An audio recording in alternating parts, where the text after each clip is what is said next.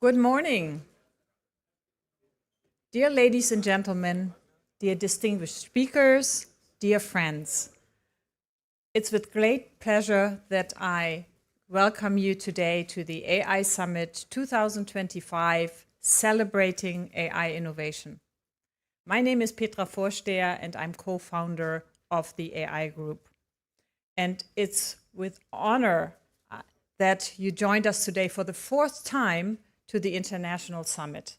I feel really, truly blessed that you're here, and I feel like it's an AI family that we have here from around the world. I also would like to welcome our guests from around the world that are online and are joining us today. I have looked forward to this day since last year, and we have so many more interesting, exciting, inspiring speakers and also startups that I hope you will get to know today, and you will find a lot of benefit out of coming to the summit. My wish for today is that when you leave here, you're as inspired, as excited, and as passionate about AI as I am and as we are. But before we start, I would like to thank our sponsors for making it possible for us to be here. Thank you so much, sponsors.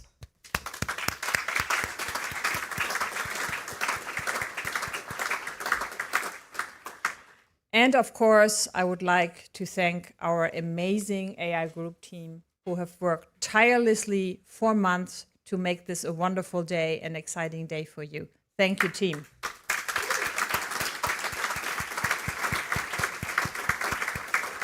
And now, without further ado, I would like to pass it on to our moderator, Mr. Straube, who will guide us through the day. Thank you, Tobias.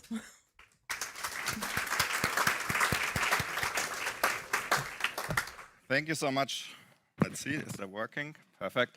Thank you so much, Petra. Thank you so much for kicking off the AI Summit 2025, the fourth AI Summit. I must say, time is really flying, and that in this beautiful city of Hamburg. We have a full day ahead of us, packed with insights, plenty of use cases, and as such, I'm super excited to be the moderator here for the main stage today and to guide you through the program. My name is Tobias Straube. I'm partner at Cambrian, which is an AI strategy and solution lab based out of Berkeley, California, and founder of Aqua Strategy, that is providing representation services to tech companies in Dubai and the Middle East. Now, let's be honest, Germany is a little bit behind the curve when it comes to AI. But how far behind depends on whether or not the glass is half full or half empty. I prefer half full. Germany is third when it comes to AI research papers. It is fourth when it comes to AI skills penetration in the country, and even sixth when it comes to private investment into AI. Even optimism with regards to AI is on the rise. The sharpest increase globally we've seen here in Germany. Now, we have a strong foundation and we want to use today to celebrate that foundation and what innovators across Hamburg, Europe and beyond are building on top of that. So it is with great pleasure that I am welcoming one who knows quite a bit about what's happening here in Hamburg. Peter Tschentscher, first mayor of Hamburg. He cannot be here today, but he has sent us a brief video message. Let's roll, please. On behalf of the Senate of the Free and Hanseatic City of Hamburg, I warmly welcome you to the 2025 International AI Summit. Long known as Germany's gateway to the world, Hamburg is now becoming a gateway to innovation and future technologies, including hydrogen energy, quantum computing, and artificial intelligence. AI is a key driver of progress, offering solutions to today's greatest challenges. Advances in AI and machine learning are rapidly transforming industries and society, made possible by more accessible and standardized technologies. Hamburg offers a vibrant AI ecosystem where startups, corporations, researchers, and public institutions collaborate closely. One driving force is the AI group led by Petra Vorsteher and Ragnar Kruse. The AI Summit brings together global pioneers, industry leaders and local innovators to network and exchange ideas, embodying this year's motto, Celebrating AI Innovation. I wish you an inspiring summit, fruitful connections, and a wonderful stay in Hamburg.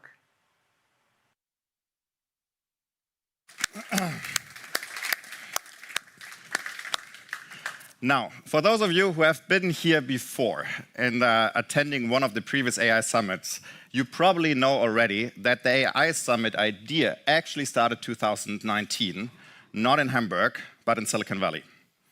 At the time, a group of super sharp PhD AI candidates at Stanford University organized the first Transatlantic AI conference.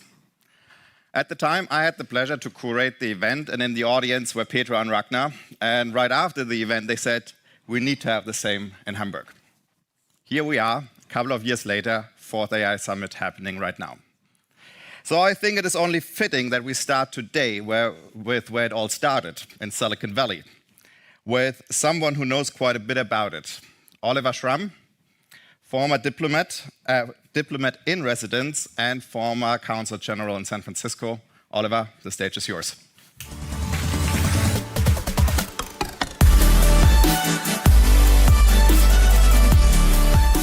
Good morning. Thank you, Petra. Thank you, Tobias, for the wonderful introduction. Moin, everyone. Thank you all for coming and for watching us or watching us from afar online. It's a pleasure to be here in this prestigious, inspiring space, wonderful sites and iconic location. When I was younger, this was so-called the Unilever House. Now it's the Emporio Tower, Hamburg. And as a recognizable part of Hamburg's skyline, it combines heritage and cutting-edge performance. A fitting surrounding for today's summit, I find, bringing together people who don't just talk about the future, but actually build it. And I must confess, as a diplomat, even after 35 years in the German Foreign Service, speaking to a room full of AI experts feels quite like a challenge. A bit like an old-fashioned historian, lover of dusty libraries, plunged into a robotics convention, or worse, into the metaverse. A little out of place, a little curious, and definitely hoping no one asks ChatGPT to fact-check me in real time. Let me start by thanking our wonderful host, the AI for Hamburg GmbH, in short AI Hamburg, and especially Petra Vorsteher, Ragnar Kruse, and Katharina Fiegen, and all of their wonderful team. Petra and Ragnar, I said it already 2 years ago in my tribute and commendation speech upon your receiving the Award of Excellence by the GABA of Northern California.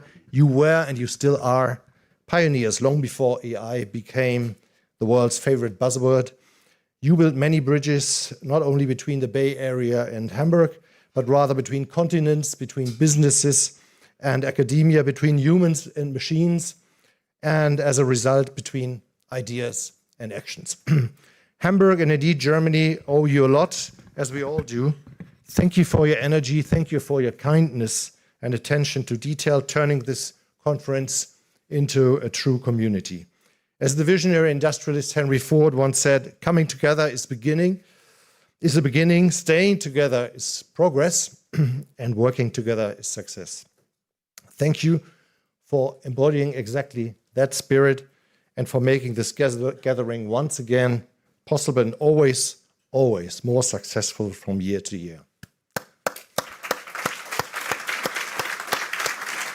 Ladies and gentlemen, dear friends, let me also acknowledge the first mayor of the free and Hanseatic city of Hamburg, Dr. Peter Tschentscher, whose video message we just heard.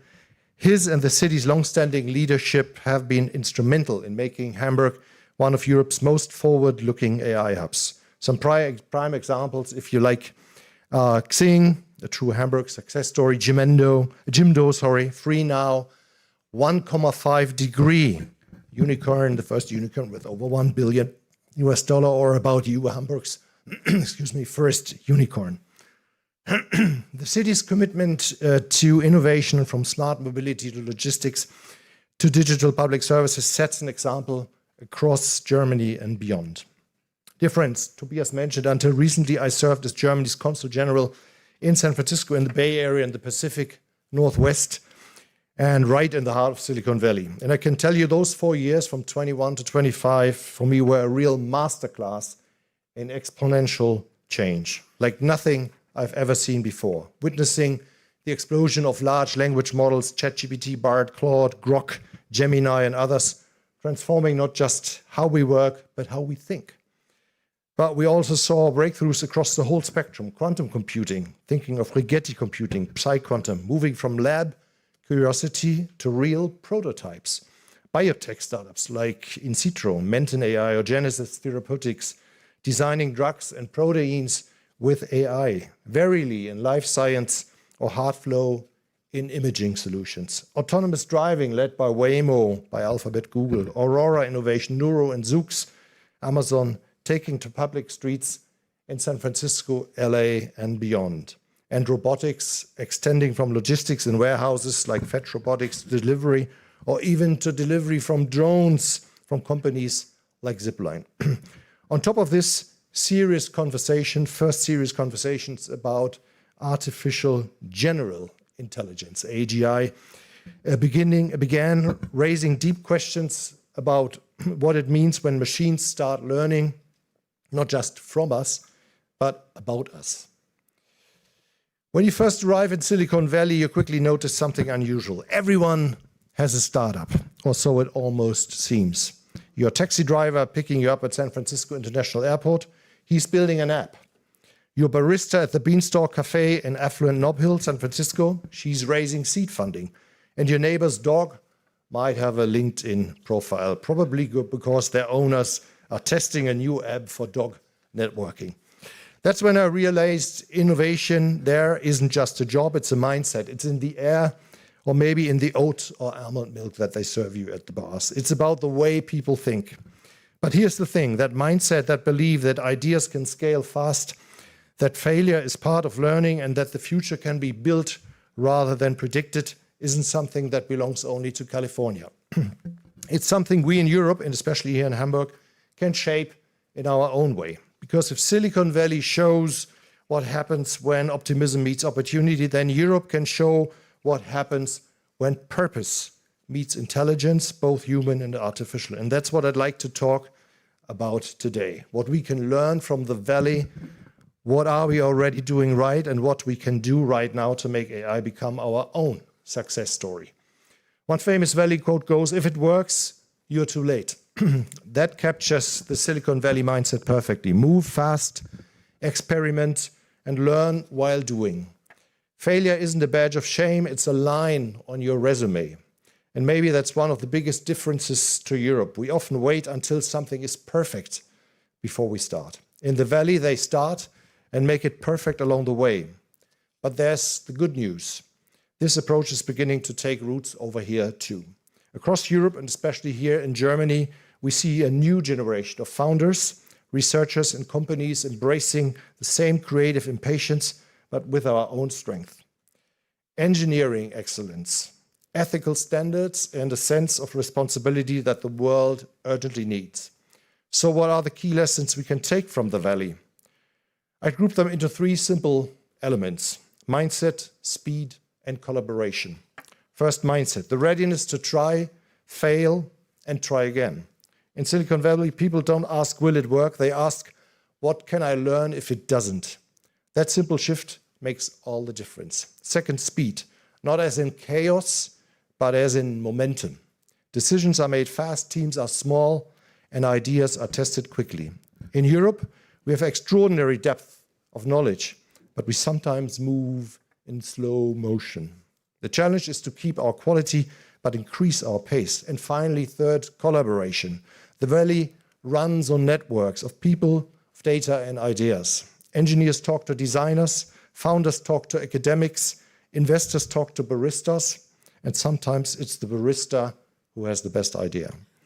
That openness, that exchange is something we are now seeing more and more in Europe, and especially here in Northern Germany, where cooperation across universities, startups, and established industries is gaining real momentum. And that's where our opportunity lies, not in copying the Valley, but in connecting its mindset with our own strength and building something that's authentically European. Dear friends, when we look at Silicon Valley today, what do we see? what we surely don't see is one company, one university, or one big idea. What we see is an ecosystem, dense, porous, and constantly in motion. It thrives on the proximity of talent, capital, and research, and on the ease with which people and ideas move between them. At the heart of it are the great academic engines, Stanford and the University of California, Berkeley, of course, but also UC Davis with its strength in agricultural and environmental research, UC San Francisco, a world leader in medicine and in life science. Around them, a network of excellent colleges, San Jose State, Santa Clara University, and many community colleges, continuously feeding the region with engineers, designers, and entrepreneurs.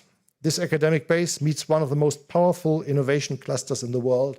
The famous Y Combinator remains a global magnet for early-stage innovation, alongside major funds such as Andreessen Horowitz, Sequoia, Lightspeed, and Kleiner Perkins. And around them, new ideas are born every day, as the market's giants, Salesforce, NVIDIA, Google, Apple, Meta, continue to shape entire industries.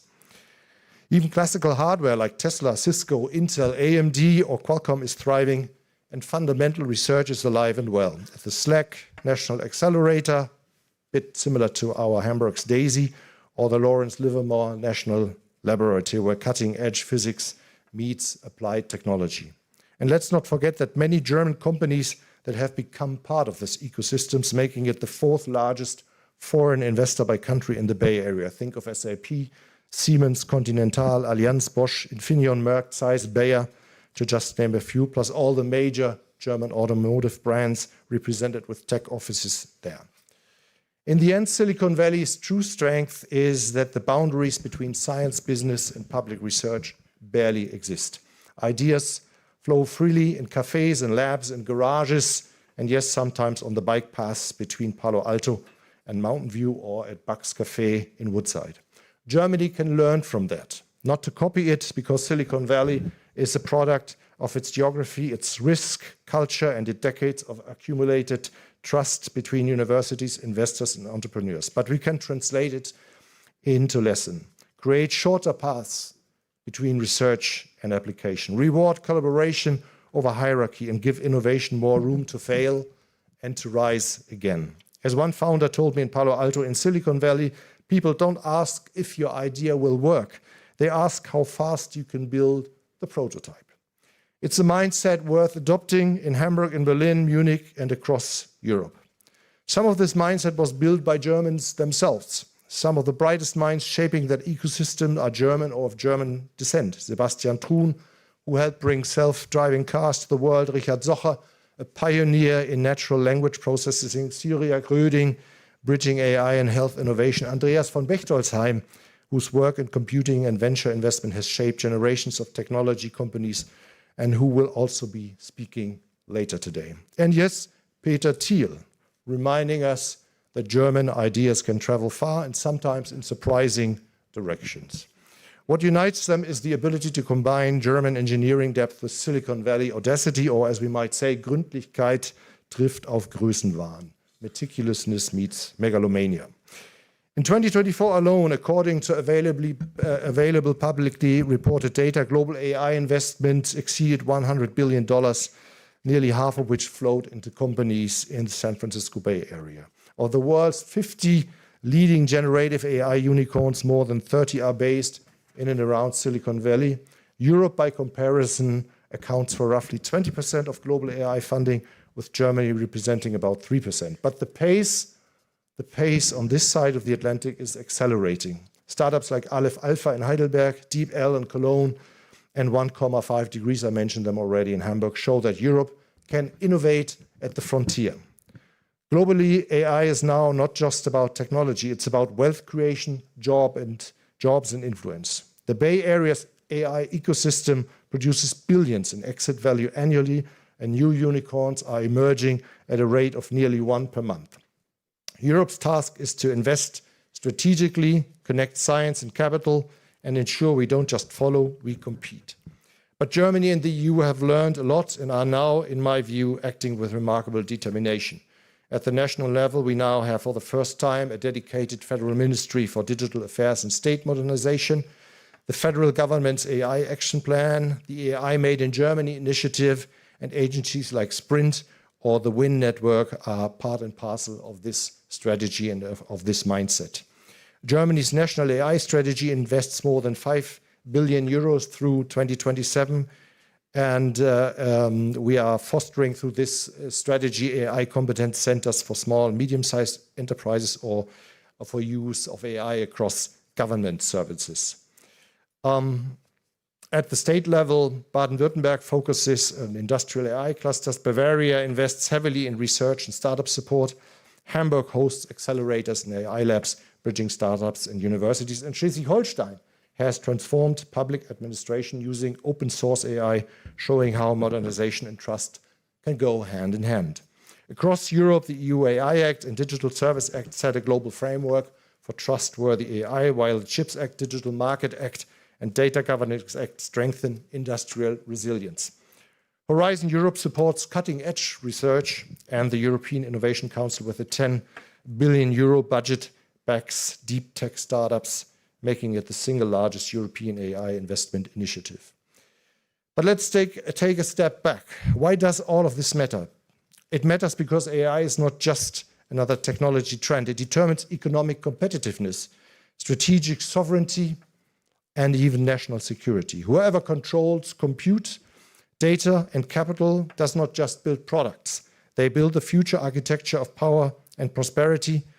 Neglect today means dependency tomorrow. Smart investment today means jobs, growth, and autonomy tomorrow. Germany, in fact, has many of the right ingredients already on the table. In Jülich, the Jupiter project, Europe's first exascale supercomputer, the AI hubs I already mentioned, the private sector building, for instance, the IPAI in Heilbronn through the Lidl Group. Germany leads in photonics and precision engineering. Defense drones and cybersecurity are getting more and more attention. And our armed forces and ministries are building capabilities in digital command. And the German startups raised more money in 2024 than ever before. Taken together, this is a powerful foundation. Compute plus hardware plus research plus capital plus cybersecurity, 5 levers that can make Germany and Europe not just users but shapers of the AI age. Still, progress needs speed, and much can be done immediately without waiting for a grand new strategy. Politically, some quick wins seem possible, for example, through a couple of ideas: public procurement for pilots for startups, compute vouchers, regulatory sandboxes and data spaces, fast-track visas and talent mobility, follow-on venture funding, especially in Series A and B support, industrial pilot zones, cybersecurity and modernization. And business can also act right now, for instance, through corporate venture programs that co-invest directly with startups, not just sponsors them, compute and manufacturing as a service models where large firms open excess capacity to smaller ones, 100-day pilot programs, short focused measurable projects between corporates and startups, and so on. And of course, my favorite idea, a sovereign wealth and tech fund for Germany, sovereign without a lot of bureaucracy or bailout vehicle, but as a co-investor focused on key areas like sovereign cloud infrastructure, semiconductor supply chains, photonics, quantum computing, could be modeled after the GIC or Temasek Holdings in Singapore. This would not crowd out private capital. It would anchor it, strengthen it, and give confidence to investors that Germany plays for the long game. Why is it urgent? Because ultimately innovation is not just about having great ideas, it's about the speed and scale with which we turn them into impact. AI is not waiting for anyone. If Europe wants to remain more than a market, if we want to stay a maker of technology, not just a user, then now is the time to act boldly and pragmatically. So in closing, let's get back to our original question. What lessons can we learn from Silicon Valley? If mindset, speed, and collaboration are the Valley's strengths, then Europe's opportunities lies in how we combine them with our own. The first is trust, and that's not a small thing in an age of AI. In Europe, we still believe that technology should serve people, not the other way around. That gives us a distinctive advantage, one that the world will increasingly look for. The second is quality. Whether it's in automotive, engineering, medicine, optics, of photonics. We build things that work and that last. Now imagine what happens when we combine that depth of expertise with the speed and adaptability of AI. That's not science fiction, it's happening right now. And our third advantage is purpose. In Silicon Valley, people often ask, can we build it? In Europe, we tend to ask, should we build it? And while that question can sometimes slow us down, it also gives us and our innovations direction, because the future of AI won't be decided by who moves fastest, but by who moves wisely.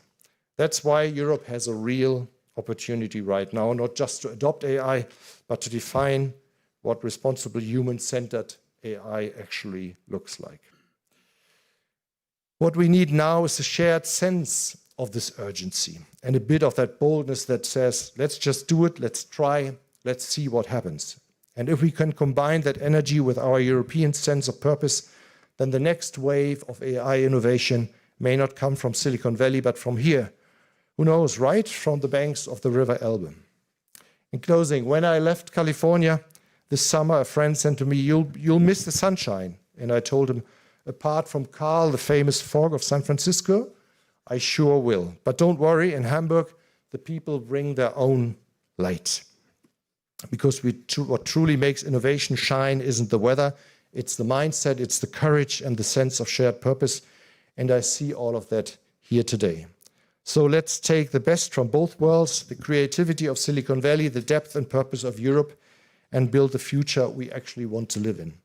Events like this AI Summit or the OMR Festival connect visionaries, policymakers, and investors. Hamburg's maritime DNA drives openness. It bridges Europe and the world. Hamburg is scale plus sincerity. Thank you, Petra. Thank you, Ragnar, for making this vision once again, very visible and very tangible. And in wrapping up, I must think of the old Hamburg saying, kleine Schritte, große Sagen, small steps, big things. Even in Silicon Valley, not every barista, dog walker, or taxi driver is building the next unicorn, but every step forward counts. In Plattdeutsch again, dat läuft so lang, bis dat klappt. It runs on until it works. One bold and careful and slightly ambitious step at a time. Thank you, and have a great AI Summit. Thank you.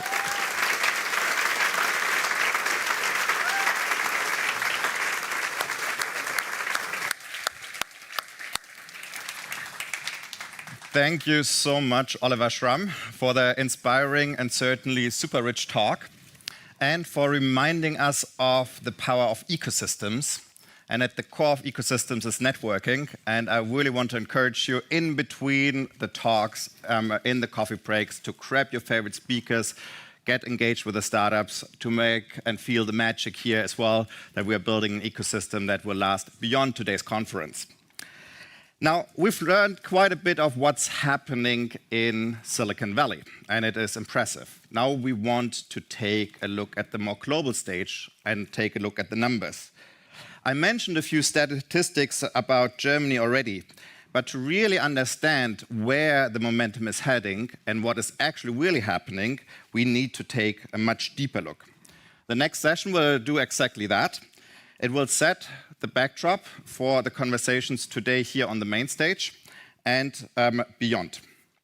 Please welcome Ragnar Kruse, CEO of the AI Fund, founder of the AI Fund, and CEO of the AI Group, and Dr. Hauke Hansen, founding partner of the AI Fund, with their keynote, State of AI, Celebrating AI Innovation.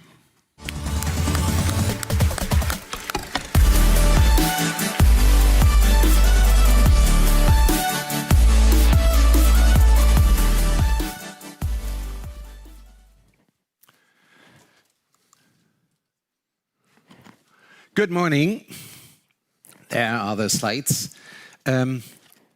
Welcome to Hamburg. Welcome to the AI Summit. I'm Ragnar Kruse, CEO and co-founder of the AI Group and the AI Fund. And we also have... My name is Hauke Hansen. I'm a co-founder of the AI Fund. Together over the next 20 minutes, we will give you a little update about the state of AI. And actually, this is also the point where I must say what I've been repeating now over the last minimum 12 months. We are living in the most exciting time of mankind, as we have a technology available now which will be able to change every industry, which will change every business, which will change our lives. And 3 years ago, if I would have asked, probably only a few would have raised their hands, but if I now ask, who is using AI, ChatGPT, or any of those kind of tools? Hands up. So there is pretty much everyone who is now using it, and that has changed. So you all got a glimpse. So let's dip deeper and find out how we can make it work for each of us. And I hope by end of day, you all have ideas what you can do, because also we have great startups over here, and we have great AI companies who actually also showcase their solutions, which gives nobody now anymore an excuse to say, I don't know how to adapt. There are solutions which help make your business successful, make your life happier, make your healthcare better. So, therefore, a little bit looking at where we stand. From Oliver, we just got also some numbers. It's a huge market already. It's a more than $600 billion market today, but it's going to grow multifold over the next couple of years. And so it's just at the beginning. So it's not just a hype which kind of slows down. We are just at the beginning, and that's something we need to understand. Also, seeing the pace there. Looking at ChatGPT, who, what was it, 3 years ago now, started with ChatGPT, giving AI pretty much every consumer in their hands, now having more than 800 million users on a weekly basis. That's huge, that's fast, and it gives us an example of the opportunity. These are your employees, these are you, your children, and it gives us that power in your hands of every smartphone user. Thank you, Ragnar. We are seeing an evolution unfolding that has been 18 years in the making, but is taking place at a breathtaking pace. We've tried to put a few headlines on the years, last year, this year, next year, and I'm going to quickly share those with you. We think that a year 2024 can be coined as the year of AI agents. They hadn't arrived everywhere, but they were starting to enter everyday life. This year is a year where AI has been deployed at scale. The difference is not that AI is there, the difference is that AI is everywhere and it is applied in all kinds of enterprises and with every one of us, probably in our daily and weekly lives. For the next year, we will have to ask the question, how will we govern AI? Where will it take us? How can we build ethical AI? And I'm going to say a few words more about the next year and the core trends that we see for 2026, just 2 slides down the road. We often get asked, what is AGI and when is it going to happen? And honestly, I don't know.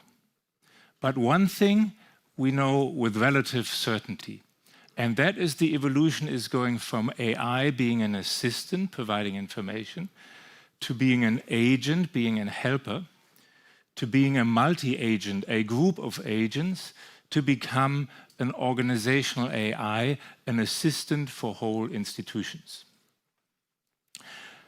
With that, while many speak about AI and AI is in everybody's mouth, AI is still often underestimated in its fundamental effect on society and economy. It is not a hype that is going to be over today. It is another industrial revolution, made possible by the free availability of intelligence. Much like in the 19th century, the original industrial revolution was made possible through the steam engine and the free availability of energy. it is going to transform our life at work and as a society. Just now, this transformation will affect mostly the white-collar workers, not the blue-collar workers, and it is going to take place in not 100 years, but 10 years. With that, let's turn to the next year, and we've tried to think and analyze what may be core trends for 2026. Here are 5 that we've identified. The first one is AI being deployed in individual vertical segments is going to go deeper and wider. Secondly, agents will become agent ecosystems. We will see multi-agents, and we will see the rise of, in the end, org AI. The EU regulation will come into full force next year, and we are looking at AI built to be ethical by design. AI is going to go physical. The clunky robots of the past are now becoming much more agile. It's cognitive robotics. And lastly, probably many of us experience it already, there is a 20 to 30% boost in your own productivity through AI even now. And this AI, this human augmentation, is going to percolate further in all kinds of work and life environments. And the effect will be, we will have a growth of global GDP of more than $27 trillion. Yeah, that's plus 20% to global GDP. That means 4 times of German GDP of today, about 4 trillion. It's huge if we adopt. Then, when you look at the KPIs, when I talk to C-levels, what's relevant? Then very clearly the predictions are up to 15% revenue increase or 30% cost reduction. So it's top line, bottom line. So the effects are huge for our business. Now, of course, if you reduce cost, what does it mean to our employees? So the interesting number there is it will actually generate more jobs, more than it might cost. We just need to reskill our workers and build armies of AI talent. We need to reskill and teach everyone how to use and leverage just AI. And since we are also investors, Ragnar, together, if you look at the investment space, AI has become the dominant investment topic. Much more than other topics in the past, it now is 3 times bigger than the next closest topic. More than 2/3 of all VC dollars in the US are flowing into AI. Now, one of the core questions, of course, is how long is that going to last? We don't know. We don't think that there is a bust right around the corner because we believe AI is a base technology, not a hype. But if you go by historical patterns, we may see a flattening of the curve as early as next year or the year after. Right now. Yeah. Then again, on a global level, Oliver, you just shared some of your impressions from Silicon Valley. It's a global race, and that's something we really need to understand. Yeah. So we all know the Googles, the Metas, now also OpenAI and those kind of companies. And we know Trump. What did he do? He just started on January 21st, and one of the first things is he announced Stargate. So he pulled all those AI companies, those US tech companies together and says, we are investing 400, I even heard 500 billion into AI. That is what's happening in the US. That's happening there, and it's continuously to happen. More also importantly is, and many don't know, China already started, now government-controlled, already in 2017, to start investing more than $170 billion to get AI into their economy, and actually also bring it to schools to educate pupils early on our new talent, their new talent on AI. Very much forward thinking.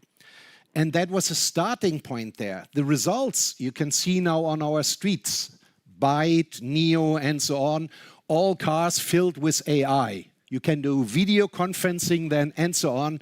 Don't let me get started. Also interestingly is there were just new announcements of 900 billion to go and so on. So what the US can do announce, China can do. So we have those two countries heavily investing. Now, response in Europe, oh, we do 200 billion announced. I haven't seen how it really got implemented so far. Yeah, we might work on the speed. But yes, in Europe, we see specifically with war, and we see not anymore such a friendly world, we need to make sure we build up our skills and get up to speed. Yeah. I think on the investment side, we're still too small. On corporations, too small investing in AI. On government, too small. But we can learn from others. Yeah. And therefore, but we have a chance. We have lots of talent here in Europe. We have more than 20,000 AI startups in Europe. We have more than 2,500 AI startups in Germany. We have, 269 AI startups in Hamburg, and when you take the metropolitan area, it's even more. So there is a lot of talent. And we, not for a reason, we have the universities here, because we educate here in Hamburg 10,000 students every day on AI. So everyone who employs people, look for students, get the talent on board, and empower your company with those students. We've been doing it, and I tell you, great experience and great learnings. Now, that was China and the US. Last week, we were actually in Dubai. Where's Dubai? We were there for GITEX, the one or the other. Has been someone for GITEX in Berlin, GITEX Europe? Go there next year. That's a new CeBIT. And the big one is actually in Dubai. So we were there, actually first time really with some time there. We were there with a delegation. We were there with some of our startups. And what did we learn? There's a country, there's a region who embraces AI, who actually is on a speedboat growth we can't imagine. Dubai itself was, we talked to the Hamburg Vertretung in Hamburg, who lives there since '98, 400,000 employees, citizens, now 4 million, tenfold in about 25 years. When you look at their GDP development, huge. And what they actually did is they committed to AI already a couple of years ago. And so they committed 100 billion. Just imagine, Dubai, 4 million. That's, comparable to metropolitan area of Hamburg. GDP of Dubai is a little smaller than Hamburg. Hamburg, I think, is on 170 billion. They are on 140 billion. But commit 100 billion there, commit from government, of course easier if government is the main employer, to AI there. They have an AI minister, and make changes and bring it in government and all their main industries with huge programs. There we can learn from. Now I need to watch the time, what I see. So at the end, you will get our contact information. We'll be happy to share the deck. There's a lot of small print also, which is a little hassle maybe from a little bit behind. Also, one of the questions I always ask, in the US, they start faster applying technology, software, and so on. What's the reason? And what are the facts? Interesting is those are numbers from 2024. In the US, the per capita investment in software is 4 times more than in Germany or in Europe. Means on a per capita, we are here spending 300 euro per citizen on software, and the US is 4 times more. That explains really they much faster adopt, they spend more on software, and we see the economic effects. Thank you, Ragnar. And as the AI group, as the AI fund, we believe in Europe. We believe in Europe because we're still number 2 in terms of publications in GitHub and elsewhere written on AI. We are still, but maybe overtaken soon, the continent with the highest number of AI experts. These are good reasons why we do have the potential. It's upon us to realize it. And we have taken a look at, Ragnar, next, being in the field of implementing AI and investing in AI. What are some of the core learnings we can share with you today? Here are 2, one on the corporate side and one on the investor side. On the corporate side, it is best to look at AI in your vertical, not the generic AI that everybody's using. Find out how you can make AI part of the core of your value creation. That is where the true value of AI lies. And to do that, avoid the mistakes we all did with IoT, building island solutions. Individual use cases are not going to shape and reshape your organization, your enterprise. It takes a systemic approach, an AI platform to do so. And we're going to hear more about AI platforms later on, Karl-Heinz, by you, when we talk about Neuland AI. On the investing side, the last 3 years have not been kind. We call it the venture capital winter. Winter is getting to an end, but people still feel the cold. And with that, it takes extra care to invest in the right things. It is not just something that's good. Good is not good enough. You need to ask, how is what I see today and which looks cool today, how is that going to look like if I look at it 5 years forward and looking backward? Is it still an interesting, sustainable, and convincing value proposition? With that, back to you, Ragnar. Thank you, Hauke. And I have my kind of final 2 slides. Little update on where we are and what we are doing here in Hamburg or in the region or in Northern Germany or Germany. We just started in May an AI Academy so that every one of you, every business actually is able to educate C-level, mid-management and employees about AI. Yeah. And we are leveraging, it's not something we built our own, we are taking advantage of the ecosystem. So more than 25 different trainers and mentors who actually help bringing this to the economy. So no reason for you to not do something today and here already. Yeah. Plus, we have a few arms also focusing on helping companies to implement. Yeah. And of course, we have a venture capital fund. Yeah. We are still open for investors. Our last close means the last time someone can invest is end of this year. AI fund. Yeah. So, and don't worry, there is a second fund coming, but don't lose a year. If you want to get on board, do it now. Yeah. So a lot of stuff what we are doing, that is what we're here for. We still have hope, but we know we can do it, and therefore, let's do it together. Thank you, Ragnar. Here is our final pledge to you.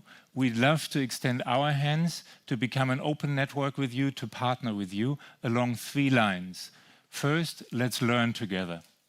Second, let's do things together and partner in the economic or in the society to make AI a reality. And lastly, maybe to invest together to fund the future entrepreneurs that will shape the world going forward. With that, let me thank you all for taking this little journey with us about where we believe AI is and where it's going to take us. And Thank you very much for all, and I wish you a great expiring day, and that by end of day we all can have a drink together with those startups and see how excited you are. You might be tired, but hopefully full of impressions and understanding we need to invest, we need to start doing. Thank you.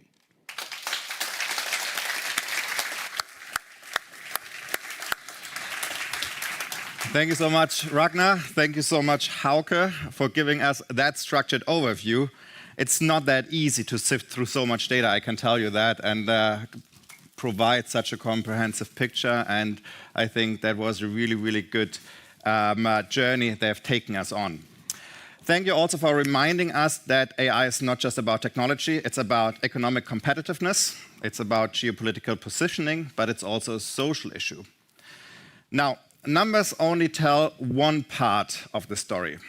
The second part of the story is how to respond and how to move forward, not just as organizations and businesses, but as countries as a whole.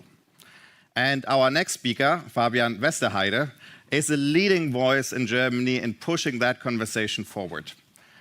Fabian, the stage is yours. Please.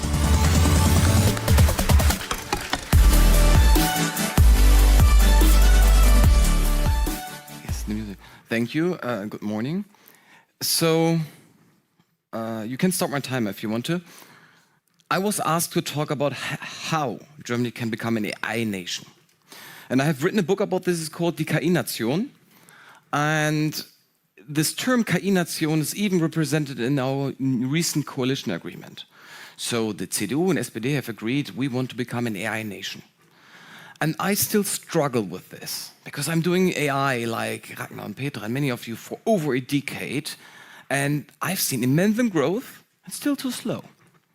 It's not moving fast enough. We all see the solutions and something's not trickling fast enough. It's not what we have. And Oliver gave an amazing, good, holistic speech where we just copying this, everyone would live with this, we would do the right things, but we know this for 20 years too. We look for 20 years on Silicon Valley, what they're doing and try to copy it. And the good news is it is working. I mean, this event today, it is about exchange of ideas, human connections, making collaboration. This is an ecosystem itself. This is a representation. We saw the slides from Ragnar about what everything is the group offering, but what we have in Hamburg, how all these dots are connected. But still, we are not an AI nation. And I also think about the ambition behind it. Because this is a term, to be a KI-Nation. This means KI will be part of our identity, something we want to be proud of. And the question is, why? What is the motivation? And for me, the core motivation is to preserve our culture. Because I don't want that our school books are written by ChatGPT. I want to have a German-based language model which is able to do this. I want that we reach sovereignty and we are not in critical phases dependent on American infrastructure for processing all our programs, software, run our hospitals. All these we need to be local and there, and we need to build it. But also, it's not accepting to be driven about all this change in future, but to be able to shape it, to have it ethical models here, to have implemented this. But to have this ambition to become a KI-Nation, this is a heavy step. This needs a lot of energy and efforts to come there. And I have created all the slides with Gamma. I mean, if not here, why not using AI? I used Perplexity and DALL-E for all the images, also Black Forest Labs, which is good. As usual, if you want to make a real picture, you prompt it like 10 times, over and over and times. I mean, this is the reality. You don't get results on the click. You really have to iterate over and over, like writing a good speech, reading and tweaking here and there all the time. We admire the US. And with prompting, I always try to visualize how I feel them, and they are like this Odyssey 2001, monolithic giant, attracting 75% of all capital, talents, all the unicorns, all the growth over there. We can't copy them. We don't have this imperialistic strength, and we don't have this scruple-less behavior of Donald Trump and his government. Some of us sometimes wish we have this power, but we don't. We have a democratic system, and honestly, I like to live here in Europe. I like to have these values. But we can adapt on this. The Chinese showed very good with DeepSeek and MAGA that they just take American technology, base on it, and even if the propaganda around it sold it as cheaper, they still were able to adapt it and localize it and make it smaller and smarter and repurposing. We can't be too proud for this. German researchers say, yeah, we could have done it too, but we want to reinvent it. No, we don't have to reinvent it. Use the technology, build on top of it, and outsmart them. Especially, we outsmart them and adapt them on the localization later. Because ChatGPT can't solve our medical issues for certain things. It needs models to go into these depths and the market. On the other hand, we look and sometimes fear the Chinese scale. What we in China is a brutal and beautiful version sometimes of 1984. I mean, since 2017, they went all in for AI. This became part of their identity because it's the inevitable future. And Xi Jinping is able to run his whole country with AI. I mean, he's using Tiger on the Place to monitor 6 million of political representations, which is, by the way, a good thing because they get KPIs, and if they perform well, they get upgrades. You know, it's not about, you know, who do you know? It's more about how did you perform? How much jobs did you create? How much wealth did you create? How much industry did you locate? And this is accounted in for. A little bit of transparency. They're running, you know, social score and a couple of 100 million to test it. And if you perform well on the system, you can reproduce easier, get better credits. And if you don't perform well, the AI will assign you to a labor camp. Well, we don't want this, but it's the reality in China. We just have to be aware of it. And since they export this already in 60 countries, we already have it in Hungary on the back door, so we need to be aware of it, adapt to this. Either build own systems, but not say we don't want this, we just need to figure out how we want to do it in a European way. And they have speed and they have brutality. But we'll always look at what they don't have is our creativity. They don't have the diversity. 0.1% of people in China are not Chinese. I mean, we know Silicon Valley is, I think, 50% of unicorns are founded by migration background, 50%. If we tap into this talent of, and we consider migrants too who are not born in Hamburg, maybe, yeah. This creativity China is lacking. So they're always running a little bit behind the US, but in many steps, they are ahead of us, and we see it in the whole electrics, solar space, etc. We invented it, they monetized it, because they just take the strategies and execute it. And don't have a government which takes back the plan after a couple of years. I'm lobbying for AI fundings by the government for 10 years. And the last government just said, oh yes, Angela Merkel, they published 5 billion too. And then I asked like the next government, they said like, yeah, we repurposed this for something else. It wasn't spent. And then the new government comes in and says, oh, another 5 billion. At the end, it's maybe the same 5 billions like under Angela Merkel. They just shift the numbers back and forth by the slide. So I thought about what can we do different? And it's tricky because we don't have the same speed and capital and force and brutality like in China, United States, but we have all this collaboration, this humankind, this ethics in between, thinking longer. So it has to be, and I try to prompt it, more like a platform, an open network, an ecosystem, not only breathed in Silicon Valley, but having its wings and umbrellas over the whole of Europe. And a holistic approach where we think also about the consequences from the beginning.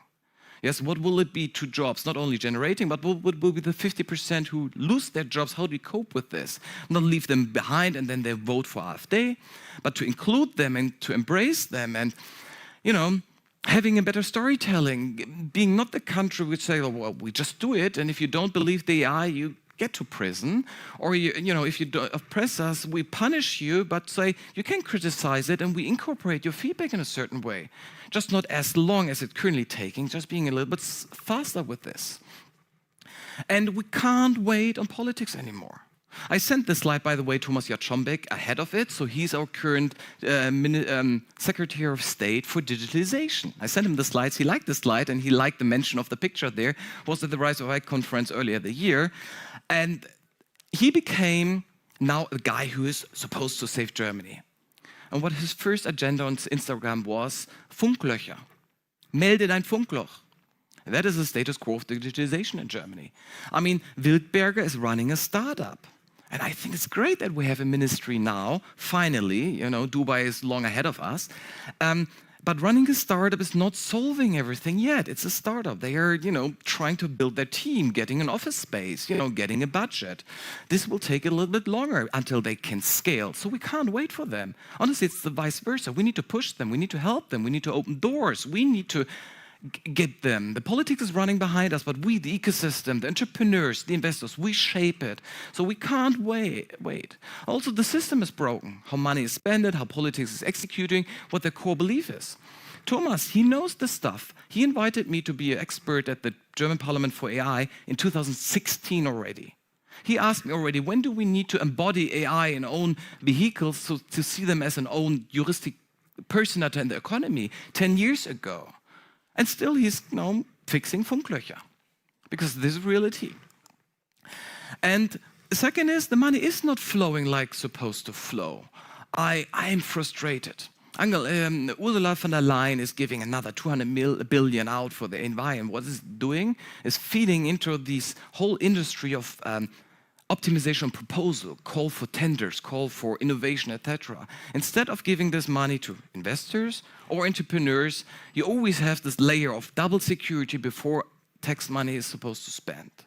And I'm frustrated with this, because it's very unwise to spend it. It's too much bureaucracy around it, too much safe betting around it. You can't safe bet innovation.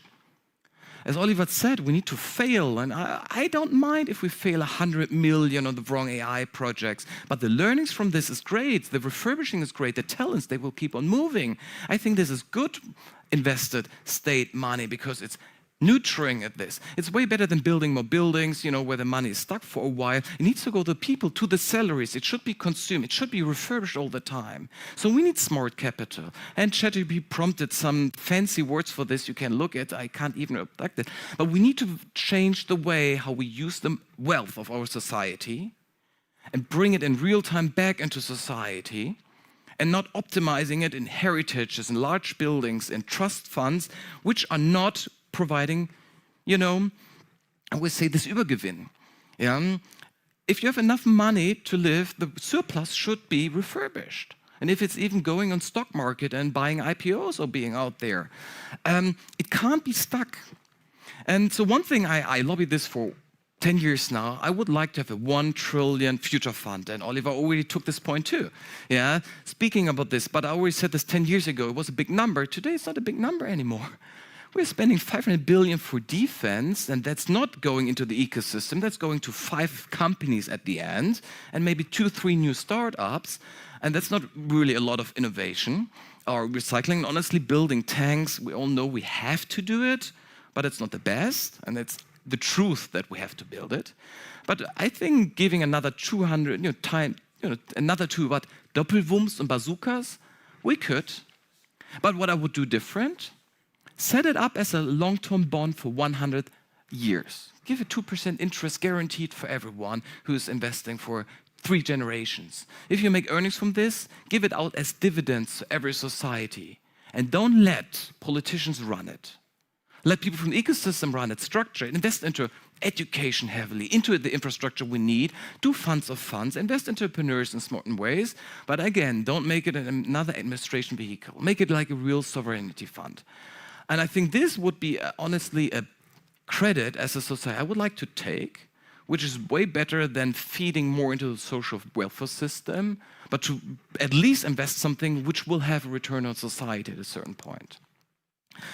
We already touched about this, less regulation, so I'm not excited about the EU Act coming, because it's a not good written law, and it's again a law written by people who don't use AI. I had Volker Wissing on stage 2 years ago, and his ex-office was supposed to administer the whole act, and we asked him, how much AI do you use? How much GDP do you use? And his answer was, we're not allowed to. But this is just an excuse, they don't want to. Because it's not in every head there that we have AI. They still put this on agenda point 3, like on the daily thing, even in our current government.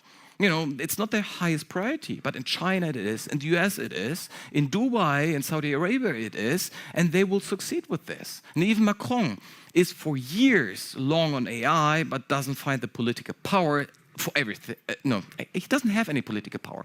That's his problem.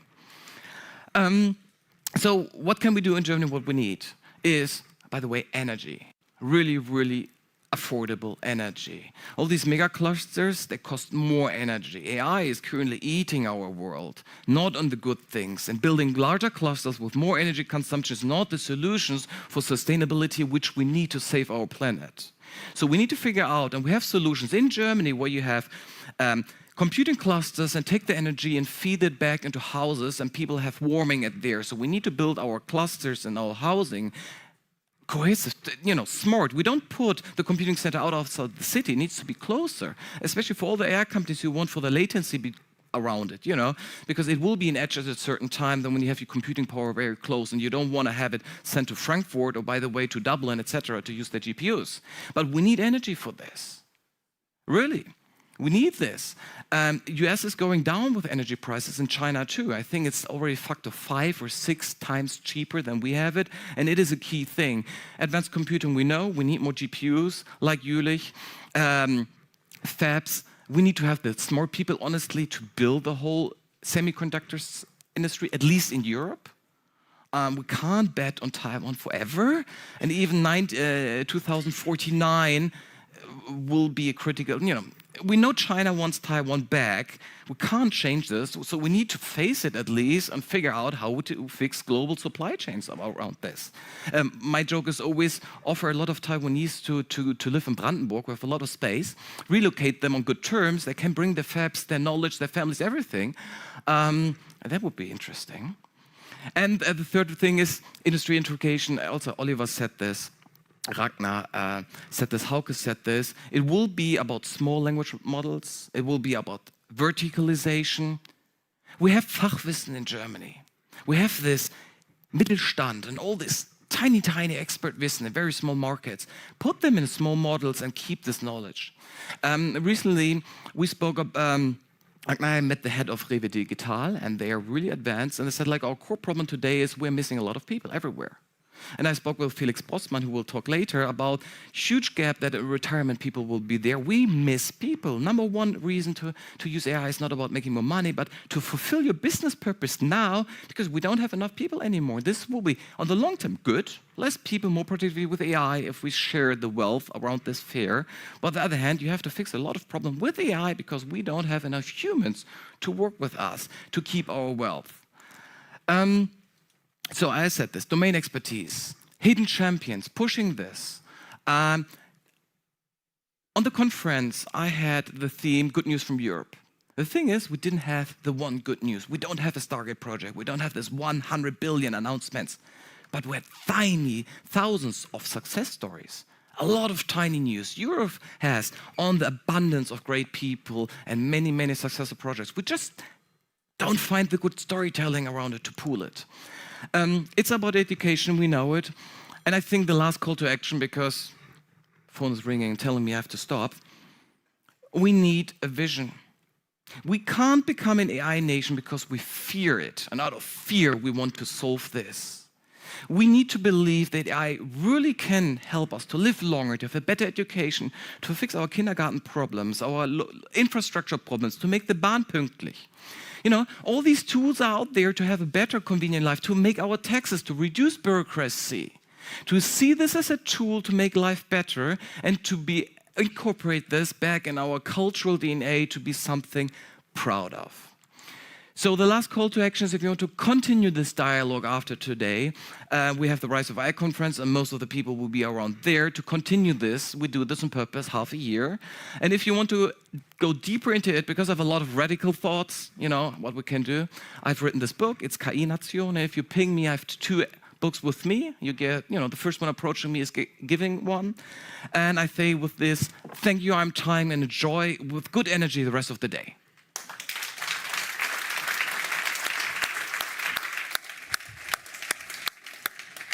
Thank you so much, Fabian Westerheide, founder of the Rise AI conference.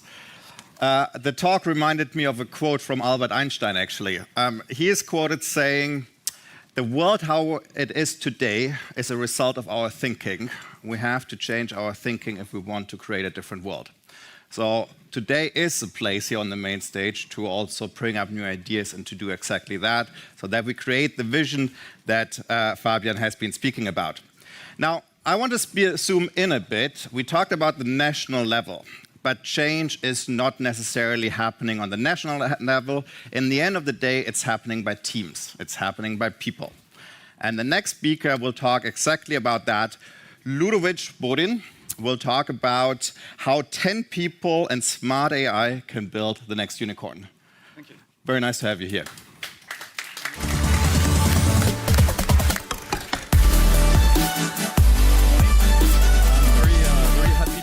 Here with you guys at the AI Summit in Hamburg. Thanks to Pietra, Ragnar, Ingo, John, and the team for putting that together. I'm going to talk about atomic scaling. As Ragnar said, I also feel like we are living in probably the most exciting time in humankind. And my view on that is the reason why it's so exciting is because human individuals have never been so empowered to have a big impact. So I'm not thinking at government level, I'm not thinking at hundreds of trillions of dollars of investment. I'm thinking as an individual, how can we be a better version of ourselves? How as a team we can have a bigger impact. And that's what I've been passionate about. At the end of the day, we're all human beings. We all have, limited unit of time in a life, and I feel our job is just to make, the most out of these limited numbers of units that we have, and as humans to have the biggest impact on humanity that we can have. And that's what I've been passionate about for many, many years already. How a small team can have big impact. Specifically about myself, my name is Ludwig, or Ludovic, the French version, Ludovic Bodin. I've been an entrepreneur for a long time, like for 20 years, sold 2 companies. I've been investor for the last 6 years. Got lucky enough to get 2 seed investment in 2 companies that actually became unicorn within this year. First company in sport that I exited at 1.5 billion. A second company in e-commerce and gaming at 2.5.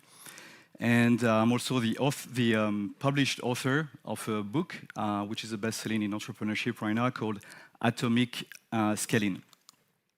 Atomic scaling is specifically what I call kind of the collective wisdom of people who manage to get a huge impact, serve like millions and tens of millions of people, even billions of people, with very small team. People who have been using AI for the last 40, 50 years already. Like the industry that has been pushing AI for over 50 years, from the chess and so on, is actually the gaming industry.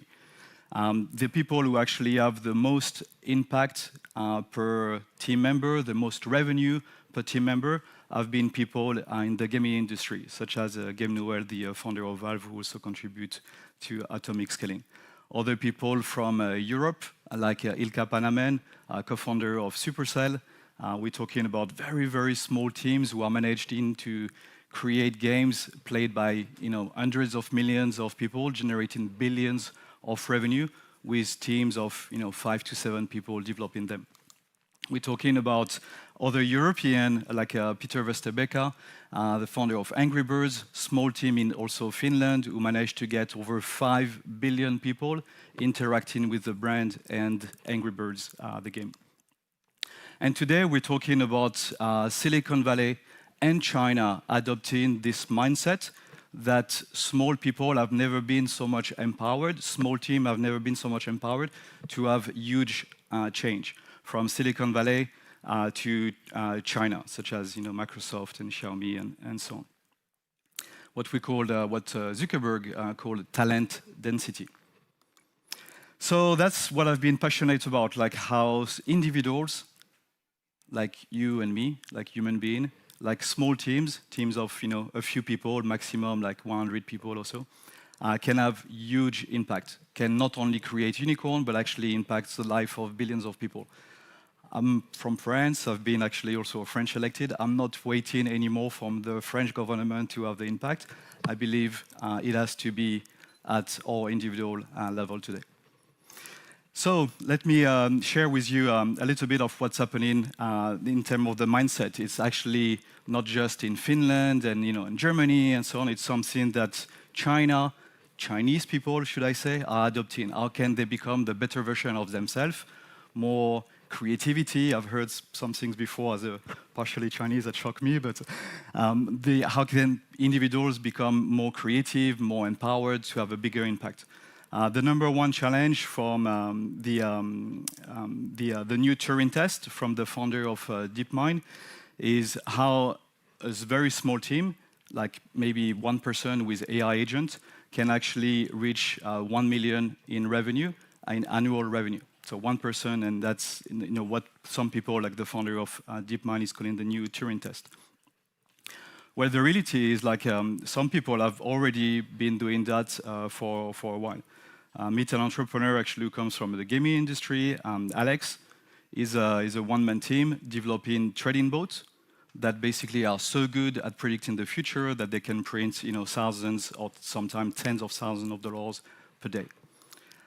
You have educator, Justin Welch, for example, is a one-person team and is educating people on LinkedIn and so on. He's doing around $1.5 million in revenue.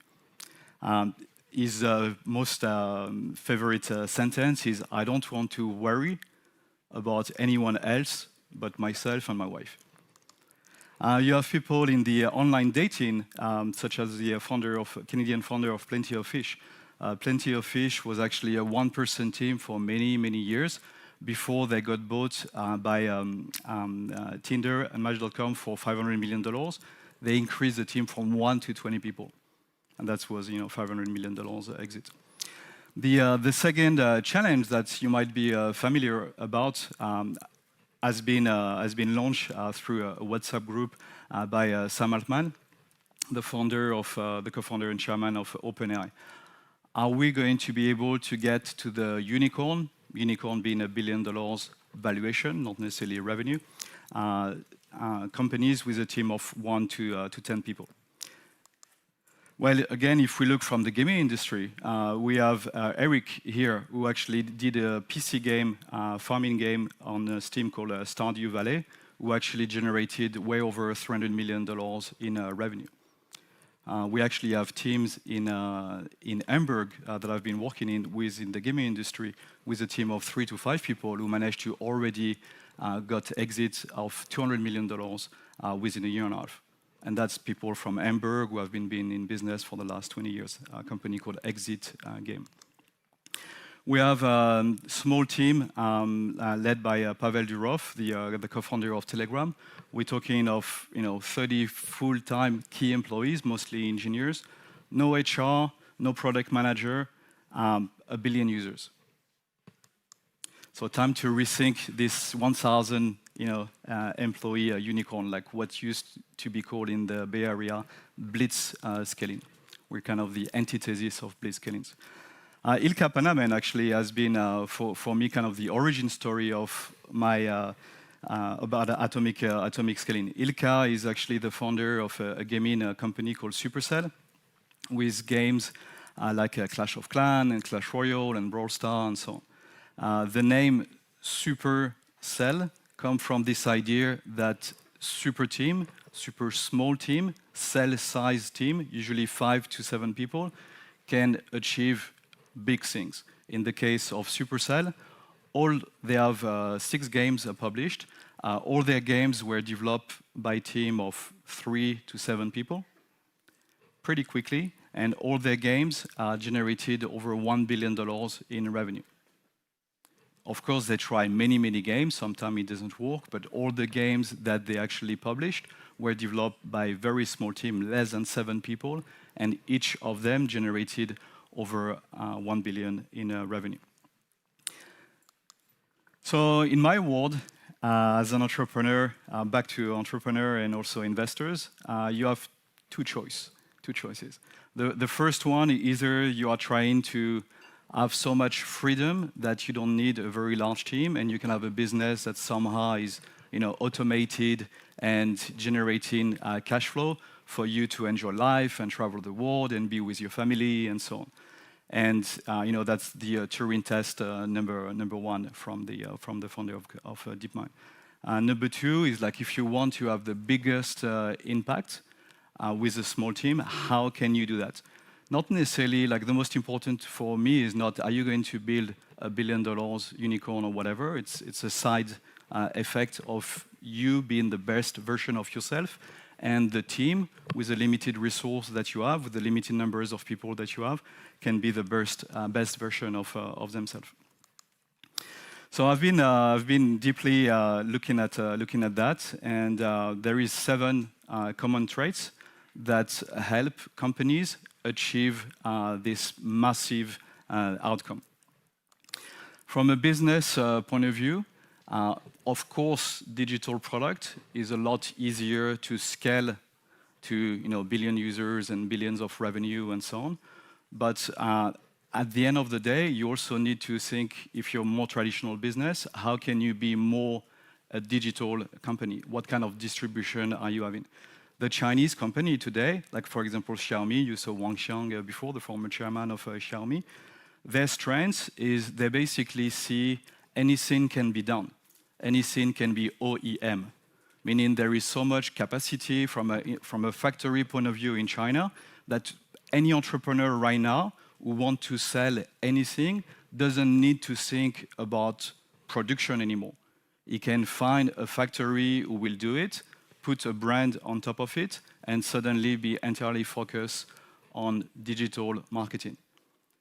And the last wave of Chinese entrepreneurs for the last 5-10 years, I'm also an investor in Shenzhen and Singapore and Hong Kong and so on, are mostly Chinese entrepreneurs who are targeting the world through digital distribution with digital products for most of them or items made in China. The second aspect, and that's a concept very close to the heart of people who are in the gaming industry, it's called a magical pair. If you are married and you might have feel this moment where your wife is about to say something and you kind of complete the sentence. You have this, I see a little bit of a smile here. You have this level of synchronicity from a mechanic and a pilot in Formula One, for example. Or you have this level of trust that you have between a pilot and a co-pilot. You have this symbiosis, like brand symbiotic experience that makes you super excited when, as an artist, you're working with an engineer and you kind of make magic. Like the artist alone cannot do it, the engineer alone cannot do it, but when these two guys come together, and the gaming industry, it's mostly artists and engineers, when these two guys come together, something magic happens. The third one is what I call the bro. The bro is actually you need to target like a big related market that you have access to and that you are willing to serve. I see too many entrepreneurs who are actually going for a market because it makes sense from a business point of view. I'm much more excited about entrepreneurs who go for a problem that they really care about because maybe it happened to them before or to their family member, and a market that they already have access. I believe the new gold today is not data, is not AI and so on, it's community. It's your capacity to connect with people at scale, have access to them and serve them. The fourth one, and it's something that pretty much the gaming industry has been invented in Korea and later on China, is called the freemium model or the free-to-play model. How you will actually create a service or products that will be free for 80 or 90% of your users. And then how will you be able to gradually upsell to a sub-part of the user base, and some of them will become what we call your whales, meaning you're like VVIP type of users from a spending capacity. We have a lot of framework actually that we developed specifically around that on atomic scaling. The fifth one, I mentioned it before, is your capacity to be in front of a stage and to actually connect with the audience. It can be at conference, but it can also be on YouTube and social media and so on. Like if you look at the brands that really kind of explode in the last 10 years, think of them, like you most likely, Apple probably being the most iconic of the last 20 or 30 years, you always have some kind of person that you can relate to. I don't believe a brand today will be able to really explode and serve billions of people or serve at scale without some kind of persona. And that's a big part of it. So even if you're not comfortable about it, well, just learn about it and go for it. The sixth one is what I call atomic out of the atomic scaling.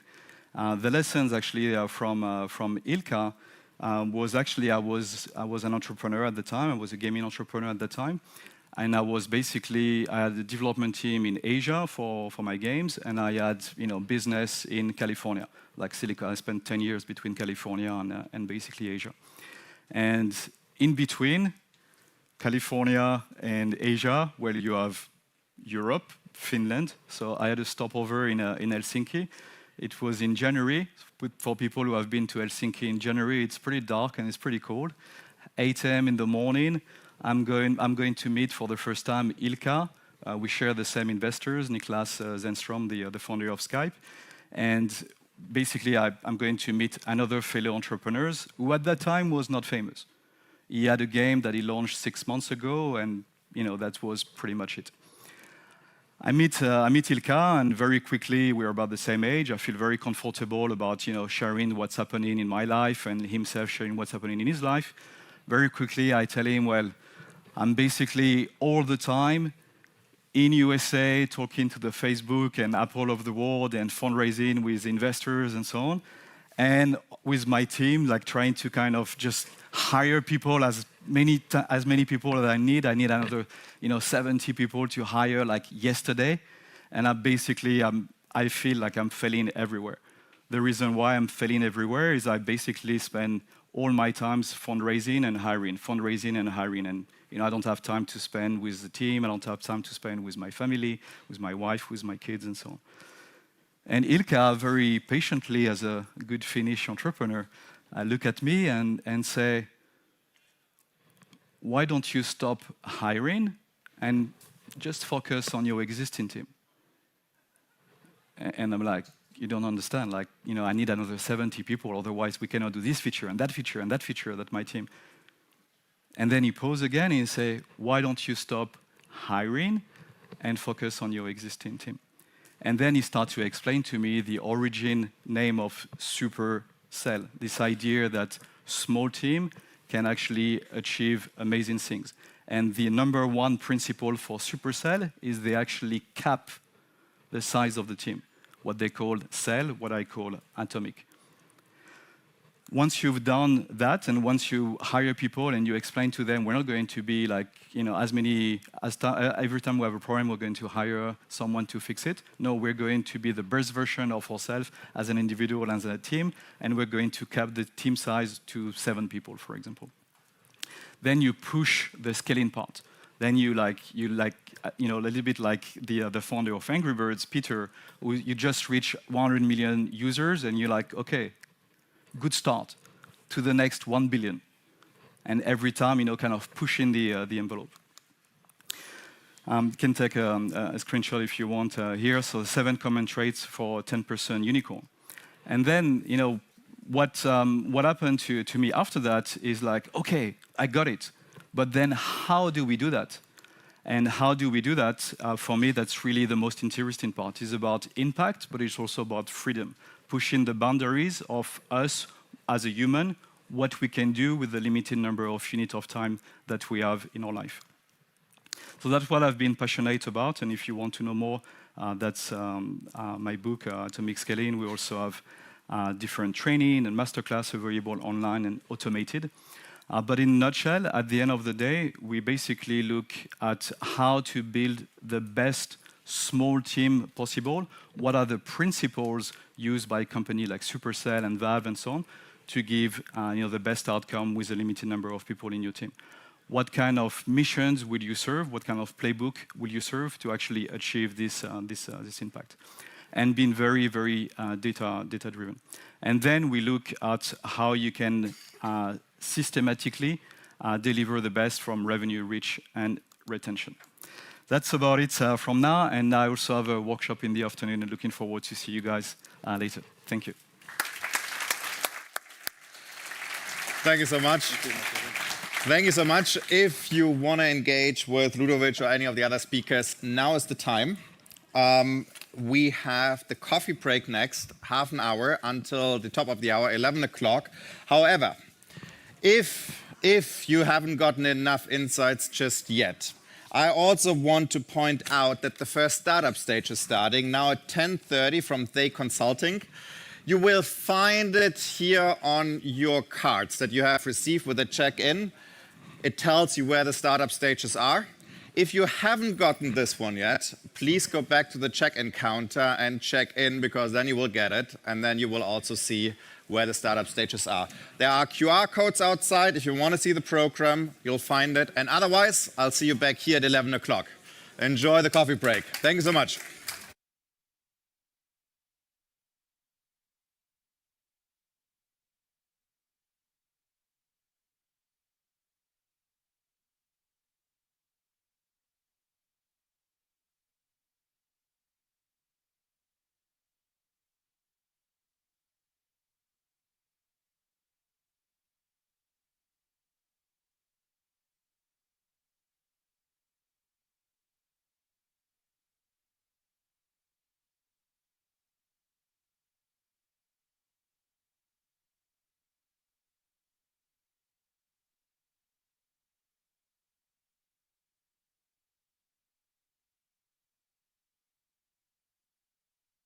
Hello, hello.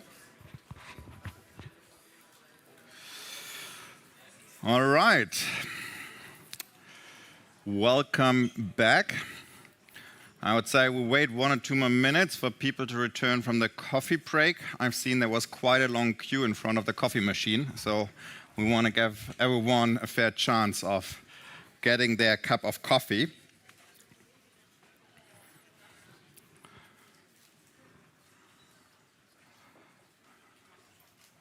So, all right.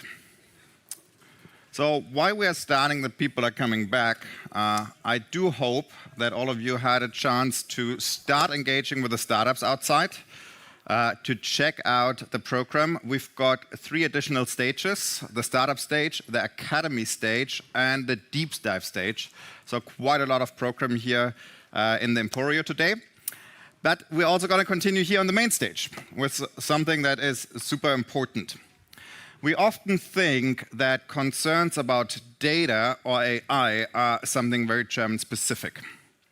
Now, I had the privilege to work in North America, in African countries, and recently a lot in the Middle East on AI. And I can tell you, it is not a German thing. Trust in digital innovation is a true global currency. And I'm very happy that we have someone here who can speak about it a bit more. Karl-Heinz Land is CEO at Neuland AI, and he will talk about Beyond the Hype, Building European Trustworthy AI at Scale. Karl-Heinz, the stage is yours.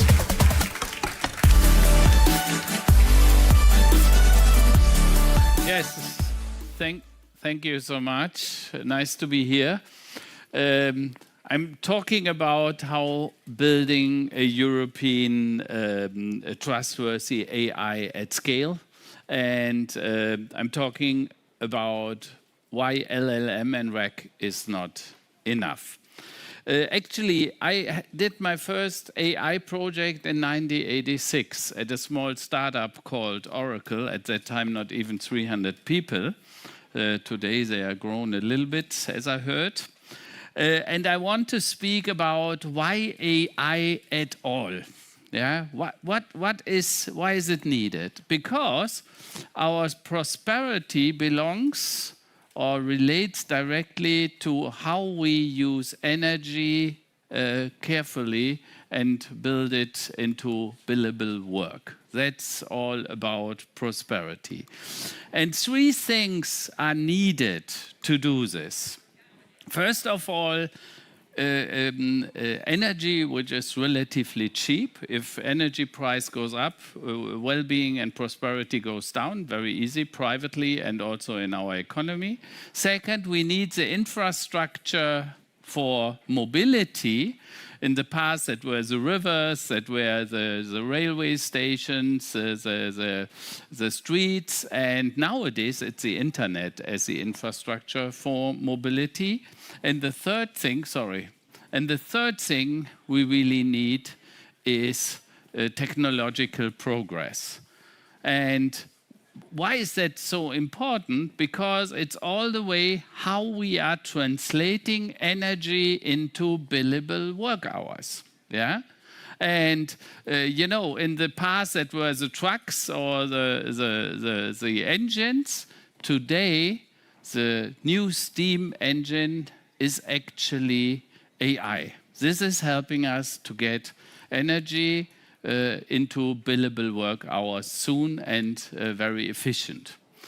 And you have to be tough, especially if you are German, if you look into this. I compared the GDP of 3 countries with the GDP of Europe. And Ragnar said it, our prosperity in the last 32 years, this is what we see here. America has multiplied by 4, the Europeans have multiplied their GDP by 3, China by 38, a factor of 38, and Germany is a flatliner by factor 1.45 in the last 32 years. And this is remarkable because it's really a bad example. Why is that the case? And I've compared this with our spendings in IT and digitization and networks. Look at this. This is how much we invested percentage-wise, year by year, in 32 years, in IT, digitization, and so on. And what you see here, Germany is with 1.4 lowest. And maybe there is a relationship. Yeah? This idea could come up. So we are not very good to transform things. Now, when we identify this, then the question is, what is our asset? And we heard it today several times. We have so much domain expertise. We are a manager of production lines. We have a deep knowledge about process optimization. We know how to build trustworthy AI systems. We don't want to depend on American or even worse, on Chinese large language models. But today, many people believe that large language models are the solution to problems in the AI. What you will learn is that large language models without ontology, without knowledge graph, is not worth it. You will never get results which are convincing and trustworthy. As a matter of fact, what we need is a technology which allows the collaboration between humans and machines with trustworthy and ethical results. As a matter of fact, 95% of all AI projects fail because people don't believe in the results, they are not satisfying, and because the integration is too hard. No standard AI management, you have to integrate it with the different data systems, and then you have lack of quality control, data security, or even your people don't believe in the results they see. That is a big problem, and of course no governance or compliance at all. What we have to understand, large language models and RAG is not enough. What we need is industry expert AI, and also this was said. So that means we need platforms which allow standard subject matter expert AI. Because if you are hiring specialists in your company, you're hiring specialists and not a digital dilettante who knows everything and nothing. What we need is an AI which is trustworthy, secure, data sovereign, transparent. You always know why is that result shown. Seamless integrates with your data, because that is the biggest problem. You don't want to give your data into the cloud, into the LLM. And it is combining the knowledge of your industry expertise, your company expertise, and the expert expertise. And now, with AI, the steam engine is coming with speed of light. That's a matter of fact. What we have seen in the last 2-3 years in AI, I haven't seen it in the last 35 years. And it's going to explode and expand, exponential growth. And as a matter of fact, if you think that it's all good when you are still deciding, are we using AI or not, I can tell you your data is already in the large language models, because 1.8 billion people are using at least once a month AI.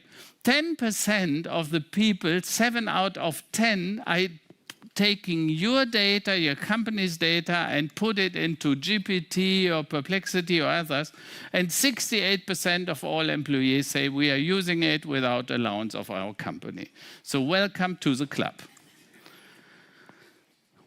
The solution is so easy. What you need is a data safe space, a data sovereign space where you can put all your data in, where you can put the AI assistants and workflows, AI agents, and of course, customer AI solutions. And that all has to be for the lawyers, BRAU conform, for the banks, DORA conform, and of course, DSGVO, so GDPR and EU AI compliant. And believe, let's think this platform sees your knowledge of your company a little bit like a large library. There are millions of books, and think about if there's no catalog.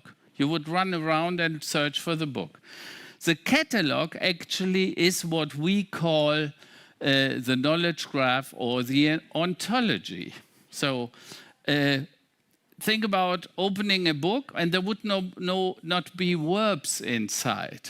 So the two Worte would be missing. That is exactly what an LLM does without ontology and knowledge graph. And we have to fix that and think about the knowledge of your company is not stored in a large library, but it's in thousands of systems. Of course, we have Microsoft 365, we have OnePoint and OneDrive and SharePoint. Of course, you have an ERP, a CRM system.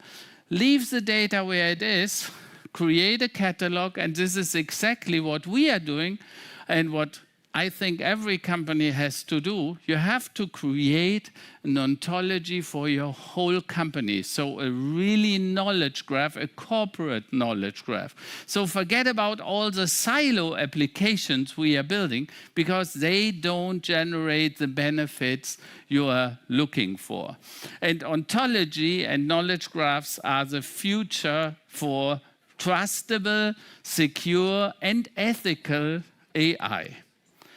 And of course, then it's quite easy to build applications on top of it. For order management, today we will speak with one of our clients about tender management. So where you do tenders, 1,000 pages of technical requirements, and within 10-20 minutes you create a proposal out of it.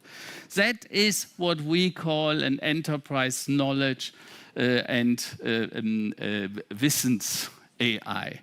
The future, therefore, is not large language model or RAG. The future is DHLM, dynamic hybrid language model. They leave the data where it is, they have a catalog, know where it is, and they refer to the data. You have not to bring the data into the system. Dynamic, because your data is changing every second in the company. Hybrid, because of course we use the LLM for curation, of course.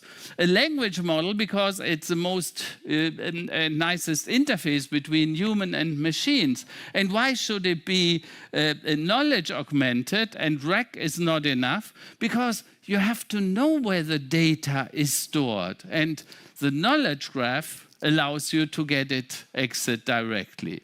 This is what we have patent pending in our systems. And the Neuland AI Hub, including the DHL and knowledge augmentation, brings you a trustworthy and ethical and data sovereign solution. That is a little bit the architecture, how it looks like, how you can access every database, every application in your company. And therefore, I'm proposing that not only Germany needs an own data sovereign, trustworthy, independent, and legally compliant platform, every company needs its own. This will be mission critical. Believe, if your competitor is using AI and gets 20–30% more productive every year, and you met him 4 years later again, your competitor will be 200–300% more efficient than your organization.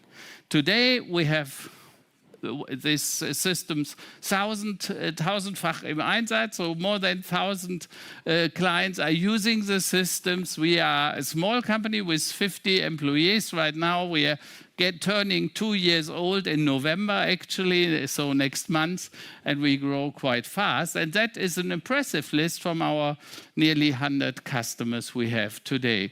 And the biggest quote is from Katharina from Sonnengiebel legal company. She said, I start the Neuland Hub before I start Outlook. What does that really mean? It means that the Neuland AI Hub has already done parts of her job before she is going into Microsoft Outlook. And this is why we can win the race, because it's a trustworthy, it's a legally compliant, it's an ethical compliant, and a data sovereign solution which will come out of Europe, come out of Germany, and can win the race together with your data, with your applications.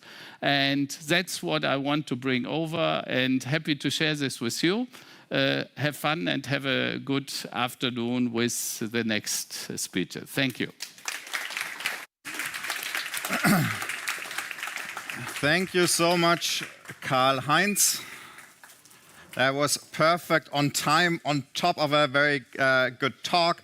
I wanted to say already before, we've heard so many speeches this morning that were covering more the global and national stage. So I was itching to get down to the more practical level. And Karl-Heinz, I think you just delivered on that. Thank you very much. I now have the pleasure to announce my own panel. And I'm very excited about it. Sometimes it feels like AI is living in two different worlds. On the one hand, you read about headlines about AI breakthroughs, right? The next mind-boggling thing that has been achieved. On the other hand, you read headlines that most AI initiatives are actually not delivering the return on invest that they are promising. Both is true. So on the next panel, we want to try to reconcile that and see how that is actually possible. And hence, I would like to introduce the panel from pilot to production, how leaders turn AI into measurable impact. And I would like to welcome my panelists for that. Saskia from Otto Group. And we are...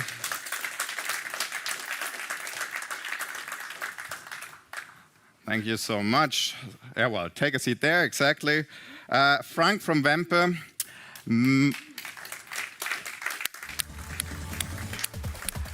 Manuela from Landesband Baden-Württemberg. I don't know if there's even an English name for that.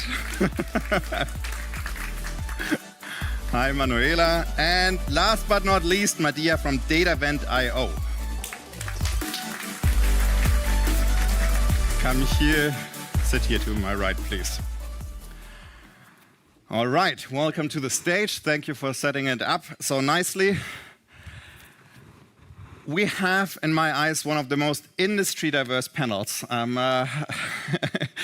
the entire day today. So I'm very much looking forward to some very practical insights and use cases. And I would like to start with Saskia. You are the lead product manager at Otto Group. And maybe just kick us off with your favorite use case at Otto Group. Yeah, I mean, first of all, my role is I'm the program manager for generative AI at Otto. So my aim is to sort of try to enable the organization in using generative AI and empowering the employees. So we have quite a few cases already in place with generative AI. And of course, we have these big initiatives in customer service and partner management. But there's one use case that I really like to talk about because it's a very simple one. And it's basically one of the first ones we actually implemented. And it's a really simple one. It's personalizing the headlines in our email newsletters. So the content in our newsletters was always personalized beforehand, but we had this one headline for everyone. So what we did is we used generative AI to personalize the headline, and this is just a really sort of small case, but it had a massive impact. So our click-through rate actually increased by about I think 15 to 20%. So I mean, it's just a small investment, and it just shows that it doesn't always have to be like these huge, complicated use cases that you focus on, but sometimes the small ones already have a great impact. Fantastic. Now, Otto Group, I've heard it last time, is Europe's largest e-commerce platform. So you've been investing in AI for quite a while.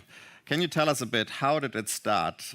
What measures did you take to create an enabling environment, for AI to take root within Otto Group?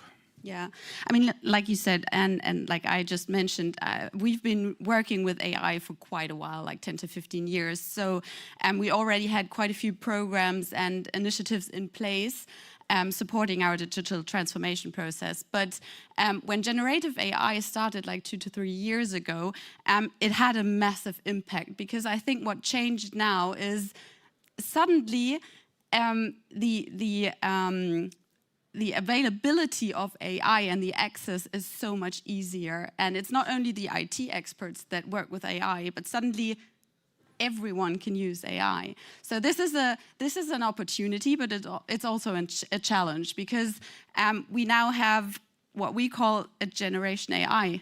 And this is not like a future concept that we can prepare for. It's these people are there, and we need to bring them along. So before we actually focus on use cases and how we create value, we need to focus on the basics, like making sure that people understand what AI is, what you can use it for, where it actually makes sense to use it, and how it transforms the way of working.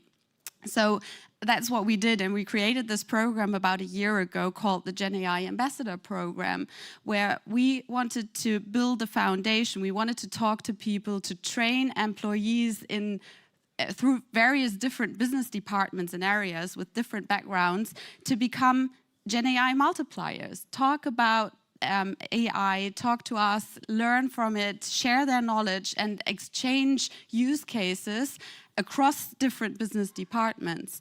And we're actually building up onto that program right now, because we just launched the Gen AI Enablement Program, where now we want to focus on supporting activities in the AI self-service. So making sure that people get the right tools, they have the understanding and knowledge, and also the confidence to build their own AI solutions, of course, in terms of governance structures and within guardrails.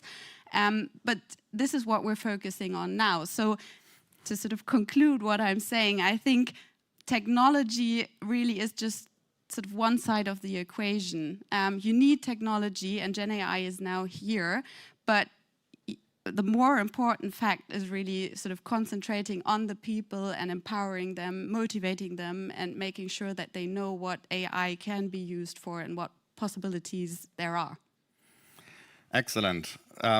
Excellent. So Otto is a large company. I think what's now interesting to see Wempe being a jewelry company, entirely different space. I wouldn't have thought there's a lot of AI in jewelry in the first place. But on top of that, you're a medium-sized company. So you're the Chief Digital Officer at Wempe. Frank, how would you describe what Wempe has done in order to kick off the AI journey and to kind of create that enabling environment? Yeah, thanks for your question. So maybe a few sentences about Wempe so that you understand our environment. So yeah, we are Germany's leading jeweler for luxury watches and fine jewelry. And we are a mid-sized company, around 950 employees. And because of our being in luxury industry, our customers have a very high expectation. So in turn, that means that internally, we have also very high standards in everything we are doing in terms of customer interaction and communication. So as you can imagine, that's not an ideal environment to play around a bit with IT, agile, and AI tools. So we need to be careful. But still, and that's what I also thought at the beginning, there's a chance. And there's a chance also for mid-sized companies because AI tools are so easy to access. They provide such a low barrier of entrance, and this allows us as a mid-sized companies also to compete with the larger ones because we can also build quickly with cutting-edge technology new cases. And come back to your question, so how we approach this.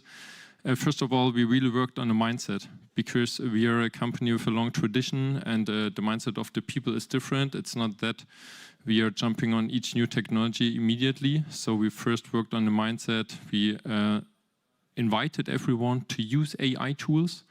And then we also reworked our internal guidelines to tell everyone what is allowed and what not, so that they get started. And then we also started a kind of a training program for a lot of people, around about 100 people internally, with different groups, with different focus areas, to get everyone involved, to get everyone started as a decentralized approach. Fantastic. And if you allow me that advertisement, I understand that was partly done with the AI Academy. Yeah, right, thanks. Important point. Manuela, you again are from an entirely different industry once again.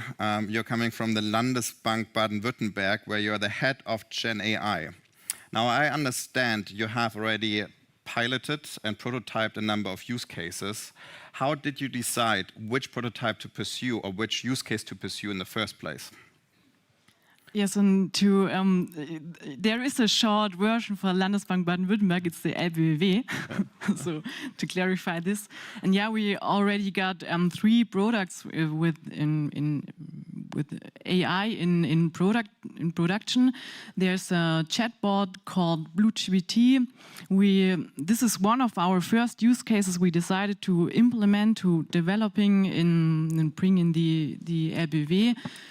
The reasons behind that was so we wanted to create implement a use case for the entire bank, so that it's not only for a small user group, but to give the benefit in the entire bank, and that's we wanted to implement the internal chatbots with the access to internal data, LBBW data.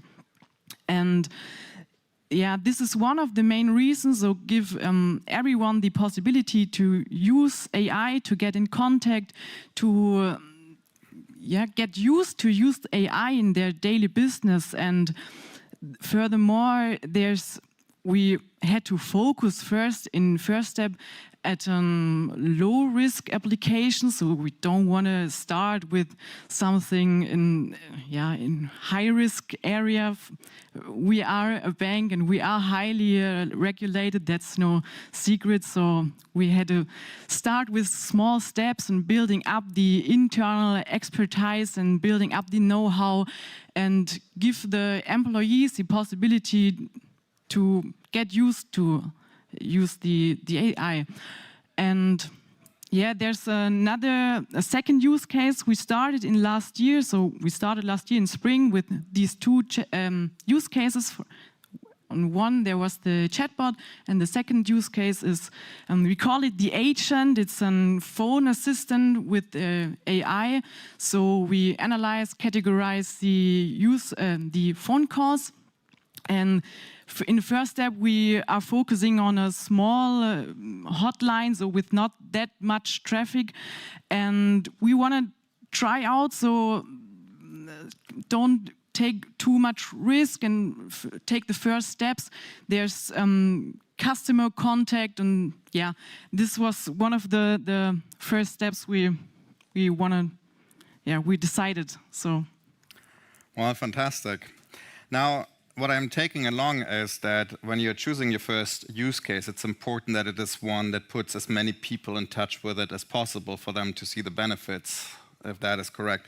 Now, Madiha, you're the founder of DataVent, helping enterprises adopt and scale AI through data platforms. Now, beyond that criteria for picking the right use case, what do you advise your clients to look out for to pick the right use case, that is worth the investment? Little bit background. We are DataVent and we are data analytics and AI consultancy solution. So we actually help different startups and enterprises how they can use AI and how they can build the infrastructure and solution to build this new AI solution. So whenever we talk to client, we start with they try to pick that use case. They are costing the process, is it costing them so much money, or they need a lot of resources to do the day-to-day operation in their business. So we try to simplify that use cases that like boring, take too much time. So when we are working with one of the maritime manufacturing company based in Finland, so their engineers are spending, they have to spend 18 months just to prepare a technical documentation for shipyard manufacturing when they build a product. So they usually spend millions of dollars for this particular task, and they need 10 to 15 resources just to build that. So we try to find what type of the task that taking a lot of time for a company or enterprises to finish their day-to-day tasks. So we have implemented, first we did a POC, MVP with them, but with real data, not with the clean or simple POC data, but we took the real, the messy data, the legacy system, and we built a solution which try to help them to automate the things faster. Instead of working for 18 months, they are now making things in weeks. So this is like one of the criteria we always wanted to discuss. It's like, no, you cannot wanted to start to automate or apply AI use case to everywhere, and then you say, okay, this is not working, it failed. Because sometimes our foundation and the basics is not ready to adapt with AI technology. Fantastic. So benefits was one criteria, readiness, right? How far have you developed as with a data infrastructure, but also the cost-saving potential is a critical one. Now, Frank, when we had the preparatory call, you mentioned that Wempe started prototyping as well. Now, we always understand there's a technical bit to it, but oftentimes when we talk about AI, it's also about redesigning processes and workflows. Can you shed a bit light on how Wempe has been doing that, the change management part behind it? Yeah, thanks. I believe that's a really important part because we are talking a lot about technology, but at the end of the day, it's still a human thing. We need the employees to implement it, to adapt, to change, and optimize. And honestly, when I see a lot of discussions about AI, we hear a lot about business potential. We hear a lot about return of investments. We also saw headlines of big companies announcing that they want to reduce workforce by replacing it with AI processes. At the end of the day, this is not very helpful to create a positive mindset, and it creates fear, and employees might be afraid that the implementation of AI process create an impact which is negative for them. And what we need is to shape this transformation positively. We need to show that there is a benefit, and that's why we really think a lot about which use cases do we want to push forward. And I like more the use cases which aim to be a close cooperation between AI process and employee. And if you follow this route, then you have your employees on board, then you have it on your side, and then they are willing, of course, because they see there's potential to optimize their own work, and you give additional guidance on how to use AI tools, then they will do the change for you, more to say. And that's really the key point I want to make. So let the employees be part of the change instead of overruling them. Right. Maria, I would like to bring it back to you, because we talked about the preconditions to select the right use cases and then for prototyping. What would you say, taking it the other way around, what are the common bottlenecks? I mean, what are the barriers that you would need to avoid when selecting a use case and going into prototyping? So first of all, the real bottleneck we see that when we talk with client, they just bring a very small data set that we can use, but we always ask to please provide us the real data which is going to be used one of the use cases in production.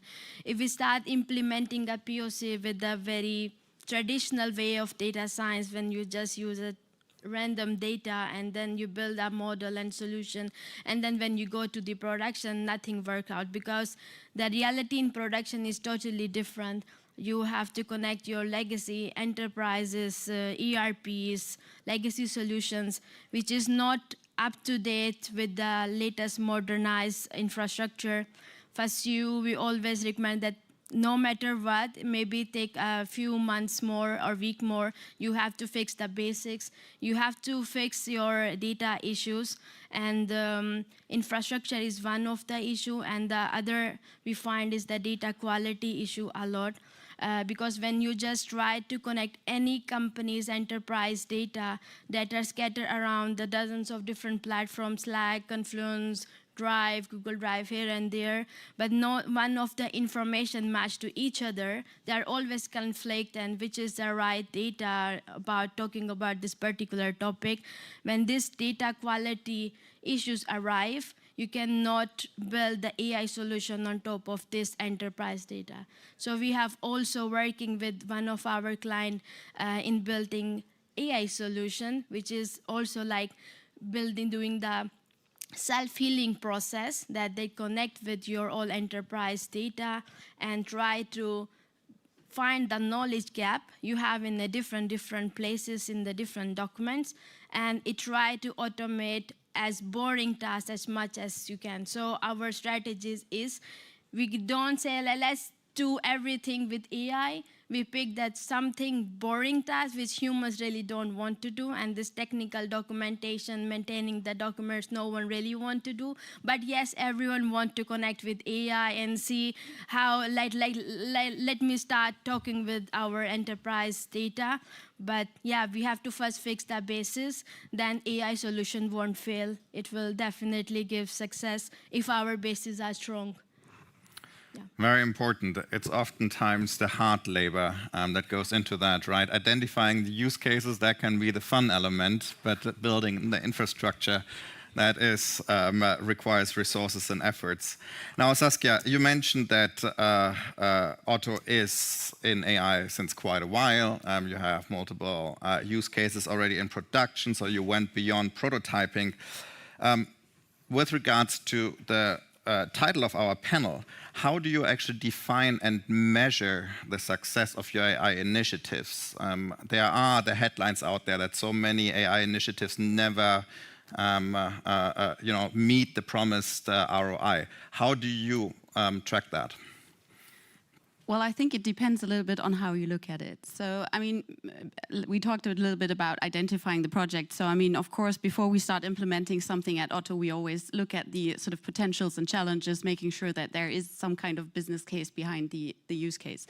But looking at the KPIs, I mean, it really depends on the use case. So I talked about this newsletter headline. So with the customer-facing solutions, of course, you have these sort of direct metrics that you can look at, like what is the click-through rate, how does the conversion rate go up, so you can look at that. But in terms of internal processes, it's more about time savings and making processes more efficient. But I think it's not always only about the financial aspects, really, and I think you really need to keep that in mind.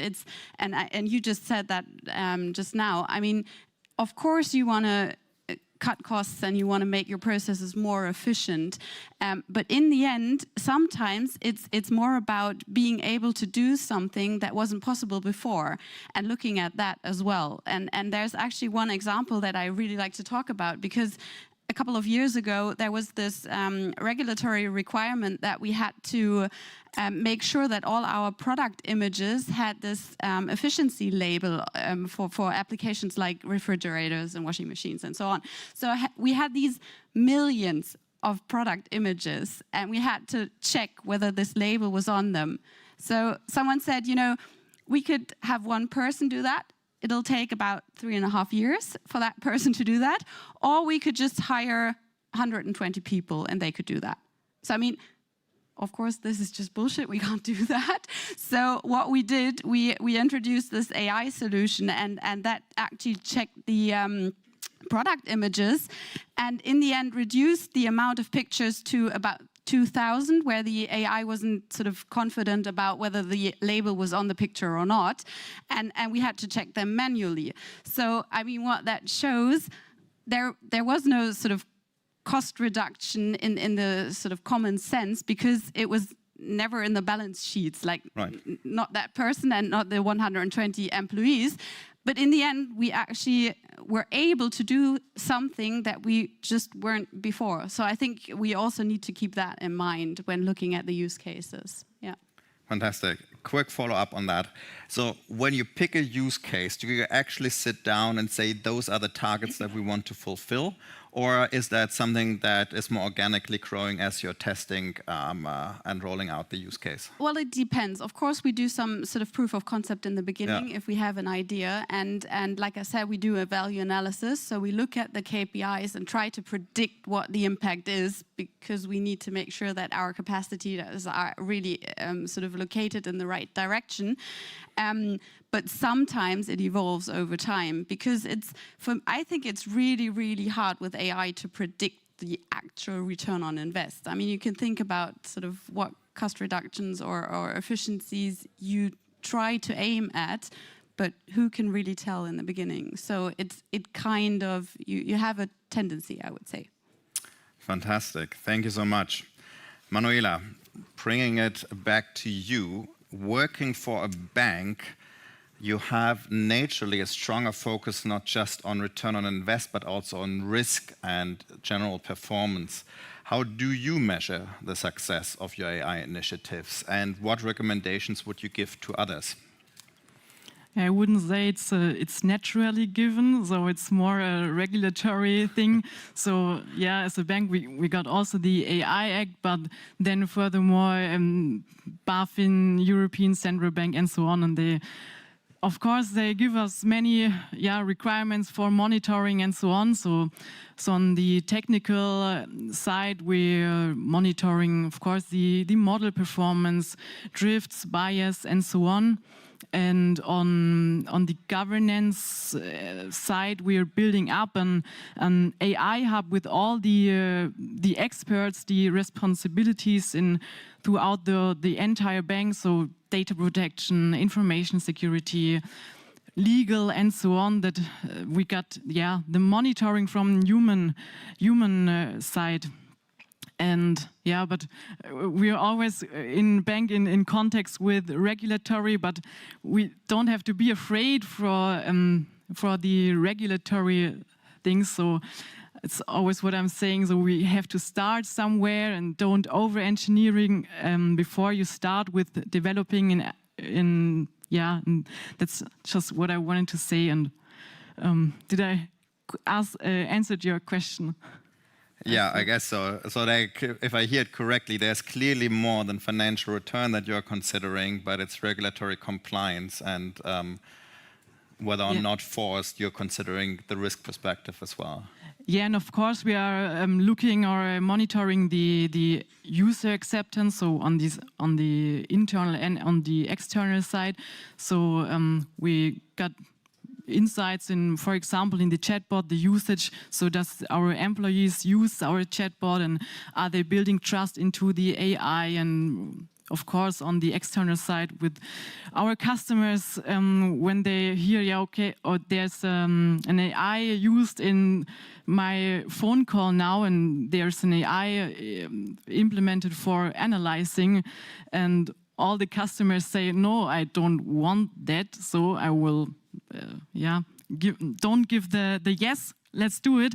Then we get an insight of how much we have to do to make the customer experience, the customer acceptance a little bit more better. And yeah, this also very, very important for us. Very, very important and very great finishing point. In the end of the day, it's not about the AI, but it's about the user problem that you're solving. I know we've been only scratching the surface, but we don't have the time, unfortunately, to dive deeper. However, I only can encourage all of you to grab one of those panelists here in the course of today. You've heard it, we've got jewelry, mid-sized company, e-commerce, super large company, financial services, bank, heavily regulated industry. And we've got with Madia someone who works across industry very much on the infrastructure side of things. So if you want to get some more learnings, I hope that you're available, that you're going to be around for the rest of the day. With that, final words. Yeah, I just want to say we are also in an exhibition area if you want to go more deep into technical. So we are there to talk more about it. Thank you so much. Thank you, Frank. Thank you, Saskia. Thank you, Manuela. Thank you, Madia. And let's close it up here. Thank you.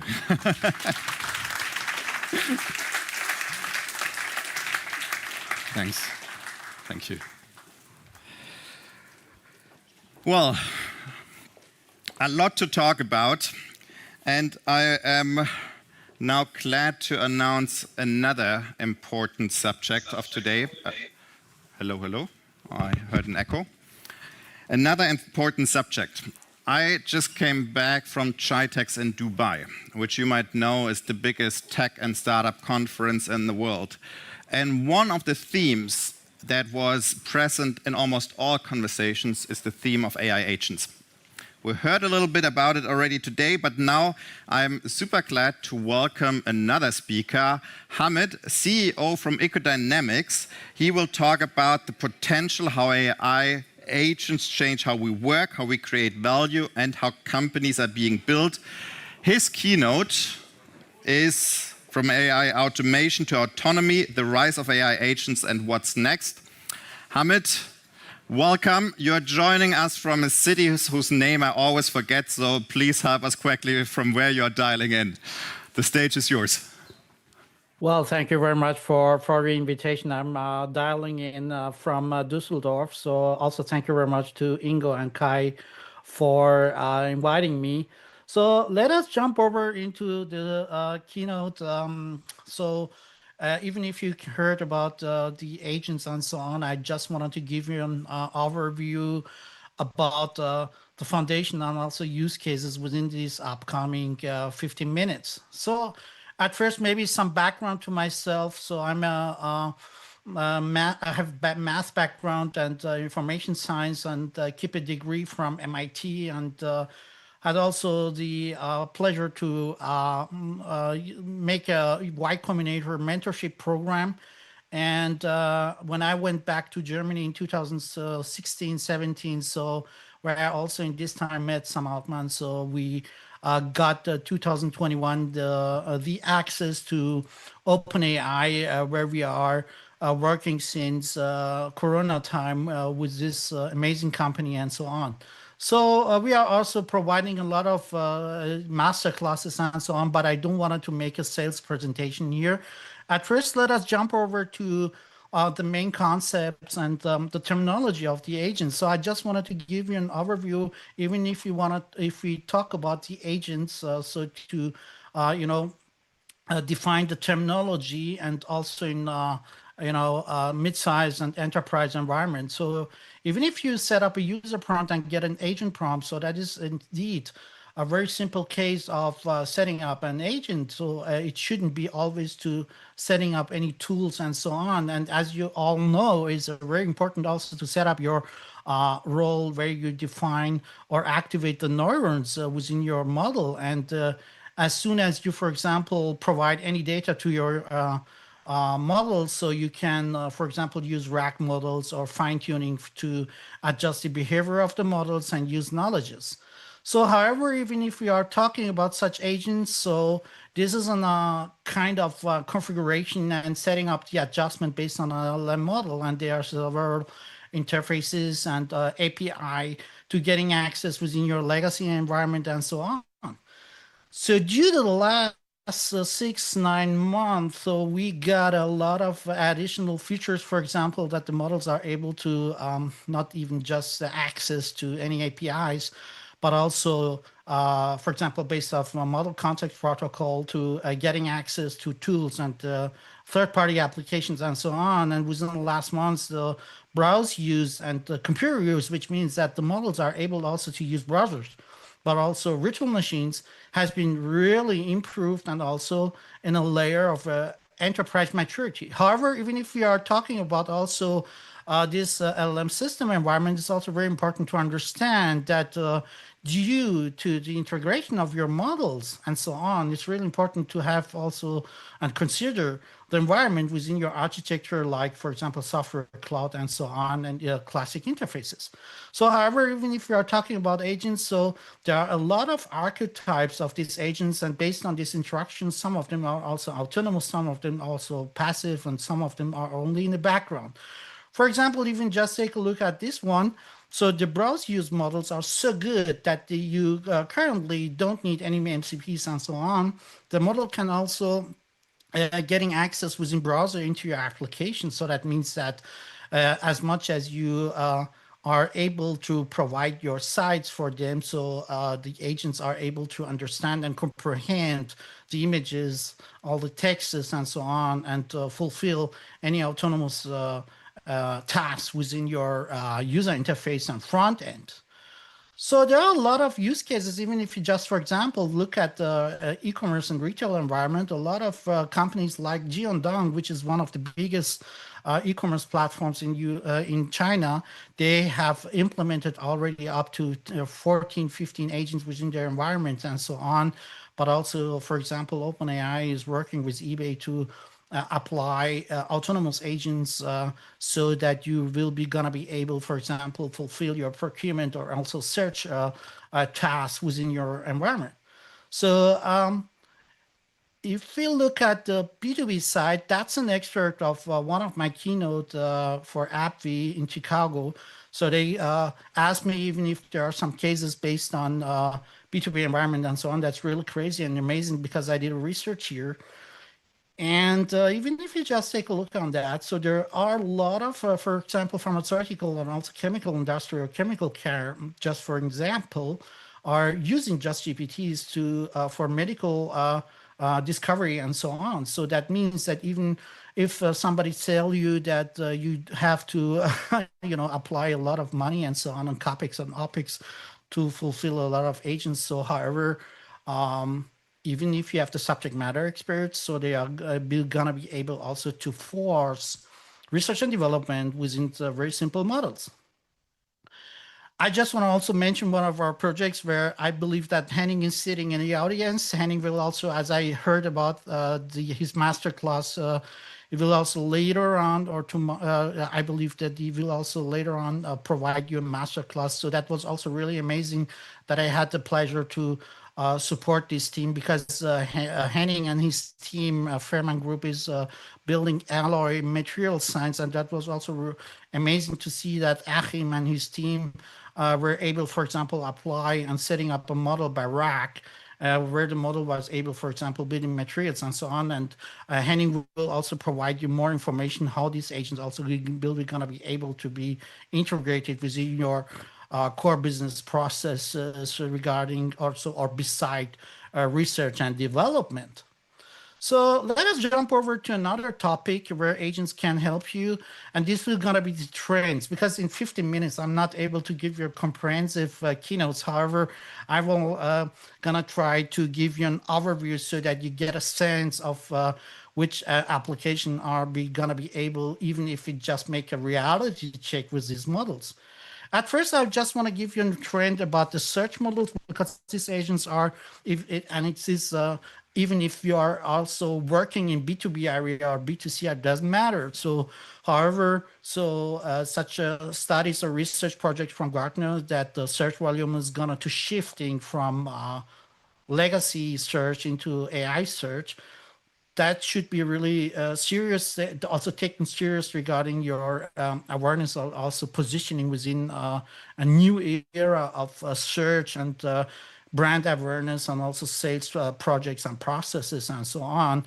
So the main, so a lot of current actual studies like SEMrush or, for example, Similarity Web are showing you that these figures are much, much higher. So Google has also reacted regarding, for example, AI mode, but also AI overview. But however, currently these search models are using the classic indexes from APIs like, for example, SERP API from Google, but also Brave for Anthropic, and also, for example, Bing in case of ChatGPT. But however, it's also really funny, even if ChatGPT achieves any borders regarding the quality of the research results, they are also using in some seldom times also Google SERP API. But however, this search volume is going to be shifting, and we did a research here, and this is really also interesting with one of our customers, Ergo Group, and it was really interesting to see that based on those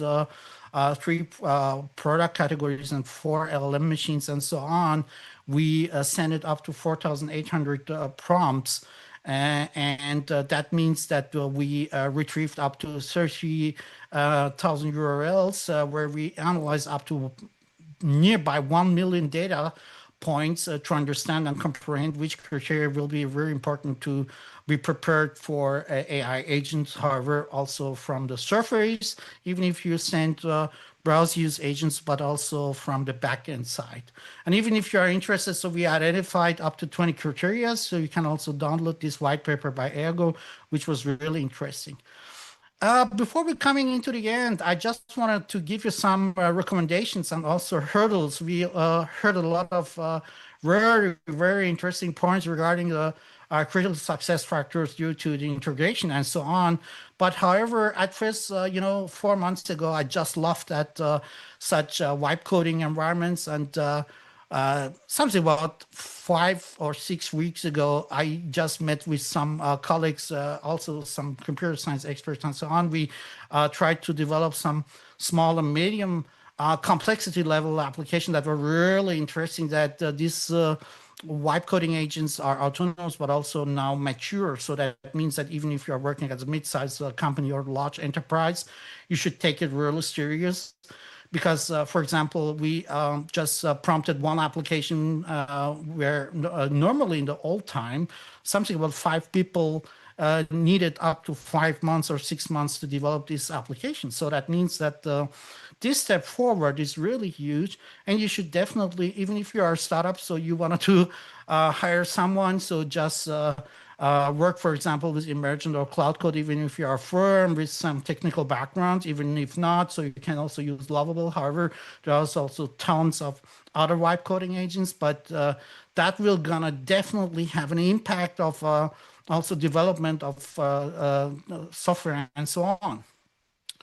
So at least we read all these studies, for example, some from my alma mater, like MIT. So they, there has been published research that 95% of the projects are going to fail, but that's not a matter of AI or AI models. And by the way, AI is not a tool; it's a neural network with a lot of complex algorithm behind that. But however, even if you just read this study, so you will comprehend and understand that there is or acknowledge that there are not only a matter of AI, one of main recommendation what I want to give you is to understand that, for example, these models are not the statistical parrots. It will gonna to take more time to give you the research background, for example, of Ilya Sutskever and so on. But however, that is the main point to understand and comprehend the abilities and capabilities of this model. And then there are a lot of matter like culture matters, but also expectations. And even if I just take a look at the classic architecture and application environment of the companies.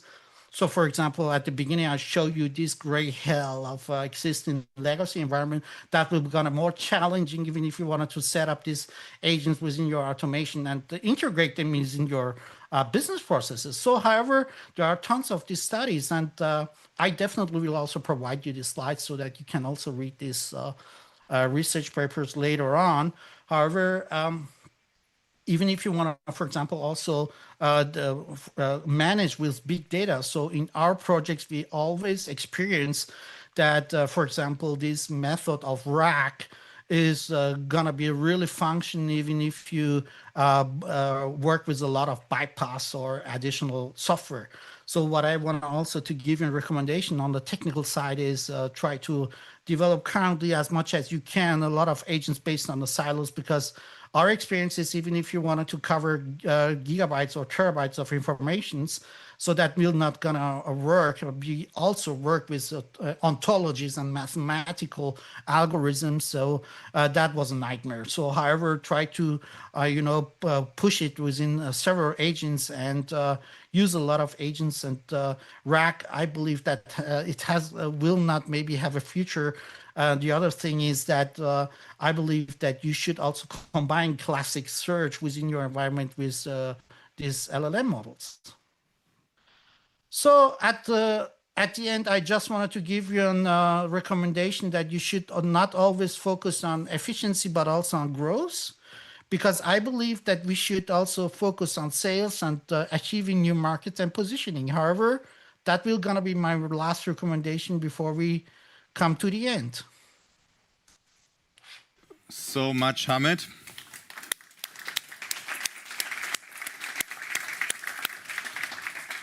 Thank you so much for taking us through AI agents. And one of the terms that you continuously hear is RAGs. And there is no shame in asking what it means. For those who don't know it, please find some startups outside that can give you an explanation, because that's certainly one of the most important key elements when it comes to agents and large language models in general. Hamid, thank you very much. We understand Henning, your colleague, is here. So Henning, can we see Henning?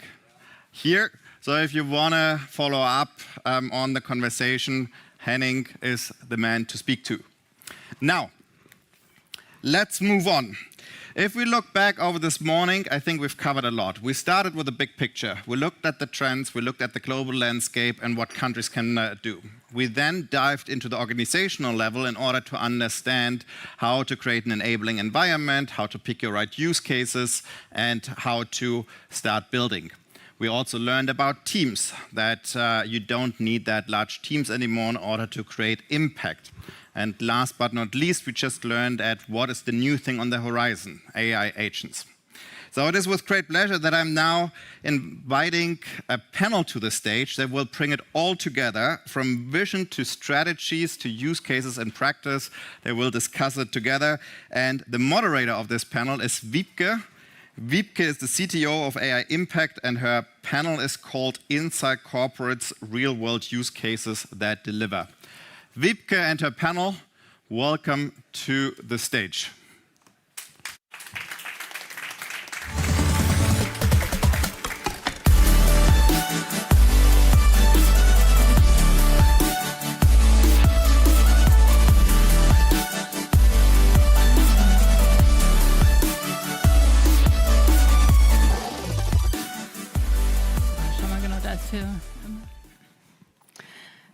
Yeah, I'm so happy that I can sit here with all of you. I think when I understood who's going to join the panel, I was so excited that I thought I would sit here and ask for autograms and tell everyone how amazing they are. But we did that yesterday, so now we can jump right in.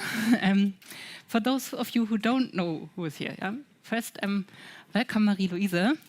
I'm so happy to have you here. Marie-Louise is a COO and Vice President at Lufthansa Industry Services. And she somehow manages to go bottom up to get AI into the company. I make this very short. The next one here is Omar Hairani. He's head of data at Chivo. I saw you a year back at a different event, and I was so excited to have him here because they do these crazy things with AI at Chivo. And now it was also yesterday, I think, on LinkedIn that you're starting your agentic system. Super exciting. So we will hear about that. Then Uta and Diara, Senior Director Enterprise Europe and APAC at Trustpilot. And she had Workday in SCV and Airbus and many very diverse places where you worked. And she says AI is core for Trustpilot, where she works. I didn't mention that. So I'm also very excited about your perspective. And then we have Malit Jorrison, sorry, I always forget the last name, from Bayersdorf. And she again brings a very different perspective because she works in R&D. And to hear about R&D and AI will also be super exciting. And I also saw what you do at Bayersdorf. You're also so far ahead. So I think what we want to do today is that you guys will learn how these guys got started, yeah, and get your best practices. And after that, I hope you all know exactly how to move ahead with AI, yeah, and why. That said, yeah, how did you do it, like really? Yeah, I can start. So yeah, at Lufthansa Industry Solutions, we are an IT company which is developing IT software, and we're doing also software operations. And you can look in AI in two ways. So on one way, it's something, it's like a part of the products we deliver to our customers. And on the other side, we use AI to work as developers and operation experts. And we got started in such a way that we always expect from our employees to have a strong connection with technology, as we're an IT company.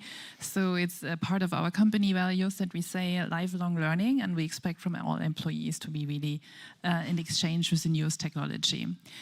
We started in kind of really putting the topic on a stage to really say it's a time now. We anchored it in our governance principles so that everyone is in the situation to work with that. We have learning platforms, and we really encouraged all employees to just start, like feel it, try it out, get your learnings. And now, step by step, we are coming together and then are really gathering all the information everyone has collected and have a clear agenda how the next steps are looking like.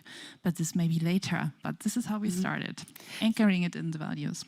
So for those of you who like a structured approach, maybe that's your, that's your way. How did you get things going? No, I think we start more or less the same strategy. So, of course, we started with just, we were so curious what's happening around us. And when all the models have been launched, of course, for every one of us, was it so important to try this technology. And I think it was a very good journey for us. So we started years ago, and we've achieved a lot of interesting steps for us, and also to increase customer satisfaction, to increase turnover, to reduce costs. We did a lot of use cases.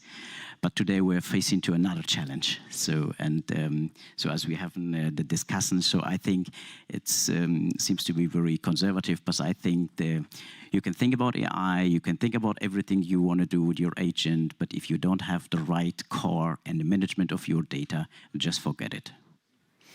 Okay, so get your data right, but also you said it in a second sentence, use cases, right? Yes. And test and try. With a lot of energy, as I can feel from your side. Yes, we had a lot of experience on just testing and failing and do it again and starting from the scratch. So the process is as everywhere. So for any software development process and any new development, we started in a professional area. Of course, we failed, but we made the difference, I think, on building a lot of prototypes before starting really getting people on board, because some of the business department, they do not have the real imagination. So how could it be how does it feel? So if you came to the business department with an idea and with a tangible product, what you can show, so the people start really be curious and bring some new ideas and, oh, all right, this is the way how it's working. And I think this is one of the secrets how we build it, and we try to build a lot of examples. And this is the start. That was the start. And most of the things we have done, they were on a private, I would say, private initiatives. So if we would just go to the management and ask for the finance part at the beginning, I think it would be a little bit difficult. But we just start because we love the technology. We're very inspired. We see things moving. We really have to honor all of us to live at that time here and to get involved in really all this exponential development. Yeah, so it's really exciting. I know it's exciting, but in interest of time, Uta, you are really from the tech zone, yeah? What's maybe your addition? What's the thing that gets you going? Yes, and maybe to start there, Trustpilot is the largest independent review platform in the world. So you might be surprised if you go to trustpilot.com and you enter your company name, how many people actually, your consumers, your customers have reviewed you. So with the rise of AI, obviously the platform exploded as well. We have today about 250,000 reviews new on the platform, a total of 370 million reviews, which is a lot of data.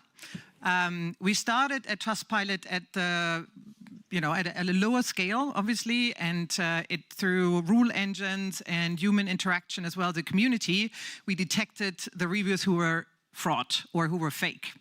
Today, with the rise of AI, that wasn't possible. So for us, AI was not even, it was a matter of survival.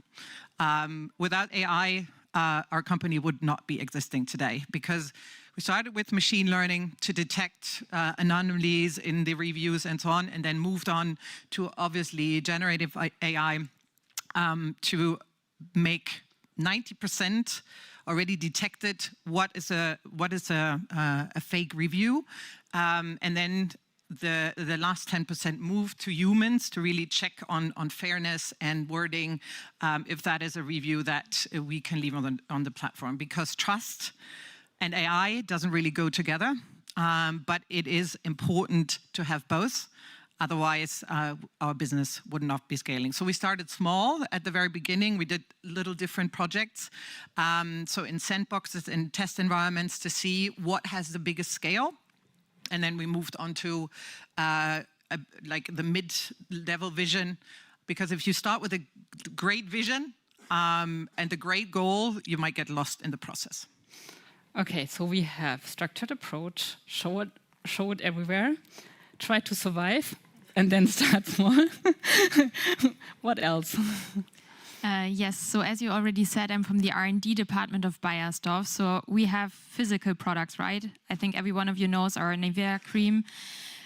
So we kind of have a history, though, with AI, because we have people in our R&D who have been working with AI like ages ago.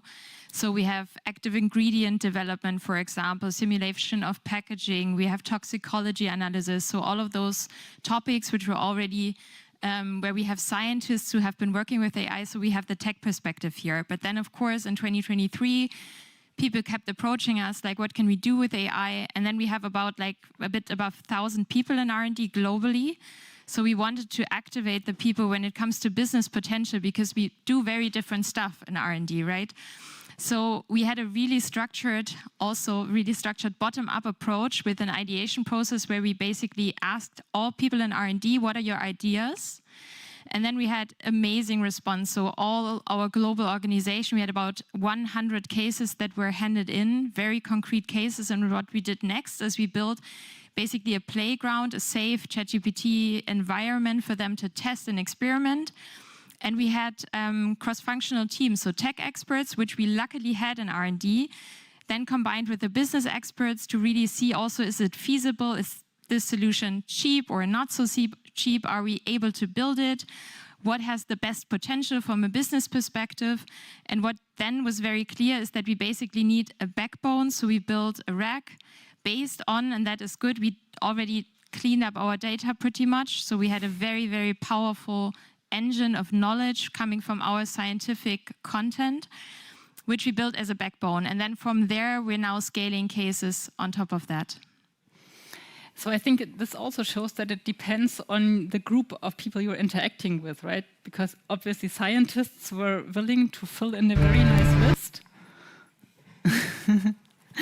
which may not be true for every group, right? So we also said we need to give everyone good use cases that you can maybe follow. Yeah, and we are already. We need 1 hour for this panel. Can we change the agenda? I think that was a no.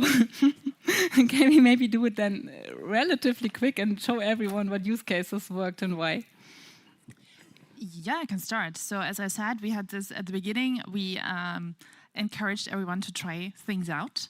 And what we are doing now is that we are really looking into the typical, let's say, tasks of the experts we have in-house. And I can categorize it into 2 big clusters, especially in my department. So I'm taking care of the IT delivery. We have, of course, many, many business experts, but in my teams, we have IT developers and operations experts.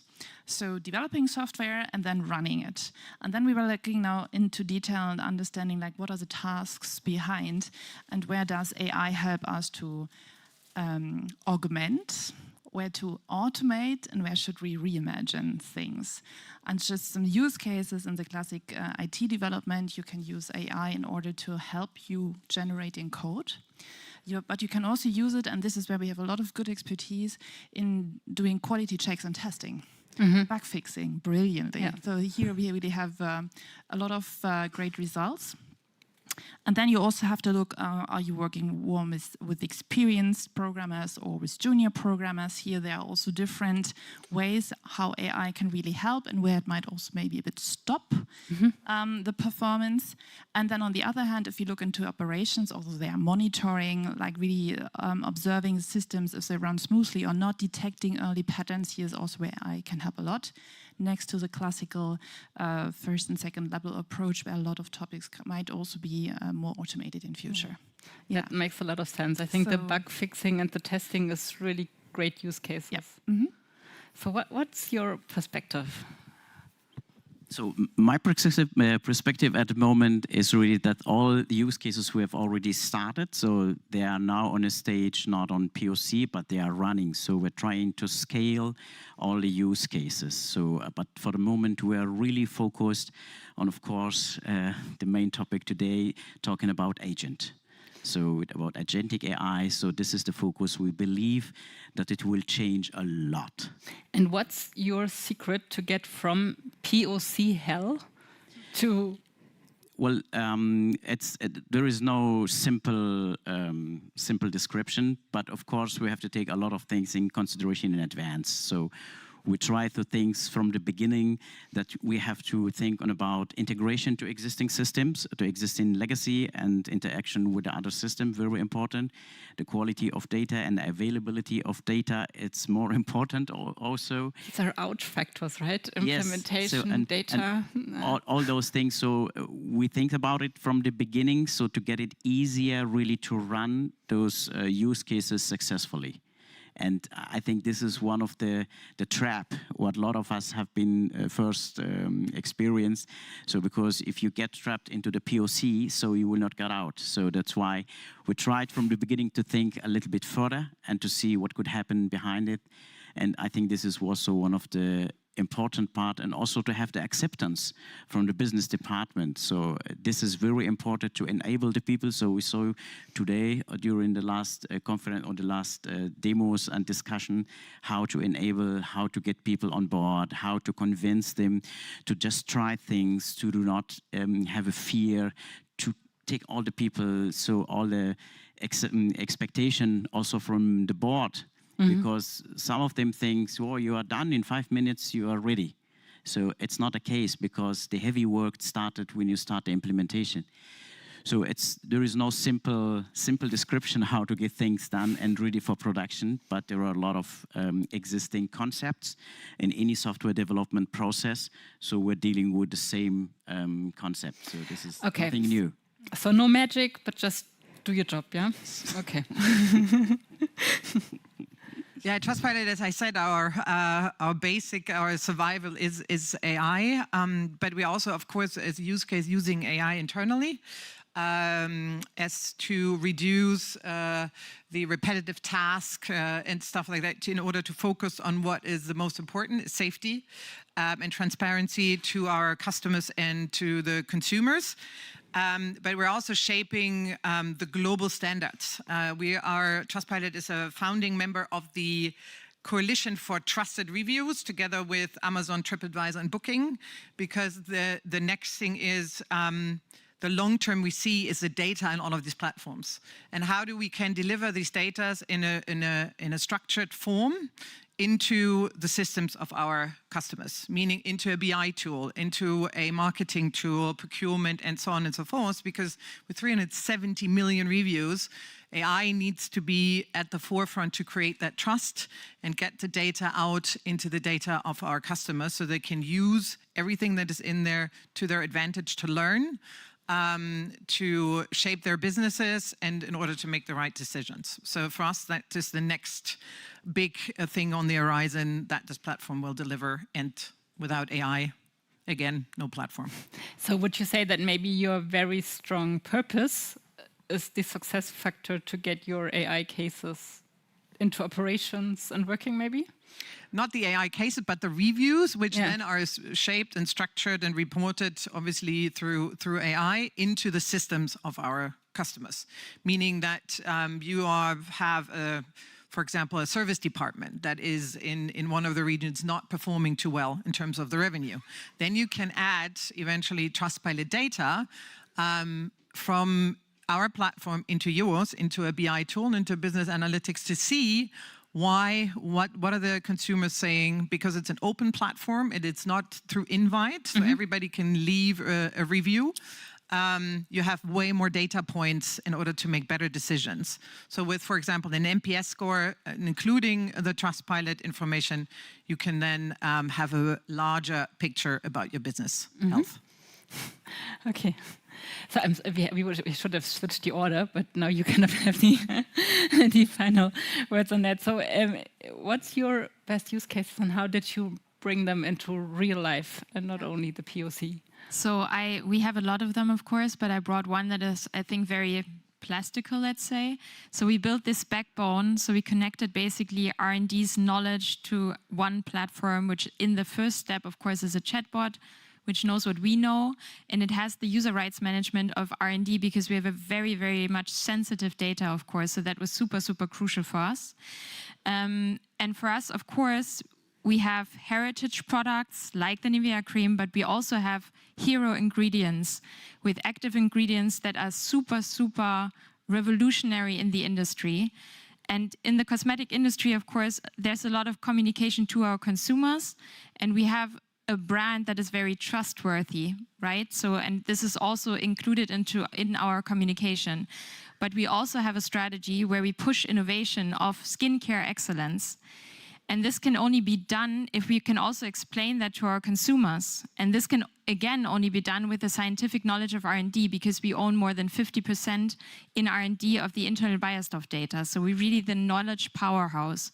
So that's why we built basically a scientific storytelling engine, which is targeted to different platforms, for example, e-com, but of course also social media, where we really explain, based on our scientific innovations, the performance of our products, the differentiation to our competitors, to our consumers, in an automated way, based on the backbone that we build on our scientific knowledge.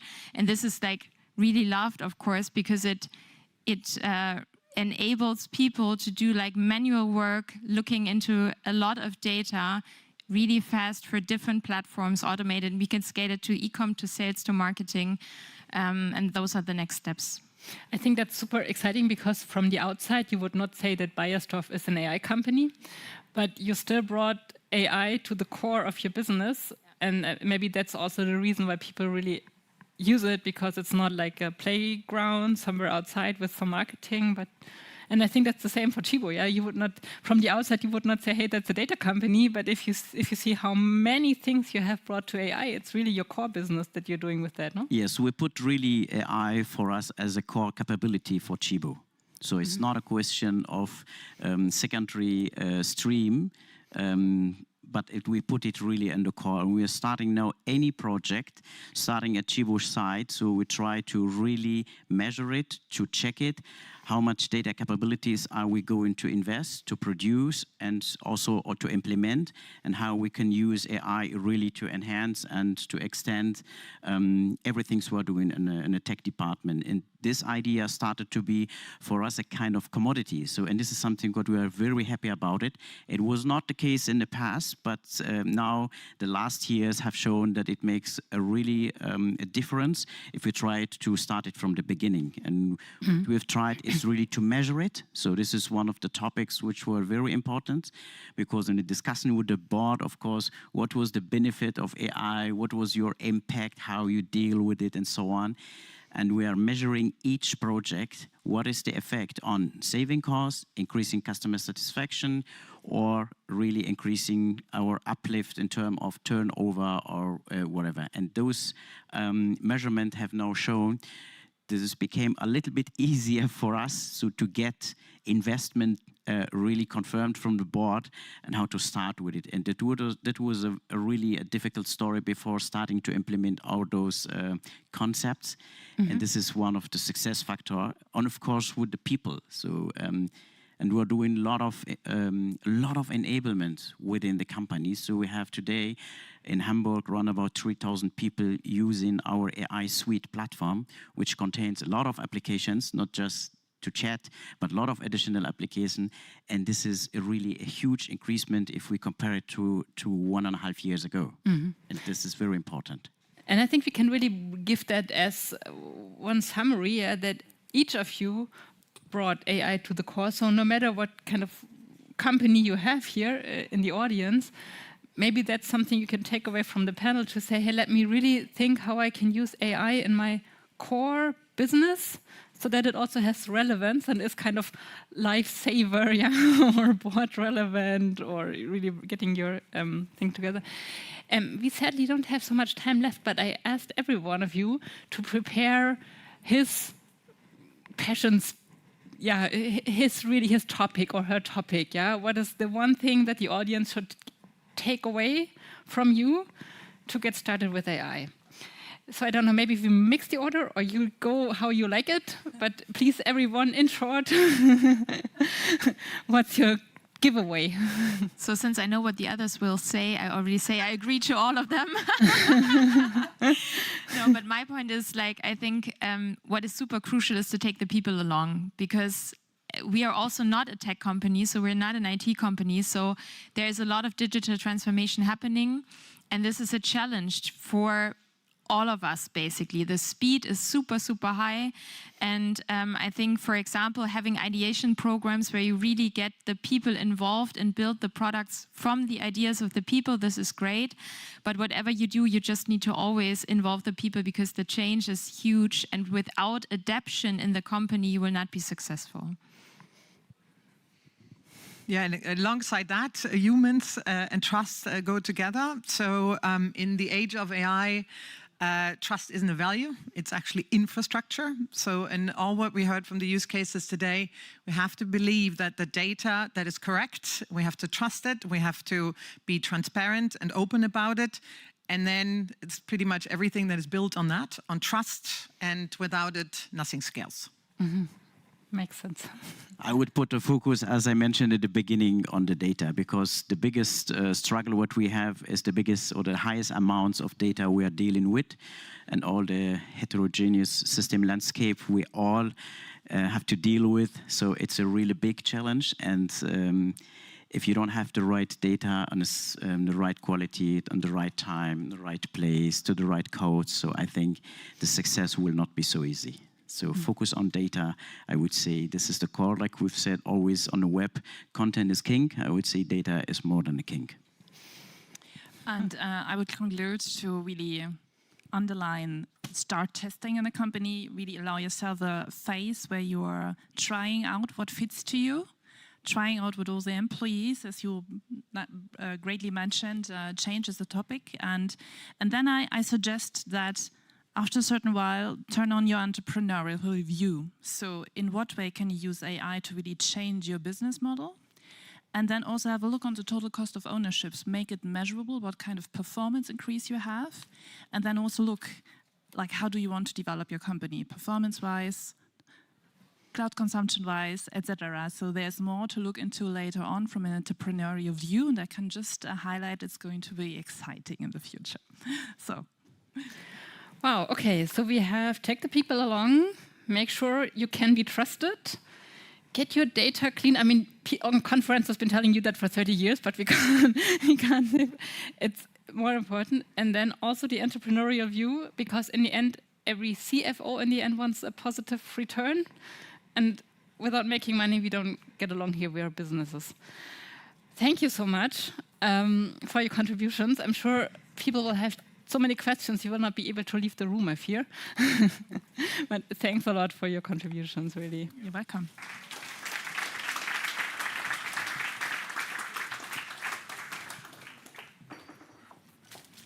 Thank you, thank you. Thank you, Wipke.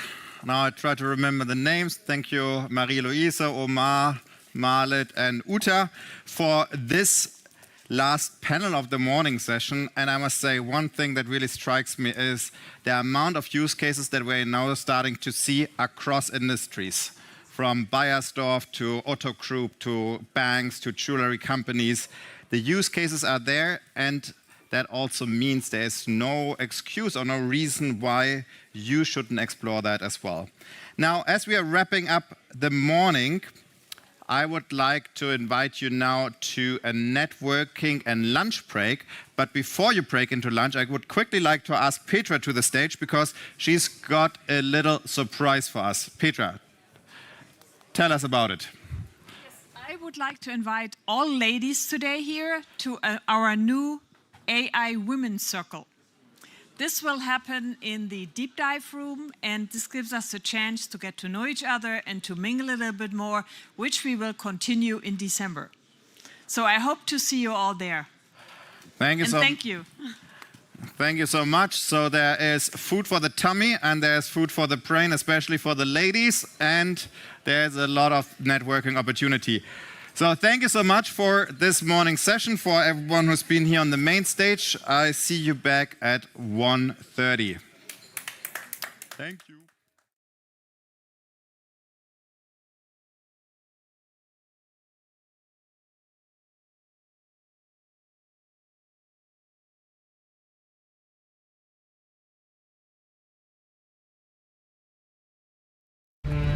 Ich habe dir noch nicht alles über Hamburg erzählt. Hier regnet es gar nicht so oft. Dafür beginnt jeder Tag mit einem Regenbogen. Wir haben so viel Grün, jetzt sogar auf einem Bunker. Mehr Kanäle als Venedig und mehr Stand-Up-Paddler als Fußgängerin. Oder waren das Brücken? Ach, egal. Hier treffen Eisbären auf Mammuts, Möwen auf alle möglichen bunten Vögel und den größten Papierflieger der Welt. Kunst füllt bei uns nicht nur Seele, sondern ganze Viertel, Wälder und Fußballstadien. Du kannst in einem Hotel wohnen, das Brunnen baut. Einem, das aussieht wie ein Schiff. Es gibt sogar eins in einem Kran. Und welche, die nach Stunden abrechnen. Oder du gehst einfach gar nicht schlafen. Wir feiern hier in Hotellobbys, auf Schiffen und Clubs, in Parkhäusern. Und das alles mit Strom von nebenan. Woraus wohl? Ja, natürlich aus Wind. Davon haben wir schließlich satt. Damit bauen wir an der einen Ecke Schiffe, Seemannsgarn und Roboter. Und anderswo Computerchips, mit denen wir virtuelle Welten erobern. Oder auf Lichtgeschwindigkeit beschleunigen. Hier kommt nicht nur der Hamburger her, sondern auch das Fischbrötchen. Jetzt neu in vegan. Und Matjes gibt's for free, wenn du weißt wo und welche fängst. Okay, die Palmen sind hier zwar aus Plastik, aber dafür gleich neben den KI-Karpfen und den großen und kleinen Festivals. Hier haben schon die Beatles gespielt, als sie noch keiner kannte. Und Banksy gesprayt. Wir wissen nur nicht mehr so genau, welches davon. Hafenrundfahrt gibt's bei uns mit den Öffis. Und wenn du Glück hast, kannst du fliegende Wale sehen. Oder Piraten. Oder du kriegst 1 Million geschenkt. Hier ist alles möglich. Aber was davon wirklich stimmt, findest du am besten selber raus.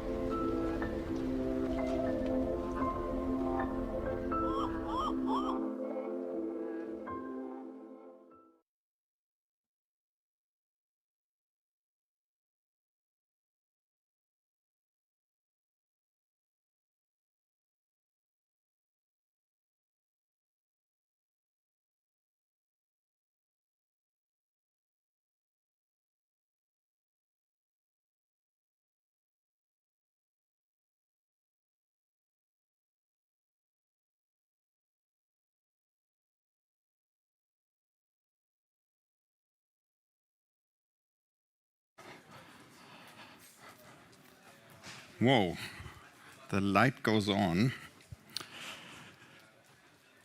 Welcome back. I can't say everyone because not everyone is here yet, but I can see people are at least slowly moving towards the main stage again. I hope you all had a good lunch and hopefully even better conversations, because a conference like that is not just about the insights and the use cases, it is very much about the networking opportunities. And therefore, I really hope that you are making use of this so that you have connections to explore relationships, partnerships after the conference as well. Now, this morning, we've built the backdrop. We looked at global trends. We looked at the importance of AI at the national level, at the economic level. We went through a couple of use cases, and we started to look at what is on the horizon, particularly AI agents. Now, this afternoon, we want to use the time in order to dive a bit deeper into some of the subjects, and I'm super excited that we are starting with the critical subject that is emerging as one of the massive paradigms, which is, again, AI agents, and this time we want to look at it from a trust and compliant angle and how to do that, build AI agents compliantly with compliance at scale.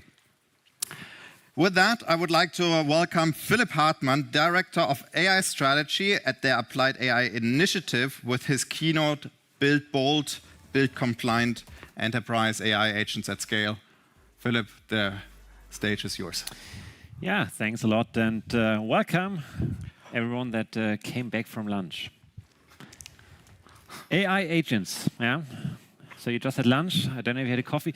Obviously, the outlook of having an agent doing kind of the work for you, be it in customer service, be it in R&D, be it sales marketing, yeah, is also tempting. So if you're excited about this perspective, having autonomous AI agents running tasks that are critical for your business, for you, you're also not alone. So the topic of AI agents, and if you were here this morning, we already heard this a couple of times. But it's not only this room here being excited about AI agents. It's also pretty much the whole AI bubble. Yeah? Sam Altman declaring 2025 to be the year of AI agents. Jensen Huang betting highly on agentic AI being the next step towards basically AGI, physical AI, but as the core driver. And also Salesforce and many others, Salesforce in particular, they cut roughly 4,000 jobs. By the way, hired 5,000 human sales people to sell their agentic services, but that's another story. But betting highly on agentic AI. And if we look a bit about the data, we also see that there is a good reason for being so optimistic about it. What you can see here is the time of task that, or the duration of tasks that can be done by AI. So it's the time of a task that an AI can complete with at least 50% accuracy. So, well, half of the time they're right, but at least some of they're right, and how long they are. And what you see here is quite interesting. In a very short time frame, so if you look in 2023, when GPT-4 came out, the task that AI could do was a few minutes, from like doing basic email, basic web search, to now up to kind of couple of hours building complex software products. And if you ever tried out something like Lovable or any kind of this software, agentic software builders, it actually feels magical, right? You prompt and you get working software out, at least many of the times. So many reasons to be really optimistic about AI. We're all hyped about AI. The question is everyone hyped about AI? Well, not really. Anyone listen to the podcast with Andrew Carpathy this weekend? You did, yeah? If not, I can also highly recommend this. So Andrew Carpathy, for those if you don't know him, he's also the former director AI at Tesla. He's a really great engineer, important figure in the AI scene. And he was quite blunt about agents. They just don't work. They don't have enough intelligence. They're not multimodal enough. You can't just tell them something and they'll remember it. And he said it's not about 2025 being the year of agents. He said we will need another decade to solve all of those issues. And there's also one aspect I also want to highlight, and this is about AI security. Or to be clear here, agentic AI security is something that is mostly unsolved. Yeah? It's Wild West. What you see here is a post from the CTO of Sanity. It's an Israeli cybersecurity company. We actually had their VP of research last week with us, and he showed how they made it into all agents. Yeah? This particular case is how you do with only prompt injection, you get all the Salesforce data out using Microsoft's Copilot solution. And they showed how they can do zero-click exploit in Gemini, in OpenAI, you name it, right? Why is it? Because the security features usually in agents, they are like soft guardrails, right? So someone says, hey, if someone asks for, you want to have a jailbreak, please say no. And this is literally, if you have seen the OpenAI agent kit that just came out, so their solution for building agents, they also have a function to build guardrails. But if you use this, it's literally like a prompt that says, hey, if someone wants a jailbreak, say no. And this kind of guardrails, they can easily be circumvented. And this is what they nicely show. I can highly recommend looking at this to think about cybersecurity. So, where do we stand? Is it the great potential, or is it kind of far away from what it is? And the answer is, as usual, well, it depends, and both sides are somehow true and important to look into. And in order to answer this question, the important point is simply to try it out, right? So the proof is really in the pudding here, and this is exactly what we as Applied AI also did. And I want to briefly share you a few insights that we had from doing real implementations of agentic solutions.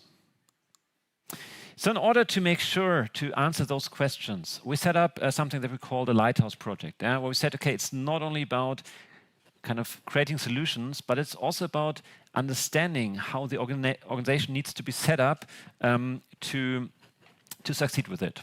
It's a program we are continuously running with a couple of companies. I've listed just some here.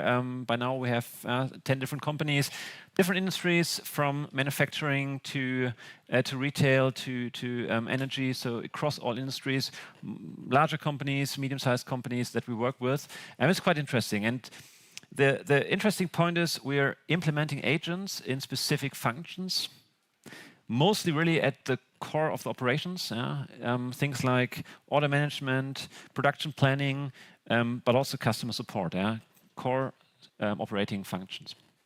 And the great thing is, and this is the good news, I hope you take home, those things work, they really deliver value, and we're able, within a rather short time frame, it's usually like a 12-week project, to really implement those solutions.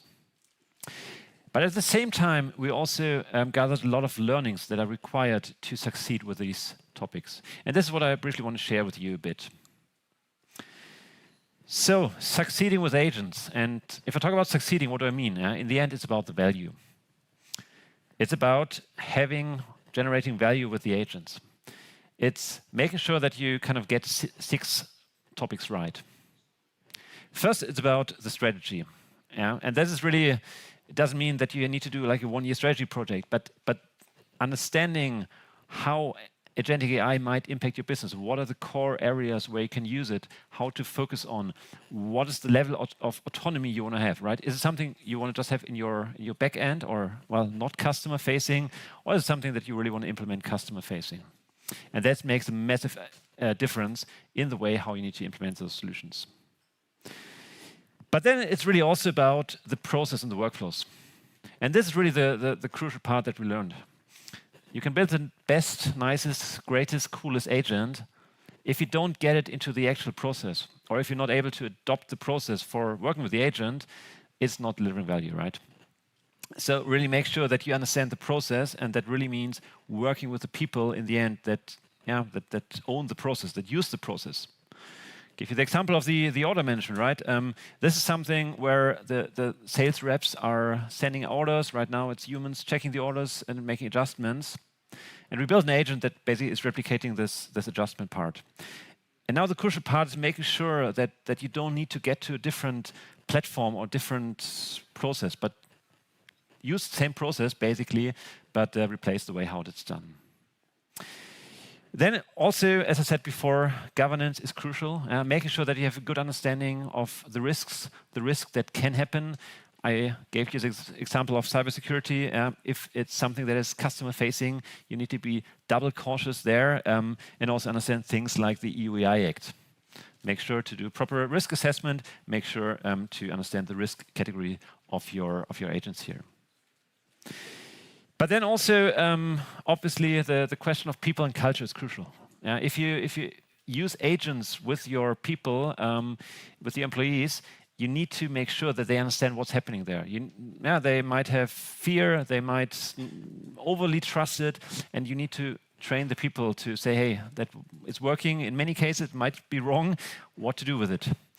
But also things like, okay, how do I handle exceptions? What is it human in the loop, and what does it mean? But also, how do I make sure if there's a human in the loop and checking a solution, that the people are not just kind of, if it's 99% right, they're just clicking and clicking because it's usually right. But you want to train the people for making sure that if the case is going wrong, that they're still cautious there. That's actually quite a not so easy problem, because people, also myself, right? If I use AI a lot, I get used to it. It's just working, so you get kind of a bit lazy there. And then finally, or fifth point here, it's about technology and data. We heard this before. The colleague from Chibo made exactly the right point. If you want to implement agents, it is crucial that you connect them to your core systems, and that you connect it to your also core data. And this is usually where it gets interesting, where it also breaks down in many ways. So make sure that you get this right. And then finally, it's about performance value. Make sure that you have clear performance metrics, and make sure that you over the time understand how this is improving. So this is roughly the 6 points that you need to get right. But to close with, I want to give you 3 points that I hope you take with you and remember. First, there is hype, but don't go for the hype, go for the value. And value exists, right? We showed it. It works. I can give you more examples. It really works. If you focus on things, don't chase the hype, but focus on the value. But even the topic is moving fast. Don't ignore the risk. There are new risks emerging, and they can be crucial. So keep this in mind. But finally, just do it. Start with it, and then learn and iterate over time, because technology is improving, things are improving, and the call to action is to start now, start small, iterate, and learn from it. Thanks.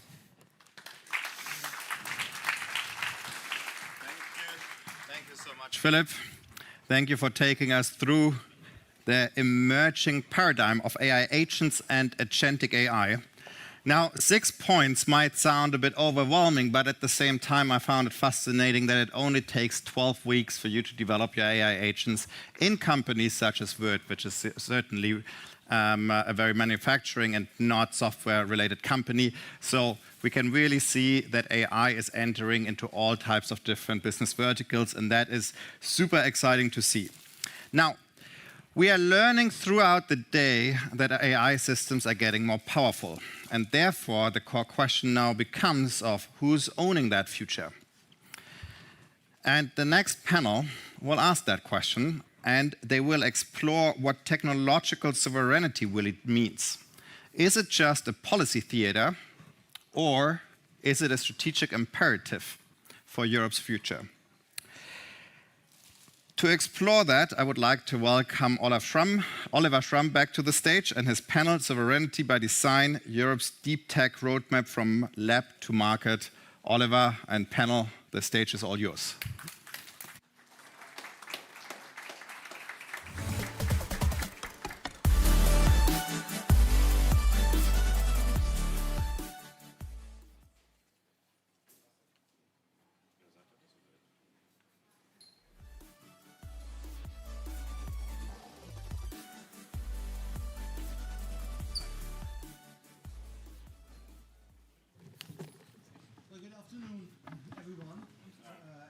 Congrats on making it back after lunch. That already shows some level of, I would say, European discipline and dedication, determination and grit, Hamburg willpower, and great coffee, I think. So our panel today tackles a question, and Tobias, you framed that brilliantly. That can sound abstract, but it's definitely not abstract.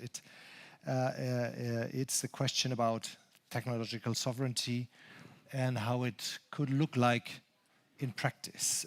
Not in policy papers, not in press releases, but in products and platforms and in sustainable partnerships. Europe, we've heard that over the day already several times, has world-class research, has a lot of deep tech excellence, and yes, it has a few scars from moving too slowly from lab to market from time to time.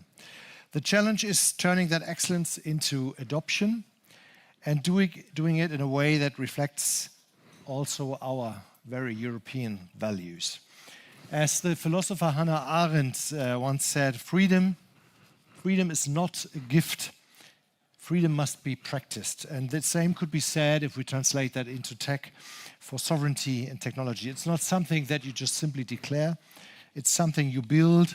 It is something that you use and improve every day. So let's explore together how Europe can move from knowing to doing, and from policy to practice, and lastly from ambition to impact. And that's why today's discussion is about practice, about how we translate European values into competitive, trusted AI systems that matter globally. And I mentioned that in my keynote. Of course, I'm always in deep awe when true tech and AI experts come together. I'm not one of them, so I'm very, very pleased and very happy to have such a truly distinguished panel at my side who can really tell you what the matter is. And just before Carsten Kraus will start giving us a little impulse, I would like to present each and every one of them. And to my far left, I present Clemens Kleiminger. Clemens is with over 25 years of experience in business management, strategy, analytical skills, and education. Has a strong vision and mission to foster innovation and entrepreneurship in the technology sector. So that's the great intro. But in his daily profession, since 21, he's the CEO and Dean of the NIT, the Northern Institute of Technology Management, private business school of TUHH, the Hamburg University of Technology, with overall responsibility for the non-profit organization that offers management education for engineers and technology enthusiasts. And since 2019, he sits in on the advisory board.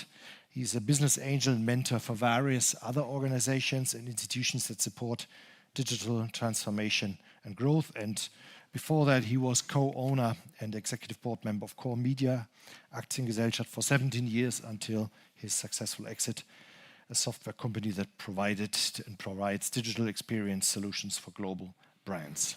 So welcome, Clemens, climbing at the stage.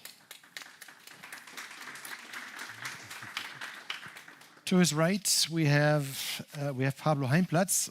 Pablo is the CTO and the co-founder and managing director at They Consulting, a cloud and AI consultancy serving enterprise with clients across Europe, running production systems that handle millions of requests per day. It was founded in 2021 and headquartered in Berlin. The company operates with a distributed team across Germany, including experts based in Hamburg and beyond. They consulting combines deep technical expertise with strategic insight, delivering tailored solutions in AI development, cloud, architecture, and data management. As trusted AWS, Azure, and GCP professionals, they guide organizations through digital transformation with clarity and confidence, turning IT complexity into clear direction. So welcome, Pablo, to the stage. To his right, Oscar Murillo Victoria. He's the CTO of MySquare Hycon GmbH with a background in AI and software engineering. With 10 plus years of experience, he has led teams to deliver 20 plus AI-powered products to production, turning complex business challenges into practical, measurable outcomes across health tech, telecommunications, HR tech, aviation, and more. As CTO at Zanos Group GmbH, he built and led a team of software, hardware, and AI engineers to develop an AI-powered health product that helps people quit smoking, backed by a clinical study. Previously, he built and led the data science team at an HR tech company from scratch, developing various products that contributed to the startup's successful exit. So welcome, Oscar. And last, but definitely not least, the founder and CEO of CK Holding and the founder and CEO of Casablanca AI, and you will hear more from him in a moment. He's an AI expert, angel investor, serial entrepreneur, whose AI algorithmic innovation power mastered data cleansing for large enterprises and are used widely in European e-commerce, holder of multiple AI patents in recent years, advocates for Europe's leadership, our topic today in AI, to create value for business and society. And a word on Casablanca AI. Casablanca is software that restores natural eye contact in video calls in real time using AI with on-device processing for privacy and compatibility with Zoom, Microsoft Teams, and others. So welcome, Carsten, and we're going to hear from you a little, we get a little impulse from you. So the stage is yours. Thank you. So I don't have a monitor here, so I sometimes have to look there because it's a new speech. I've never held it before in this way.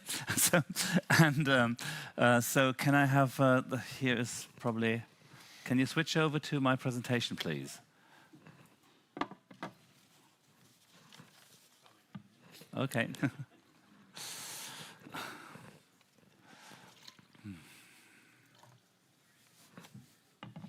So, okay, so it's seen here, and it's coming there, and so I can maybe, without looking there, I can just look there. That's easier. Okay, so actually the world is changing, and change has been a constant for a long time. Nothing is more constant than change, said Heraclit over 2,000 years ago. Nothing is more constant than change, but is it true anymore? It's not. Heraclit is unright nowadays because change itself is changing. Change accelerates very much. And in fact, change has been very good for us because less than 100 years ago, people were still not sure if they had food tomorrow, even in Germany. They were not sure if they had enough coals to warm their home. So change has brought us a lot of economic growth. And economic growth also is good for our well-being. Now, this growth was driven by innovation.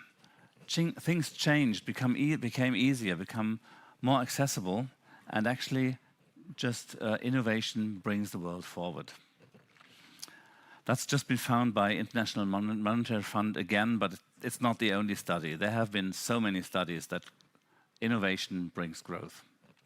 And Germany actually was very strong in innovation. So after the Second World War, we built up this country. I mean, not I didn't, and most of you probably also didn't, but yes, the Germans built up this country from ruins again, because of innovation, because of entrepreneurial spirit. And there were the minds of the engineers that developed new ideas and built new kinds of cranes and new kinds of, well, so many different things. And our engineers were the best in the world, and we had a leading position and were called Innovationsweltmeister several times. But that's unfortunately not true anymore. Again, changes happened, and now Germany is on place 11. So not even in the top 10 anymore. That's because the world has changed. So it's not enough to have good engineers. You also have to apply things to practice. You have to also bring products to market, and you have to use AI for it. Because the minds of engineers on their own are not enough anymore, and AI will help them to become better engineers and do much more. And that has been shown in numerous innovations.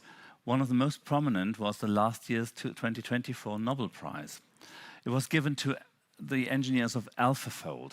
The first time in the world that the Nobel Prize for chemistry was not given to chemists, but given to AI guys, to Demis Hassabis and John Jumper from AlphaFold, from DeepMind, now a daughter company of Google, but they founded it as an own startup in Britain.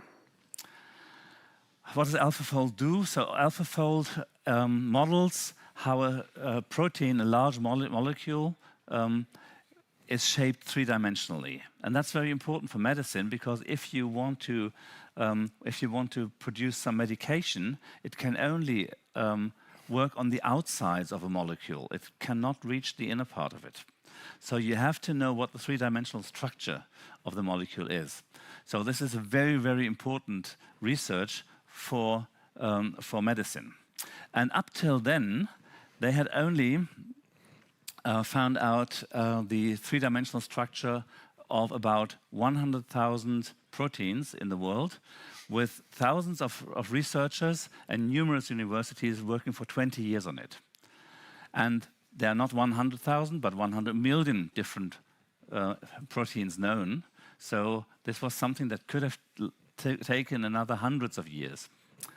Suddenly AI came, AlphaFold came, and they uncovered the three-dimensional structure of all 100 million protein molecules within only 2 years. So this is the changing power of AI. It's not the brains of the people, of the engineers alone. They're still needed. But in combination with AI, this power can multiply and can change the world more rapidly than we've ever seen it, and also in a positive way. Now, that's good. Let's just buy some AI and use it for our engineers. Yeah, that looks like a good idea, because we bought everything from everywhere in the world and we exported everything in the world for a long time. But nowadays, there are people who do not only have power, but they also use the power to just benefit their country, not looking at, or not ignoring the other countries, but not like also considering, what is this good for the world, what I'm changing. And so I think it's very important that Europe also has the power to use AI if somebody just blocks it. Like currently, rare earth are partly blocked by China, and some experts from the US are not allowed to be given to other countries, especially to China, because the US and China are fighting against each other. So because of these blockades that can be used politically, it's very, very important that Europe also has the possibility to run our world without other nations outside Europe. We've just had an AWS breakdown 2 days ago, and so many services were not available anymore. We need to be able to run our services also in the long run if somebody blocks it. So I think AI sovereignty is a key topic, and I'm a bit disappointed that not everybody is still here when we discuss this important topic. So, okay. Okay, now, can we still catch up? I mean, we're talking now about something where we are actually far behind. Europe was leading until 2013. Then the US just overtook, and China came later in 2017 after this game of Go, Chinese Weiqi, was won by an AI, and they said if it can win this, the most complex game in the world, 4,000 years old, started in China, then it will do everything. So we need to be the leader in this topic. Now, can we still catch up? Actually, China shows us the way that it's still possible. And why should not Europe do it? China was blocked, and they did not have the right the top AI chips from the US, from NVIDIA, because US blocked the export of those chips, and they developed their own LLM that runs with much less power, which much less GPU power. And this DeepSeek moment by the beginning of this year actually showed that it's possible to train large AI systems also on much smaller machine if you do the right inventions, and they did. There are 3 very relevant papers they published. I only read one of them, but it's really, there's a lot of content in there. DeepSeek is a very strong demonstration that we could still be able to catch up if we just want it, and if we just gave power to it and put our brains to change the world with AI and change AI in the way that we can use it in German. So let's use the change for us in Europe as well, and maybe change the winds of the world in the right direction, again, in our direction. Thank you. Thank you so much, Carsten. That was a great way of kicking us off, and also giving us a glimpse at the ups and downs, the varies that we've seen through the years. And I would like to start with you, Oscar. And I mentioned in my introduction that sometimes Europe is a bit in slow motion mode, too much. Regarding your opinion, what is this lagging time or the slow motion due to? What are the main frictions that keep this process so slow or never coming to fruition in some parts? I think there are several points, but let me mention one particular. So we have great research institutes in Germany and in Europe. So to mention a few, like Konrad-Zuse Institute in Berlin, I used to work there actually, Fraunhofer Institute, and there's happening a lot. The point is that it's not enough only to focus on the research and have good results in the research. We have to translate them into actual products. And I think this is actually something where we have to accelerate, we have to push for that. And one of the reasons is, I would say, because we have a lot, Germany is an SME country, a nation. We have also, we are building our startup, tech startup environment. But the problem is that we don't have the bridge actually, a good bridge that translates actually from the research to the production system. And we need to empower those SMEs and startups actually, not only financially, like better distribution of the money. A lot of money is going to corporates, right? There is a lot of money in Germany given for grants and so on. But unfortunately, they are not well distributed, in my opinion. And we need to work on how to effectively distribute it to those startups and SME that are promising, have good ideas, and that can push actually for the next OpenAI, let's say. And I think the collaboration needs to be improved also there between the SMEs and the research institutes, right? We have to have lower barriers for funding also. Like you cannot, as an SME or a startup, you don't have the financially and time means, the resources, in order to apply for all these grants. There's a lot of bureaucracy. So we need to work on those points, I think. This is one of the biggest disadvantages I see in Europe and Germany in particular also. Thank you, Oscar. Clemens, Oscar mentioned, of course, the German research excellence, and you've been a university leader and entrepreneur. Why does Germany, despite this mentioned research excellence, still struggle to turn innovation into successful startups or companies, in your opinion? Well, I'm with you, Oscar. It's about bureaucracy, and it's also about financing options, so venture capital, business angels, and so on. But the truth is, our research ecosystem is risk averse. It's totally risk averse, and that's the opposite we need for entrepreneurship. So, and I'm now in this eco space for 4 years. And so if you look at the salary of a professor, that's a salary an average software engineer would earn in Silicon Valley. Secondly, our professors are all civil servants, Beamte. So this is, you couldn't have something more risk averse. And that is a major challenge to get something for the industry out of the research. So we, with the Northern Institute of Technology Management, so as you said, the business school at TUHH, also TU Hamburg, we try to mitigate this, to, on the one hand, bring in the business administration skills, because at the end we all know we are here. We all know the best technique is worth nothing if I can't sell it. So I have to have the mindset whenever I try to get an idea into practice, always to balance how much revenue can I make and how much does it can I invest in it. So in business administration it would be called target costing. So and that's what we try to do also a lot with entrepreneurs, coaching the students. Thank you, Clemens. Pablo, Clemens mentioned risk aversion is one driving force or one opposing factor. What would you recommend your clients then, keeping this in mind? A fully sovereign European foundation model or a benchmark leading LLM? I would say we all agree that the European models are not there yet, and they cannot compete in total with the US models or with the Chinese models, I would say. So at the moment, I would say I would definitely recommend using the best technology that is available right there. If it's an AI model, if it's a cloud-based service, whatever, but build a proper infrastructure. Get to know your IT infrastructure, get to know about your data, what data you have and what data you feed in. And then it will be easily afterwards, hopefully there will be some competitive European models in the future.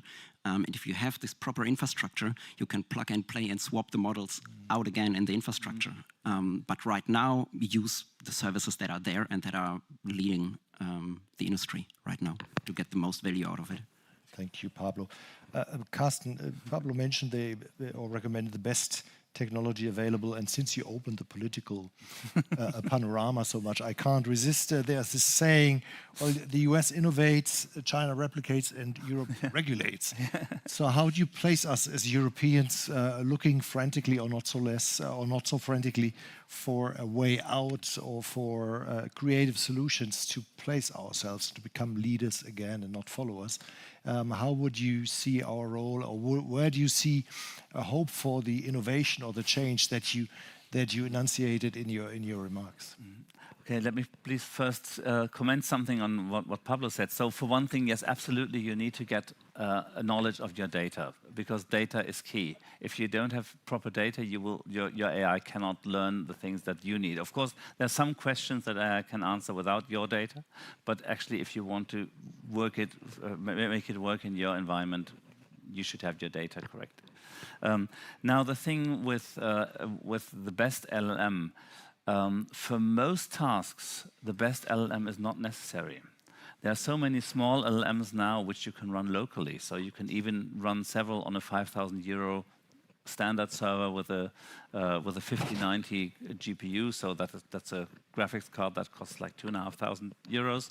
So the total computer is 5,000 euros. You can just place it in your server room and it works. So even for larger models, if you want to run something like DeepSeek, which is one of the biggest models with over 670 billion parameters. A larger middle-sized company can run this on their own premises. You just have to download it. It's open source, and you need computers for about 400,000 euros to run it, which is quite some money. But it's not unaffordable for something like Hamburger Hafen also. So they can run their own local machine with this model. The trouble what we have is that all these models are trained in the US. And in order to train it, you need huge amounts of other data, but I suggest that Germany builds up an own task force, or Europe can also do that, but Germany also would be big enough to do that, an own task force to just use open source models and train them on new European data, so that we have our European values in the machines. Because LMs are ideology machines, Weltanschauungsmaschinen. So they are machines that convey the knowledge and the ideology that the people who gave the training data into it have. And so we need our European ideology in those. And I strongly advise Europe to just start this. And I think it will cost only 20 to 50 million per year, which is almost nothing on European budgets. Oscar, Yes. very simple question following up. Do we need this task force? Is sovereignty important? How do you see that? Yeah, good question. So I think that it's a good idea to do so, but I don't think that this is now critical right now, because at the end, if we are talking about businesses, they don't need actually to know whether this is politically now focused on American or Chinese aspects, right? So for companies, we are more interested into the domain knowledge. So that's why I agree it's good to have that, but it's not the main priority right now, right? And with respect to hosting, I think we have to make also a very important distinction here. If we're talking about manufacturer, so non-digital native companies, it's a huge effort actually to host their own services and host. By the way, I will later today give a talk, a masterclass on self-hosting, whether it pays off or not, where I can also talk about this more. But eventually, we should think that not every company has the capacities and the resources to build their own infrastructure, in particular not on premises, because a lot of infrastructural efforts come along with that.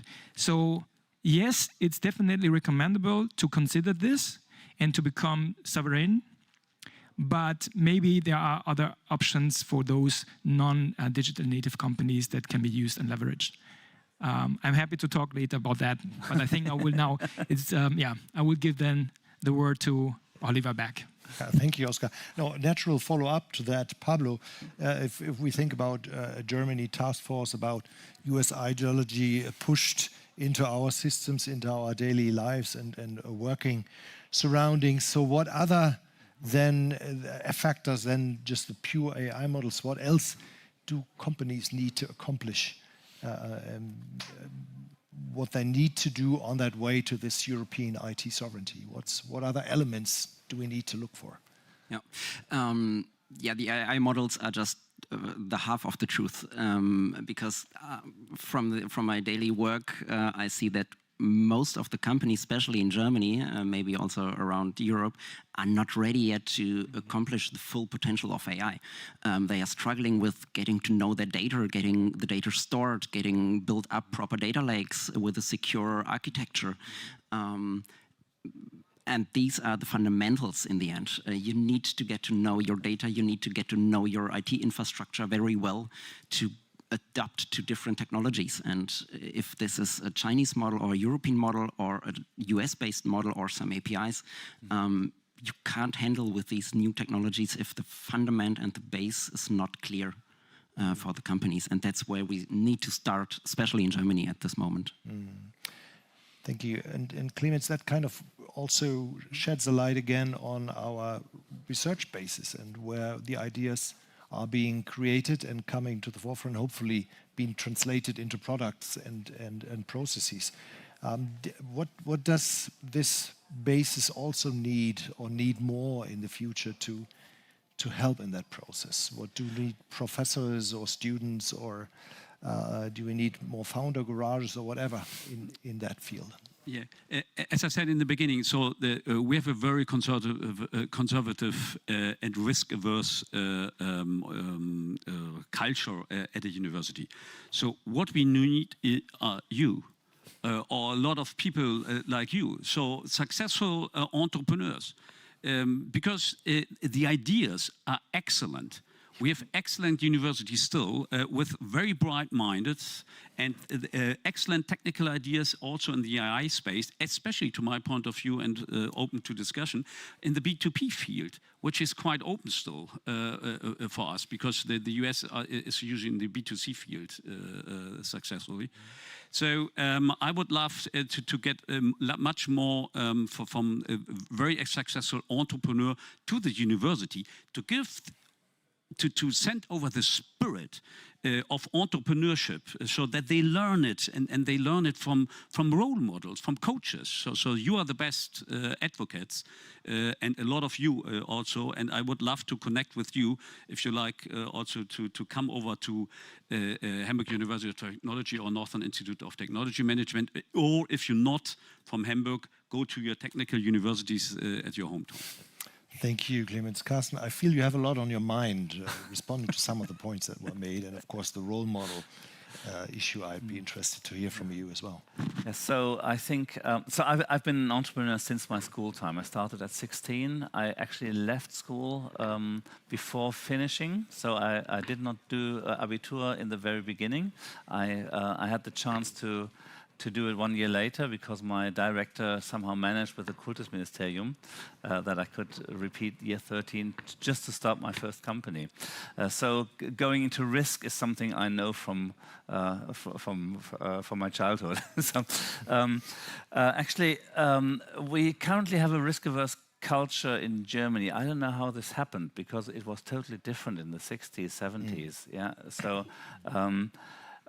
Maybe it's because we're quite saturated or so, but we need to start changing this. So I mean, America is also a rich country, and people are much more risk-affine, not so risk-averse as we are.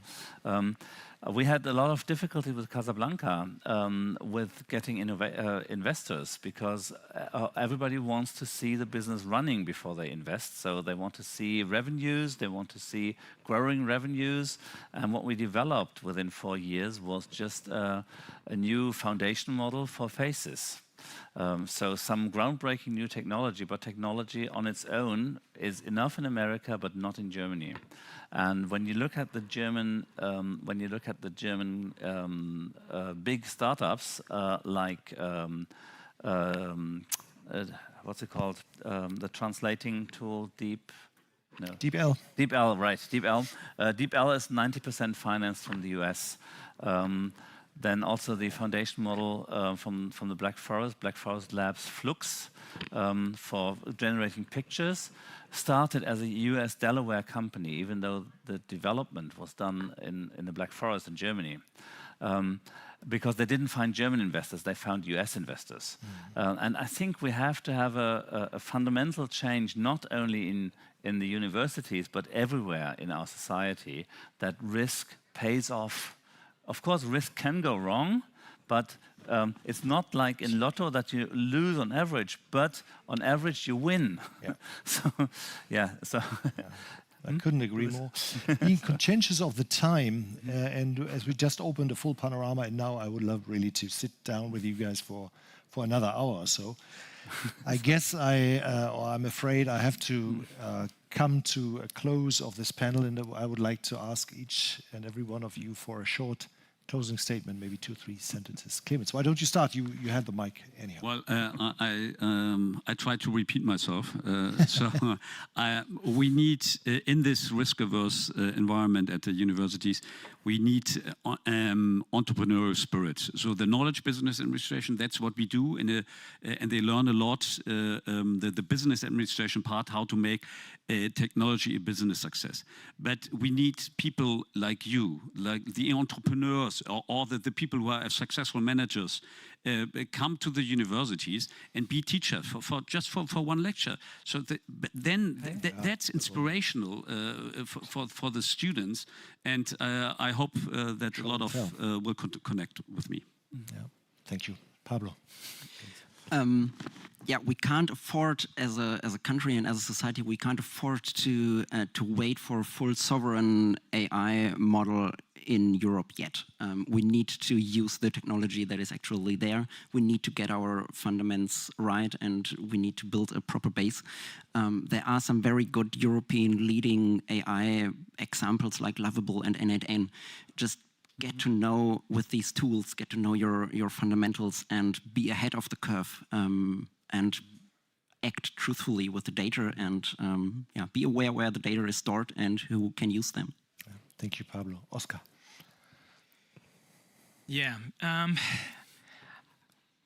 I would say Germany and Europe is an SME nation, and unfortunately the truth is that many of us depend actually on US and Asian vendors when it comes to technology. And it's not only when it comes to LLMs in OpenAI right now, but also when it comes to hardware, like our MacBooks, or our software, like Microsoft Office, or our cloud, like AWS yesterday. And if tomorrow Trump, for instance, or the US or Asian restricted the export, we would have here a very bad blackout. It's important that we get sovereignty as soon as possible, and the path for everyone depends really on when they're staying. So I agree totally with what we heard today, that we really need to go this path, and we have to find the right way for everyone, right? For every type of company. So yes, start to get prepared and strategize how you can get sovereign as soon as possible, even as the SME and a startup. Thank you, excellent point. Thank you for bringing that up. Carsten. Yes. So I think the world, and especially Europe, is still underestimating by a lot how much AI will change this world in the coming years. I think we're still underestimating it by far. So we need to prepare for this change. The change will accelerate, it will get stronger. For example, I estimate that we will see humanoid robots in our daily lives in the next 2 years. So not at every home, but maybe at some place in public space. And because this change will be so huge, and we will see it also in the future, we can no longer just watch and wait what others do. We have to act. And we have to act in a way that we get sovereignty back, and we have to act in a way that we get the chances that AI brings and also deploy it in Europe. Brilliant. Please give a warm round of applause for this fantastic panel. And let's hope all that was mentioned will move forward, and that European ideas will not only be smart but become real in no time. Thank you.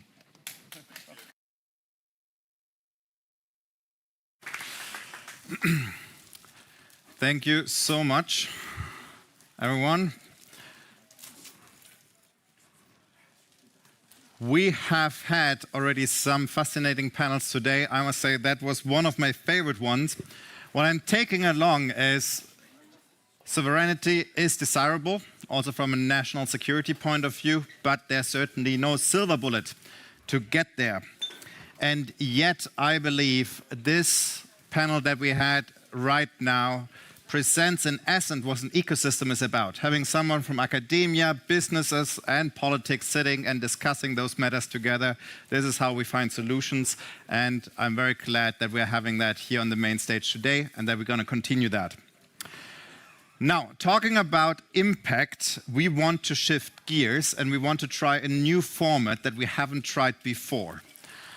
I know the tech team is already a bit nervous, because what we want to do is have 5-minute use cases, very quick, rapid-fire inspiration from different companies presenting very quickly their use case, and we're going to have 4 of them in a very rapid sequence. I will not take a lot of time any further. The first person to come to the stage, please, is Lenz from Mindborn Wolf. Lenz, the stage is yours.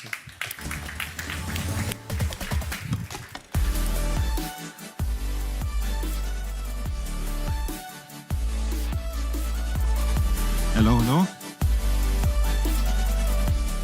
Be a presenter somewhere, probably. Hi. There we go. Thank you.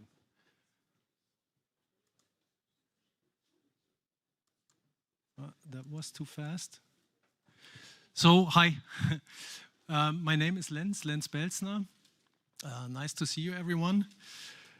This is Roy Amara.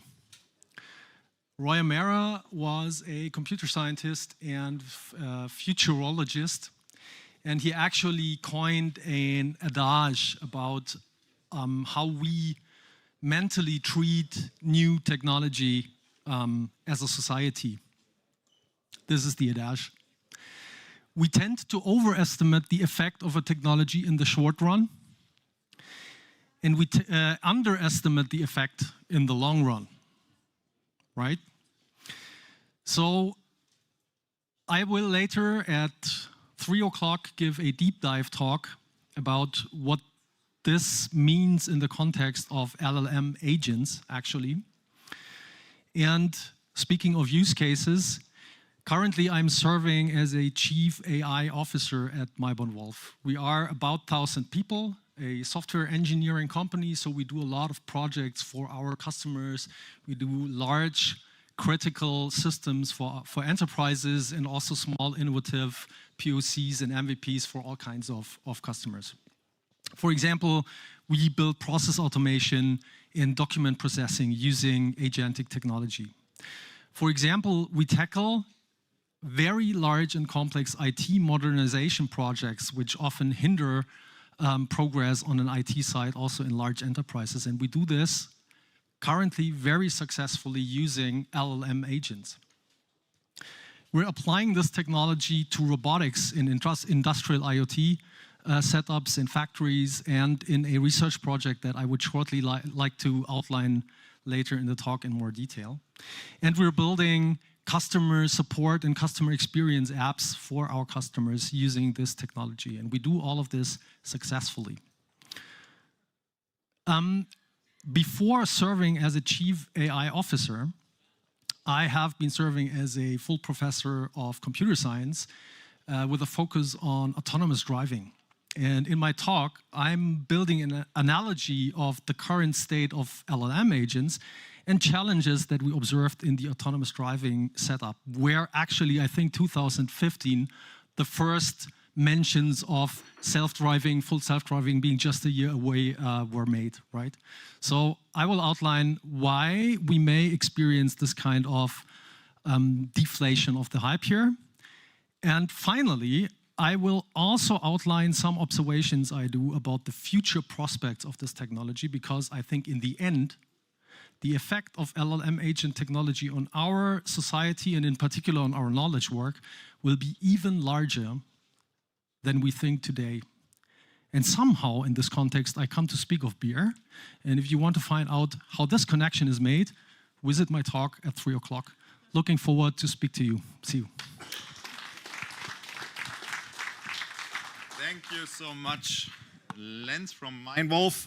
So really worthwhile to go over to his talk later on. Next, I would like to ask Omar to come back up to the stage. We've heard him already today on the panel. I'm now super curious to learn a bit more about your use case.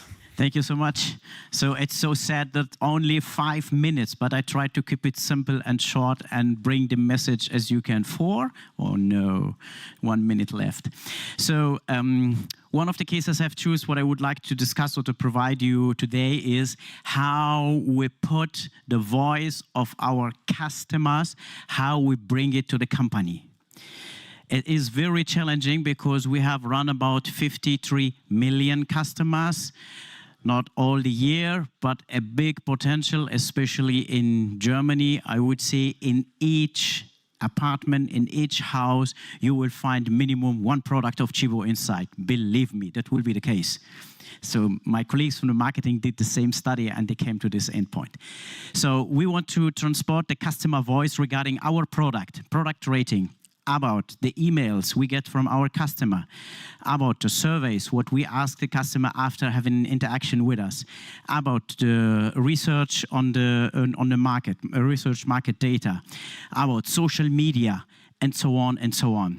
As you can imagine, a very challenging and really special systems which come with different information on different layer, with different approach, and with different deep dive. What we've done is we put all those channels, all those data pipeline together, and we create one application with the name Customer Voice. And the Customer Voice, you can imagine it, it's like a Google search. You just open it, you can type anything you want, and you will get all the information back from our customer, what they are saying about our product, about our strategy, about our sustainability, about our logistic, about our products, all the things you can imagine what we are selling and providing. And it's very easy, but it took us a lot of time to really merge all those data pipelines together to build one real core application with all the informations, and those informations nearly not in real time, but really close. So I mean, for example, you can ask, what are our customers talking about today? What are the complaints we are getting today in our customer service? What are the difficulties we have, whatever we were talking about it. So we try to keep it very simple and to provide all the people in the company with those insights, to put our customer in the center of our activities and to try to provide him with the best services and best quality and to be there when he needs us. So we have additionally also a call center. So you can imagine how many calls we have per day. All those information are also involved. So we have a huge number of data and pipelines to get all the information back in different languages. So we are operating in Eastern Europe, of course in the German area, but we have different languages to deal with it. And this is what we have done with this application. It's very good use in a company, and each department uses it today. In the product development, in the customer service, and controlling, also for management decision, what kind of product we should involve in, talk to other partners, and all those things. And this gives us the opportunity really to get the customer closer to us due to a high number of B2C customers we have, of course. So how many times I still have? 1 minute 30. Wow. Maybe one additional use cases would be very interesting for you. So we have introduced, so everybody can test it. If you go to our web shop and search for any products. So we introduce a Gen AI search logic. So we've talking for years to the colleagues from Otto, and we made those experience. We share them together, even if we are not competitors. We are two Hanseatic companies with really the same mindset, and we develop it together. Today, we are very proud. This is one of the successful use cases we have ever introduced on Gen AI because the uplift is so high and we're really proud of it. I cannot share any figures and any number as you can imagine, but I would encourage every one of you really to try just to start with any use cases. It doesn't matter. Just start. You will get new ideas coming from that point. Many thanks. If you have any other questions, I can talk about it later on. I think it's easier than to give it here in 5 minutes. 21 seconds. Over or under time?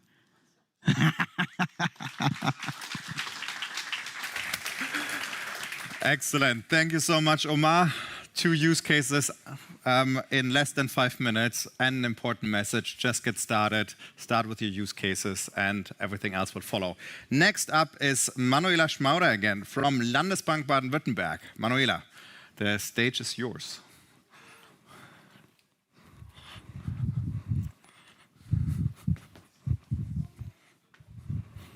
So I'm searching for the pointer. Oh. So hello again. You might think we as a bank got large storages full of money. And yeah, maybe that's right.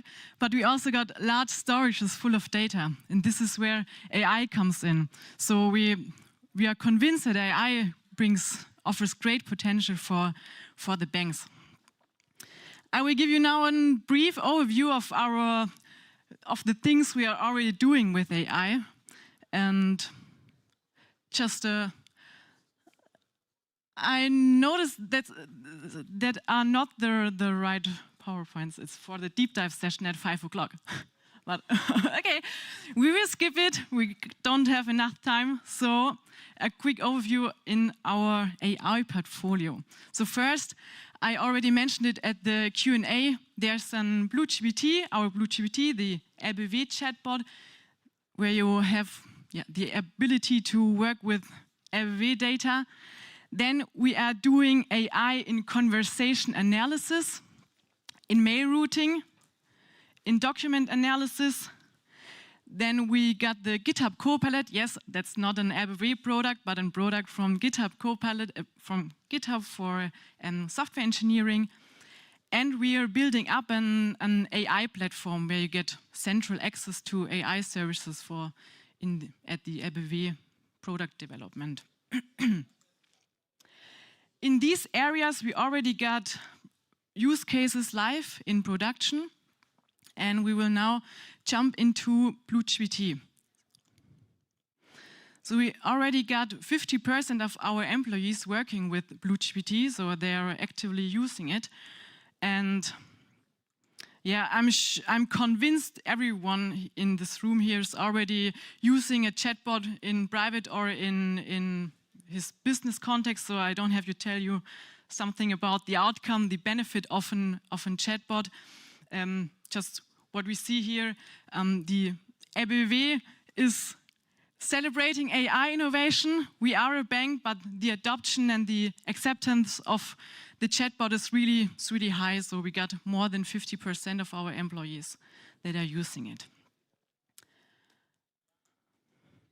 Then quick insight into our use case in conversation analysis. It's called Agent. With the name and the picture, you already get an idea what it's about. It's an AI support for a customer hotline. So customer calls the hotline, the conversation is recorded, then the AI transcribes and analyzes the call, and the relevant data is transferred to our CRM tool. What we got from there, what is the benefit of it? Yeah, we got central availability of data in the CRM tool. Then the human agents at the call center is relieved from documentation and can focus on the phone call. And yeah, we are able to generate additional sailing, so with the data from the conversation. And of course, there's the aspect of the time saving. In total, we got more than 80% time saving. So the human agent needs more than 4 minutes. With the agent, with the AI, we're at less than 1 minute. The future direction we will focus on in short term, the LBW is focusing on the following. So document and data comparison in knowledge management to connect more data to our BlueGPT. Then, yeah, the automation of core banking processes, content creation like videos, pictures, PowerPoint presentations. And yeah, we're doing, let's say, research and development in agentic AI to see what potential it brings for us as a bank. And if you want to get more insights into especially BlueGPT, please come to our deep dive session at 5 p.m. So, a quick insight into the activities of the LBW.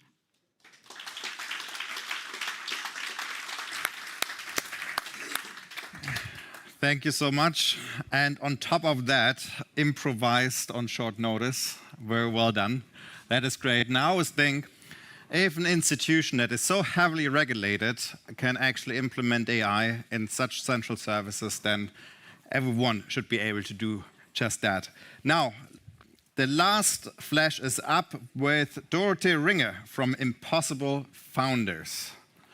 There you are. Do you have a presentation? Yes. Perfect. Then you need both.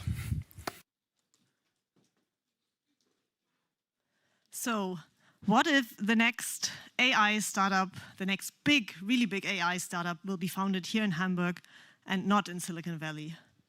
What if all the AI research in Hamburg labs actually finds its way to market and doesn't stay in the drawers?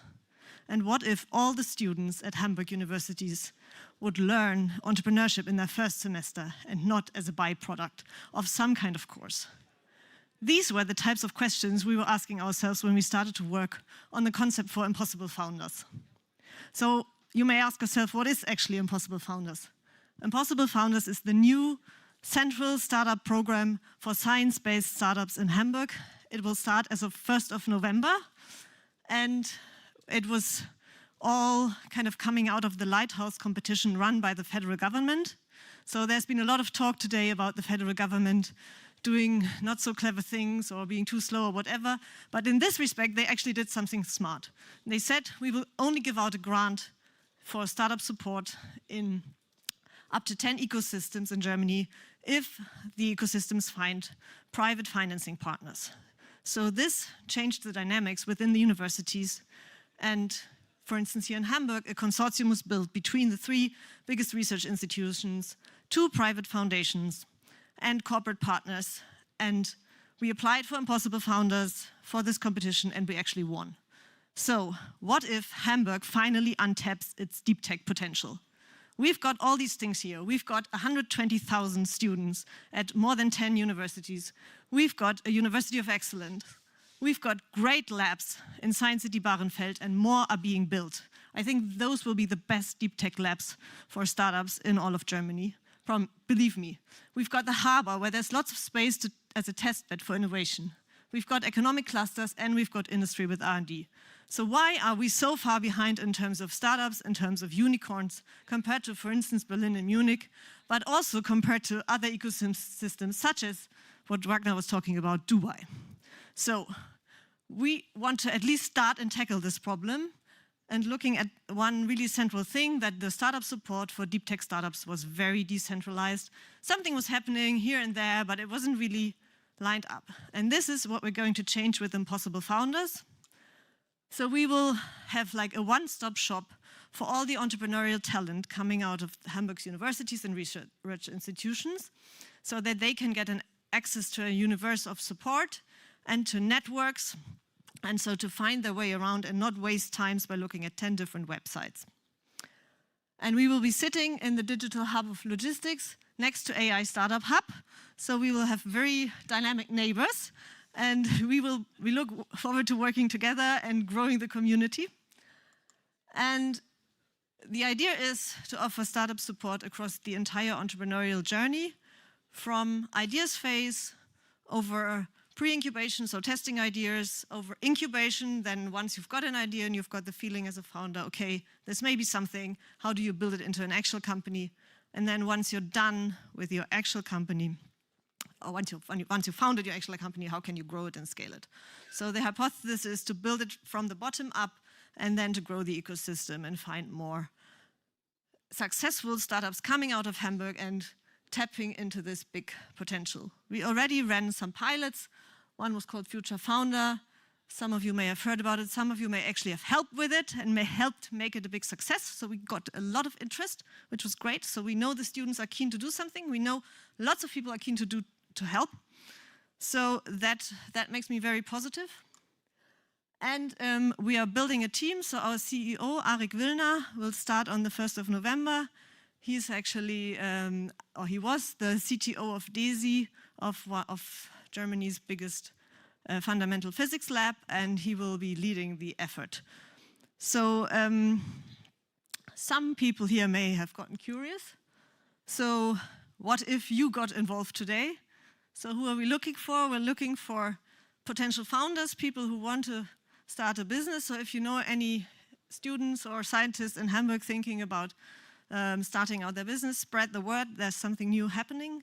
We're also looking for mentors, for investors, or for innovation enthusiasts, such as all of yourself, to help us grow the community. So we learned this morning, community is the new gold. So this is what I'm going to cite from this event. And yes, so what if it's possible? Thank you very much for your attention.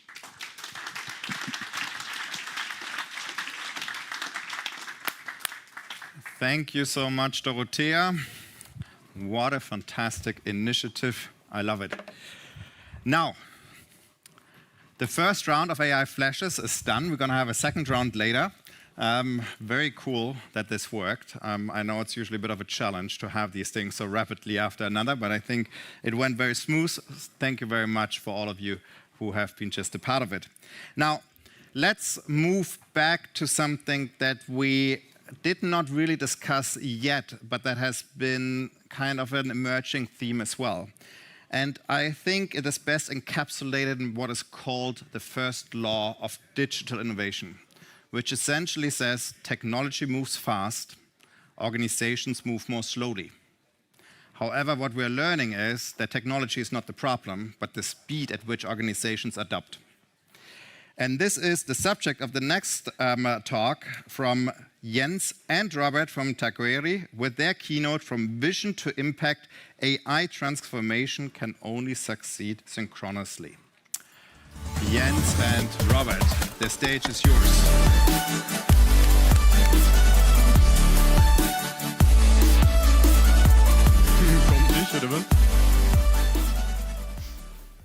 So, thank you so much. Still waiting for Jens. He's our head of strategy, so normally he's ahead. Sorry, but okay. We are looking for slides, actually.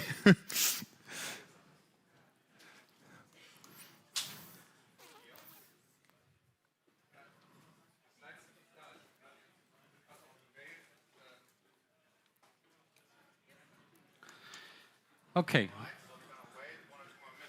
Maybe do you want to start nevertheless? Let's start then with a little story, simply because I like to tell stories. Nicht gekommen? One of our first agents was a sales intelligence agent. And we thought about it smart to connect Salesforce data with public available data and data from Statista, Handelsblatt, and so on. And then for a pitch, you get a questionnaire, you get insights for the company, maybe also for the person. Is it a red person, a green person, a blue person? Do you have to bring in details, visions, whatever? And one of my first pitches was with a person on C-level from a big aerospace company here from Hamburg.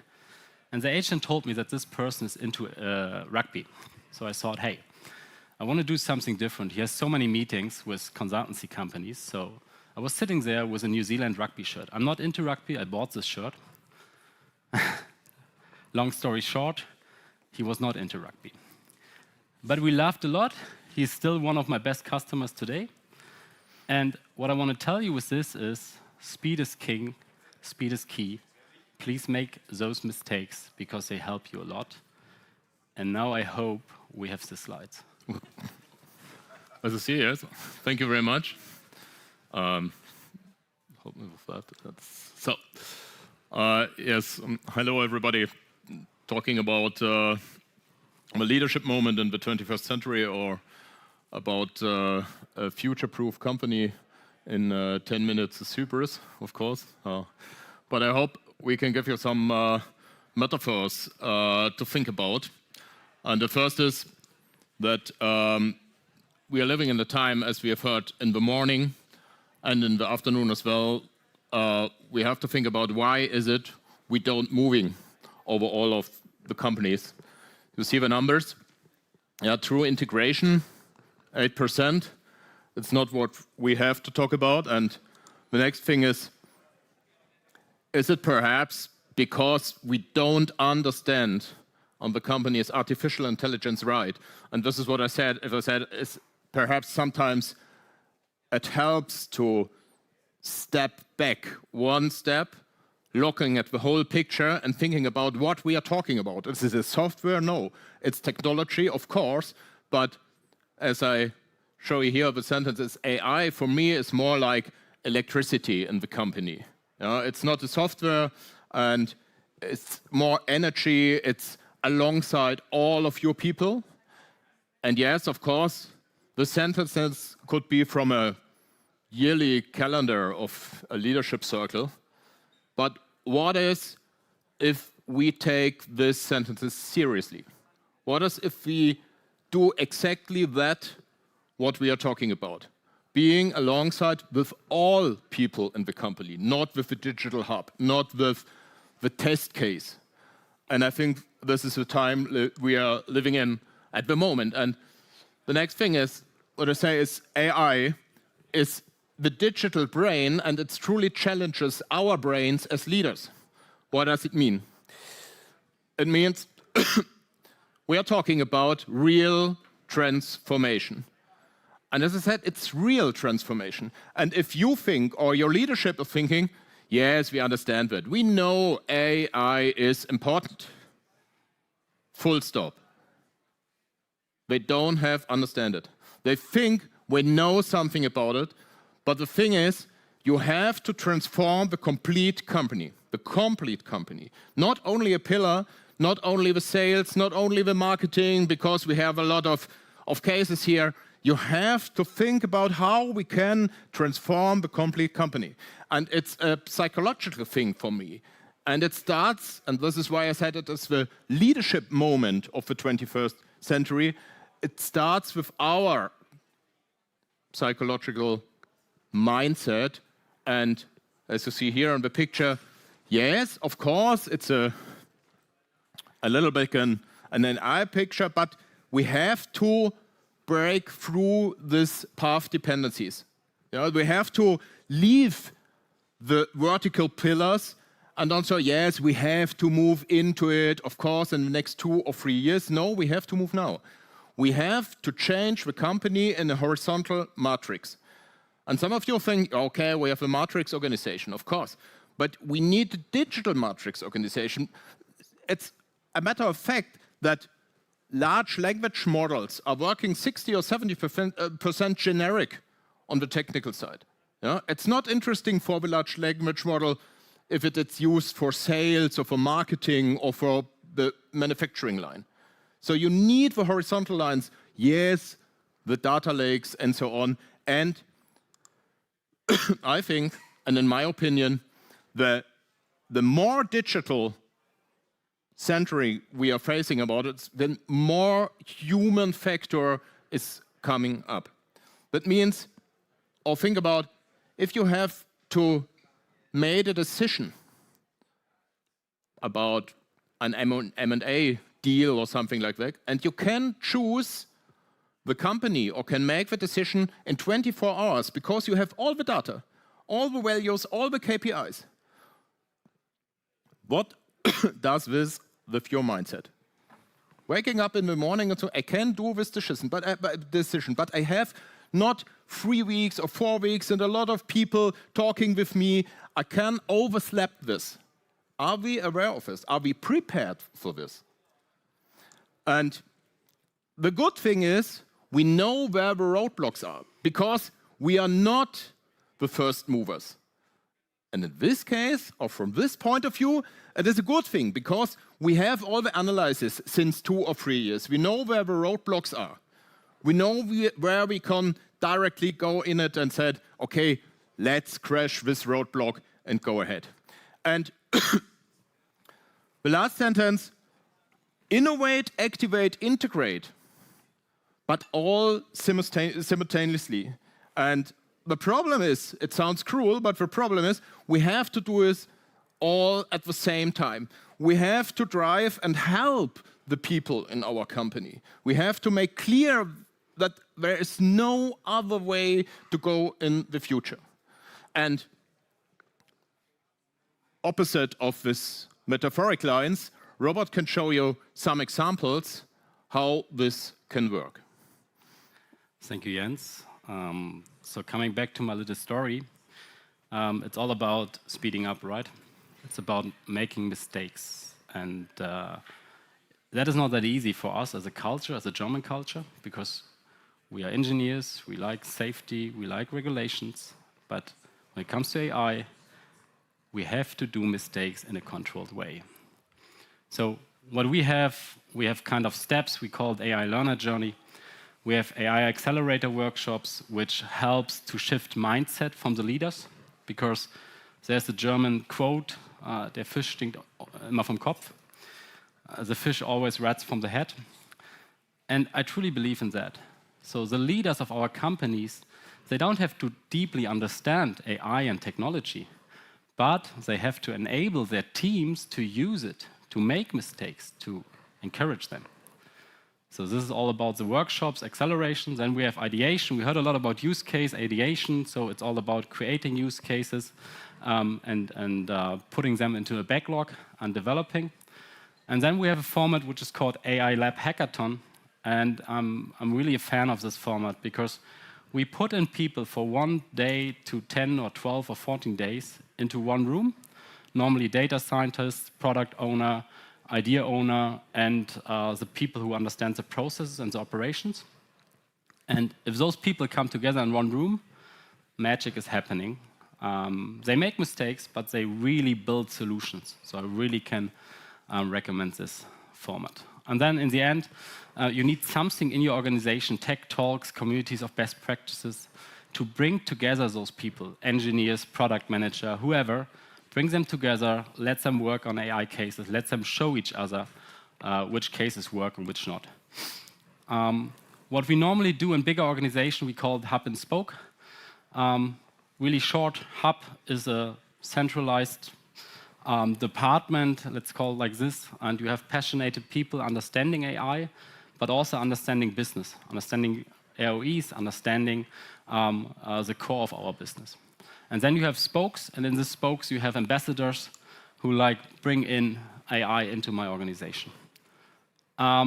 What we lack today, and Jens told that or talked about that earlier, and we did that for a mid-sized company doing a lot of welding in the aerospace industry. And they had no clear vision. They had not a way really structure when it comes to AI. They did AI, but something here, something there. And they had no data ownership. So we created a target vision for them, with them. We activated the hub and spoke model, and we introduced data owner, the data stewards. This could be a roadmap, 2028, yeah? And I really recommend to have that for every company. You need to have a target where you want to go to. And this could be the metrics, and Neo and Morpheus can jump out. No, these are line buses. So everyone who's driving a modern car, you have an OTA functionality, over-the-air updates. And if your car is doing such an update, such a line bus is created. Can be 100 to 1,000 of lines long.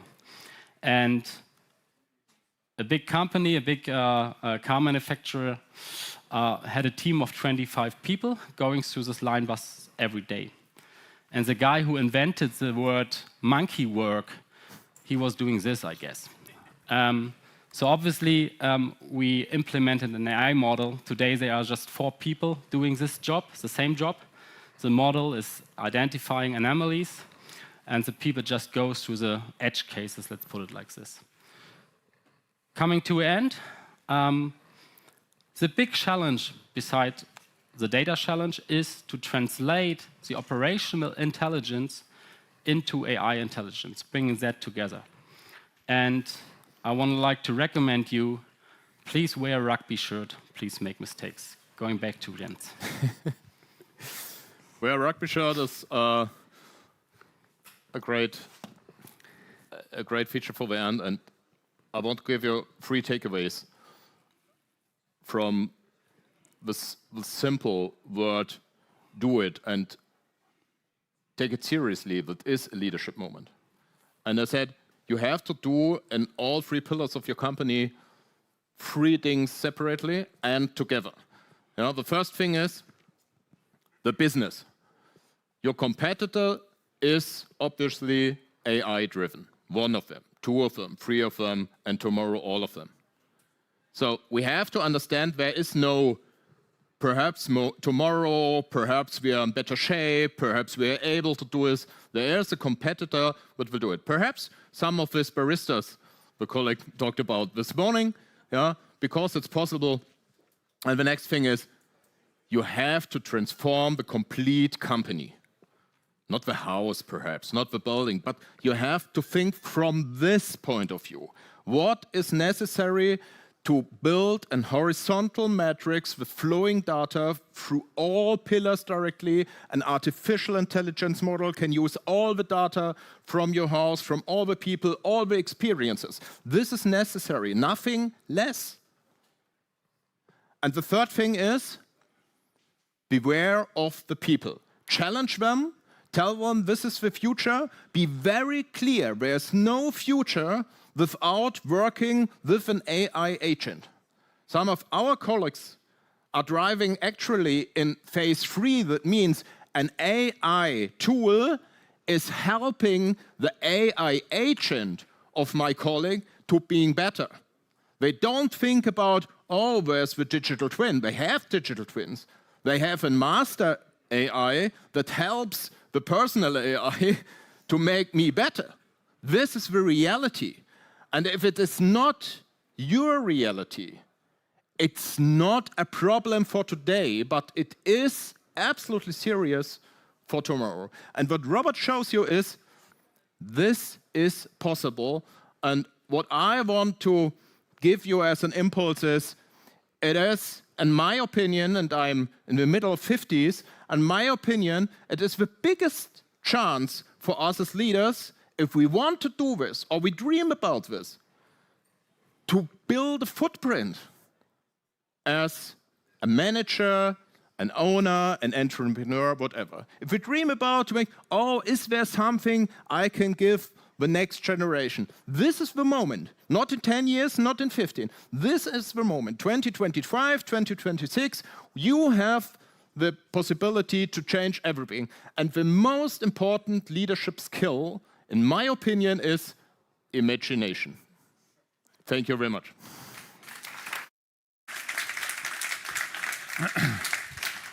Thank you so much, Jens. Thank you so much, Robert.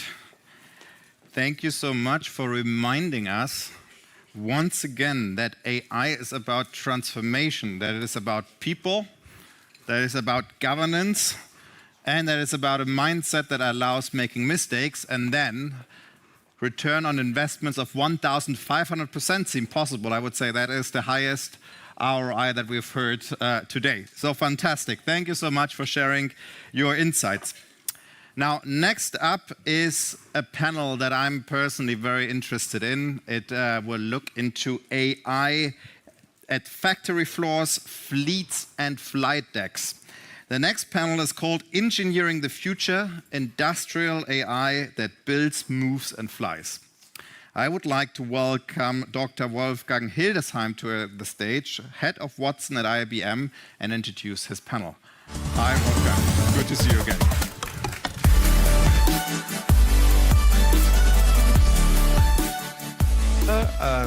I'm very fired up to have a high-profile panel here.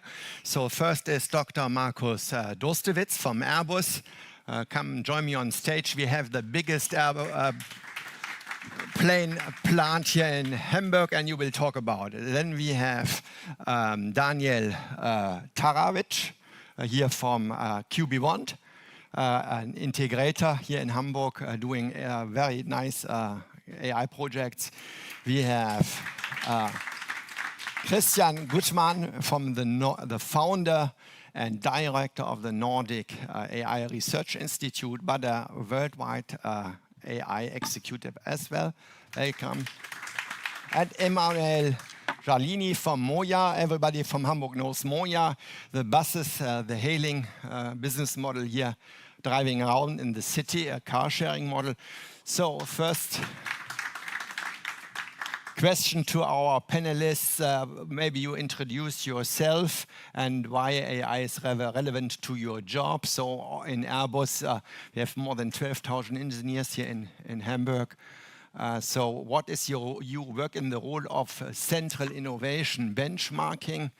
What is your role about? Why is AI important to Airbus? Working or now it's working. First of all, I think I have a real privilege to work for such a great company, and the second thing is I'm really proud that I'm here in Hamburg, because Hamburg is, with Airbus, let's say the biggest plant, the most important production site, I think on a global scale we can say, and we drive innovation in production and industry out of Hamburg here, which is I think a big deal. And my role is central innovation. So I don't take the credits for our great people, very smart talents that run the innovation projects, but we are there to enable them and to sometimes also to push them out of the comfort zone to say, let's try out new things. And AI is all around. And as I say, innovation is about change. And I see we all agree here in the room, AI is the biggest change driver. So we are good to not only let us, let's say, influence, but to drive this change, to go through it. And with central innovation, we have 4 major parts. One is a global tech scouting. So my colleagues do this team to see, and then AI is on the agenda. You would see, and secondly, after we see, okay, what's going on there, how to bring this into action. So we have an incubator. That's more to say Airbus creates startups or try to create startups. If we, in the lean startup point, how to integrate AI solutions, if we talk about AI, into our product lines and into the processes. But also a third thing is corporate innovation is more about what we have discussed here in the morning and already now also in the afternoon mentioned community. So how can we bring in all our employees to participate in this change? So you have actually a very important person for all the startups in the room. You are the central contact person for the startups. This is another point when it comes to bring in partners from outside. We have created a venture client unit. I think you are familiar with the concept. So our guys from Startup Engagement are there to open the doors so that we can adopt solutions and that startups understand why they should be working with us and why there is value in that they can bring. And we have this as a central team to avoid that startups knock on 10 different doors. Yes. So to have this streamlined and to define the right paths. And your goal is to speed up the production of airplanes, and we are going to talk about it later. Let's come to our second panelist, Christian. So, from the vibrant city of Stockholm. I recently was there with my son, and we were with Lovable, and I really admired the ecosystem in Stockholm. So what matters to you? Where do you see the major trend in industrial AI? Yeah, so why does it matter? I've been, my entire career has been about AI and emerging technologies. So early on, I obviously studied it. I did my PhD in the area, ex-professor. So that's sort of the scientific technology base that I gathered. And at that time, I was in Australia, in fact. So that's that basis. I started companies. I was first employee in AI startups.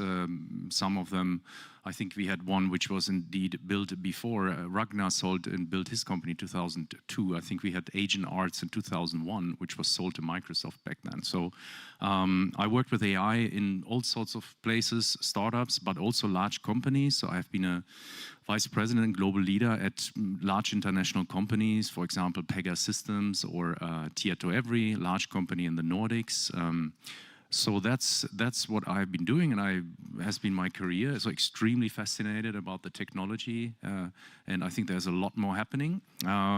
Currently, I guess 2 things that I'm doing is I'm an early stage investor, so love startups, right? Having been an entrepreneur myself, the journey is both exciting and challenging, but often fruitful in any case. And then the other one is I'm at the Nordic AI Institute, which is an established institute in the Nordics. We started it about 9 years ago, and what we do there is basically everything from strategic advice, we do due diligence on whether you're a big company or a startup, looking at what products you could use, and we do sort of spin-offs and help startups and companies. So, and who in the audience should contact you, or what could be a typical motivation to? Well, maybe a little backdrop too. I have been working now for Americans a fair bit. I want that we are very successful in Europe, in Sweden, Nordic countries, Germany. That's a big ambition of mine.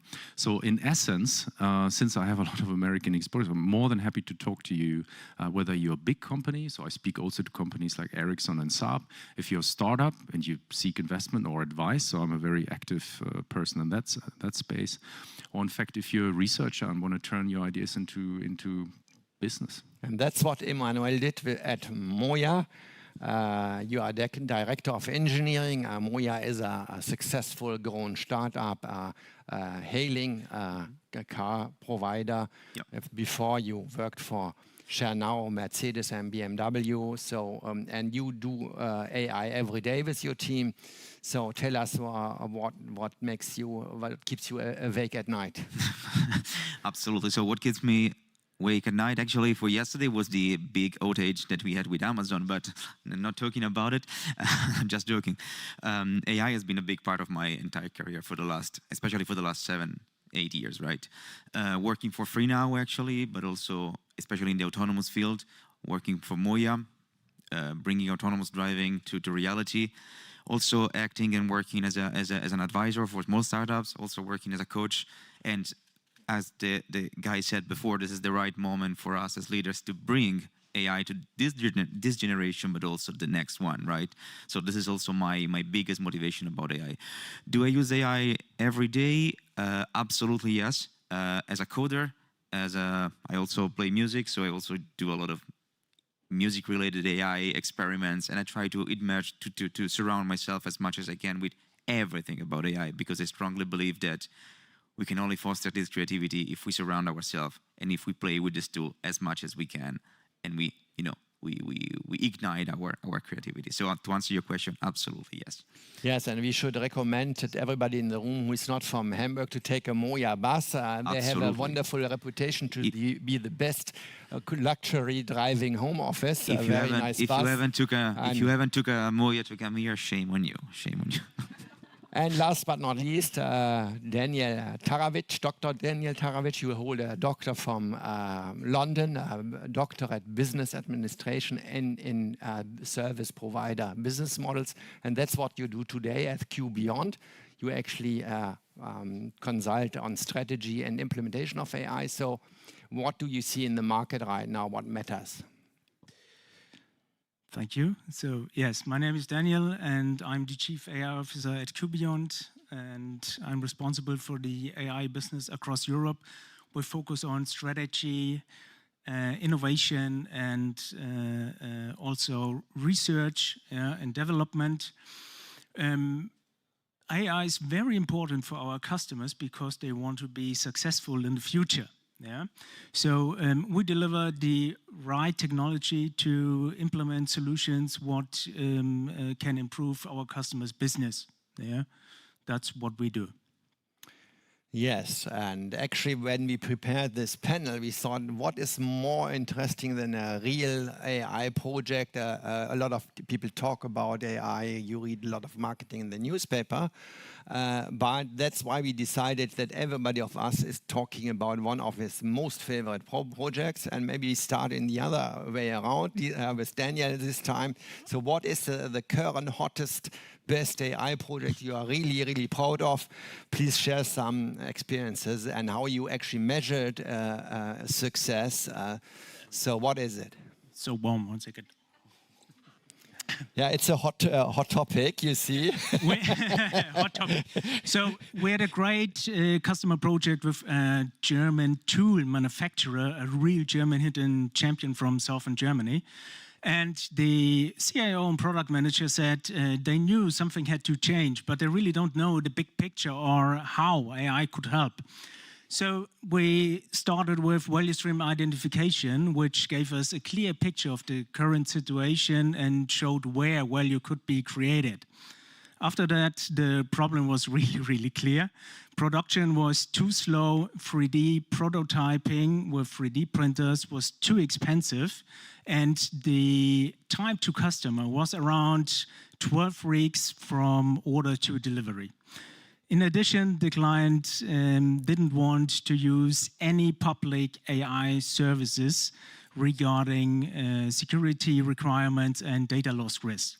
So our solution was to build a private enterprise AI platform with open source models, Linux, and other components all running in a private cloud. So we also implemented a digital twin, which allowed the customer and its clients to design and refine the 3D prototypes. So at the end of the day, the results were 4 times faster time to customer, 10% more revenue in the first 3 months, and higher customer satisfaction. So for us and for me and my team as well, it was a great experience and showed that we can create value with open source, and we can solve real problems for companies. So you accelerated time to customer 4 times. That's a yes, big, 4 big times effect. faster. And Yeah? you used open AI technologies. Definitely. So that's a big deal for digital sovereignty to become independence. Yeah. So I think digital sovereignty is not about closing systems. Is about taking responsibility for your own AI systems, data, processes, and people. Yes. So Emmanuel, you were nodding. So what are you most proud of at Moya in this AI space? Yeah. So first of all, Moya, behind the cars, behind the autonomous driving, there is tech. Moya is a tech company made of people who are building an incredibly good tech. So what we wanted to do in Moya was to actually, we realized that we wanted to play more with AI. I want to use the word play on purpose, because it's extremely important to, for me at least, to tackle this topic as a playful activity. To some extent, of course, to a certain extent. So a couple of months ago, no, not a couple of months ago, I would say, we started last year, we wanted to do more, so we started investigating and studying and brainstorming a little bit on how to have more AI and how to support our developers with AI.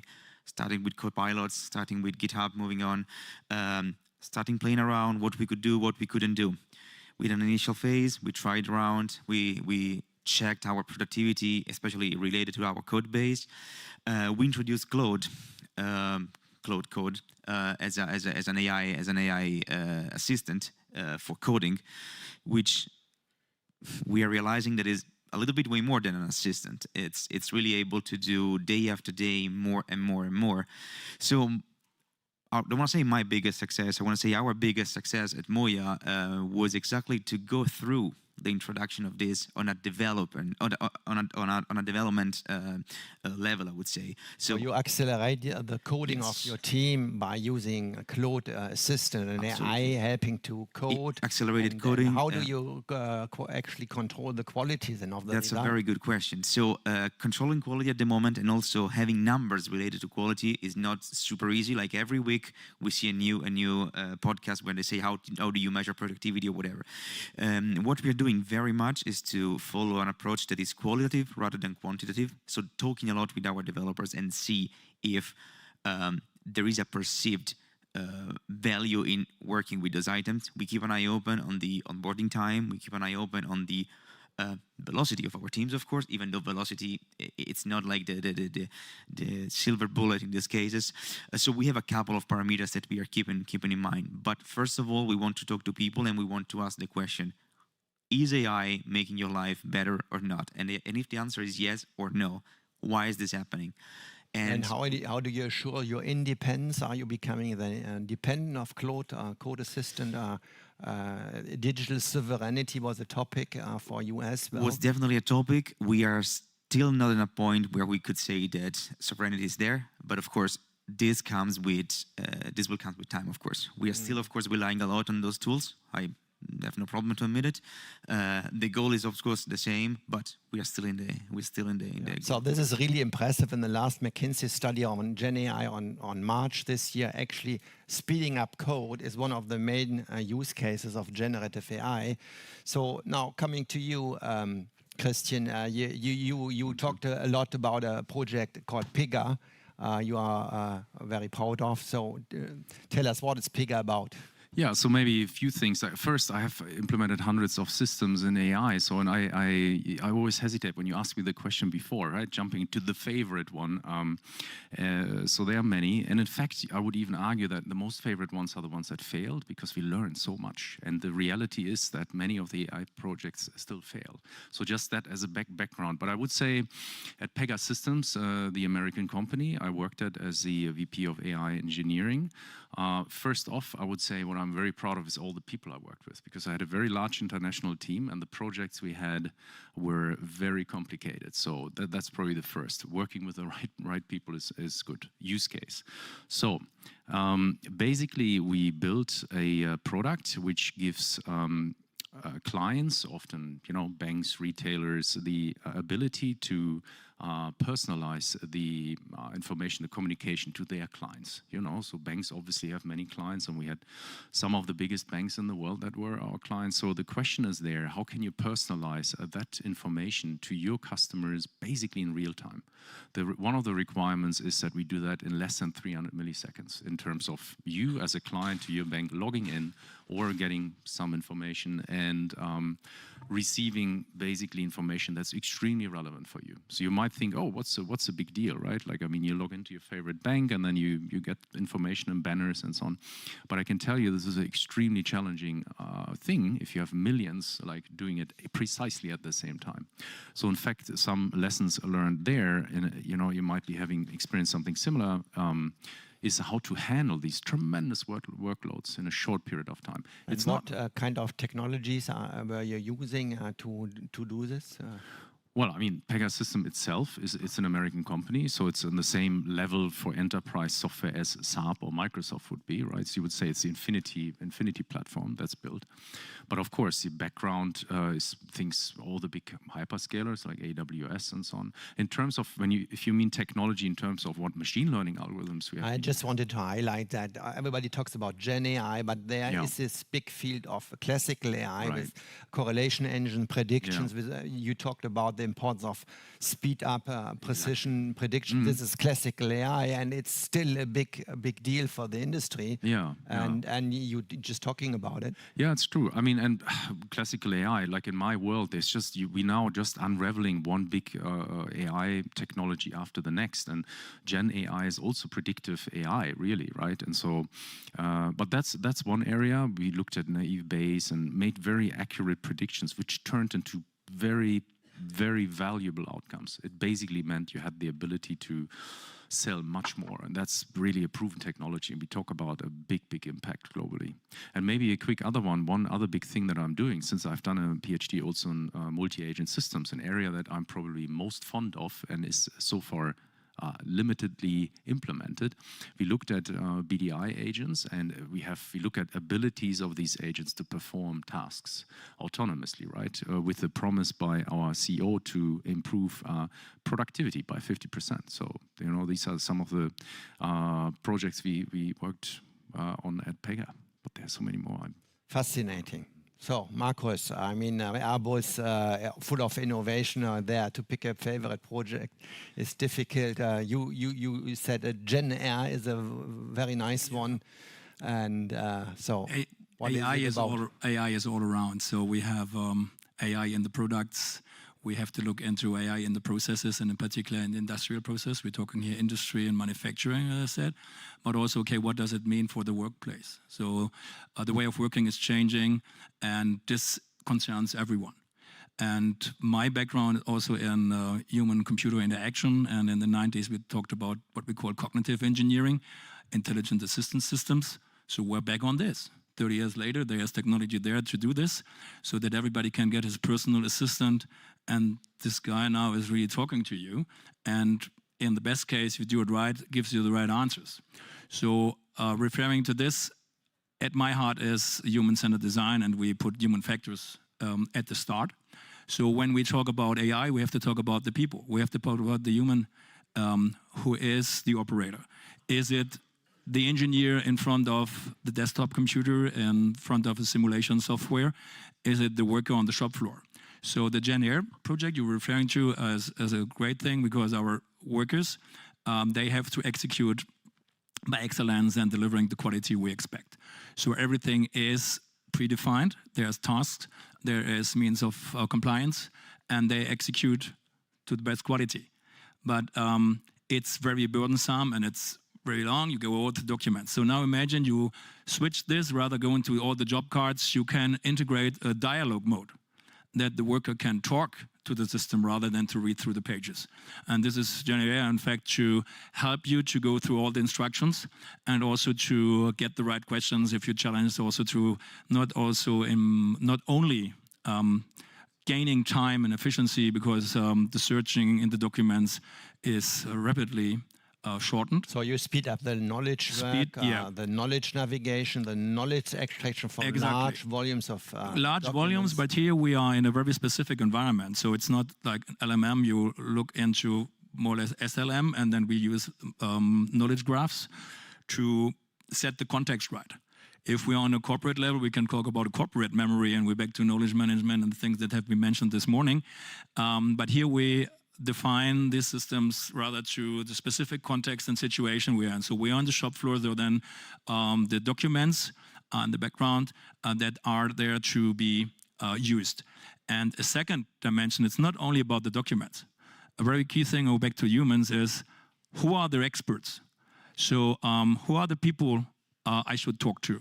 Also, this is something that AI can help you to find the right people that can help you, or the right people you should talk to, or that are in charge for the next task. So the arranging also the handover along a process, and then we are two agents, but as human agents, and now how to combine them with AI agents that take over some tasks along this workflow. This is, I think, a challenging question that we are looking into. Not only have a personal assistant, you interact on a new way, but how to optimize, and engineering, we say process re-engineering, so that you get the best out of what you do in production. So the underlying technology of your Gen AI is a very popular use case called RAG, Retrieval Augmented Generation, so that you have a model helping you to extract knowledge and find, as you said, the right person, the right piece of information. And that's across the industry. Right now, we are the AI industrial panel. We want to highlight that here, this is a sweet spot of Germany. Germany is an industrial country, and here we really can gain a competitive edge. We can lead actually worldwide based on our own company data, and these type of technologies which help to speed up time to client, coding, and bring out an airplane. Yeah, I think you made one keyword is also data. So data ownership or sovereignty. Do we have the data? So there's data that we own, but we're not alone. If we look into the value chain, or you mentioned value stream mapping. So how to get access to the data from all the suppliers, the different components, but also data that are relevant for certification, qualification, and to orchestrate all this, to bring it together so that we can take decisions on an informed level, so that things get right. Yes. And we avoid, let's say, non-compliance, non-conformities along the process. And if so, that we are able to learn out of it. And so let's have another round of one important recommendation you might have to the audience, to the startups, to the business leaders in the room. So what is actually the one recommendation where you say, look at this, here is a possibility in the industrial space to gain competitive advantage, to gain digital sovereignty, to lead, to win, and to grow? Yeah, so I think if I had to really focus on one, what's dear to me, which has been highlighted many years now to me, is really content knowledge in the leadership. So when you look back at our history here in Europe, you look back at Siemens, Ericsson, these companies were built by engineers and content experts, right? And led and grew to huge, huge companies today. So when you are engaging in this new era of technology, AI or another one, you need to have people, ideally the CEO, that knows this.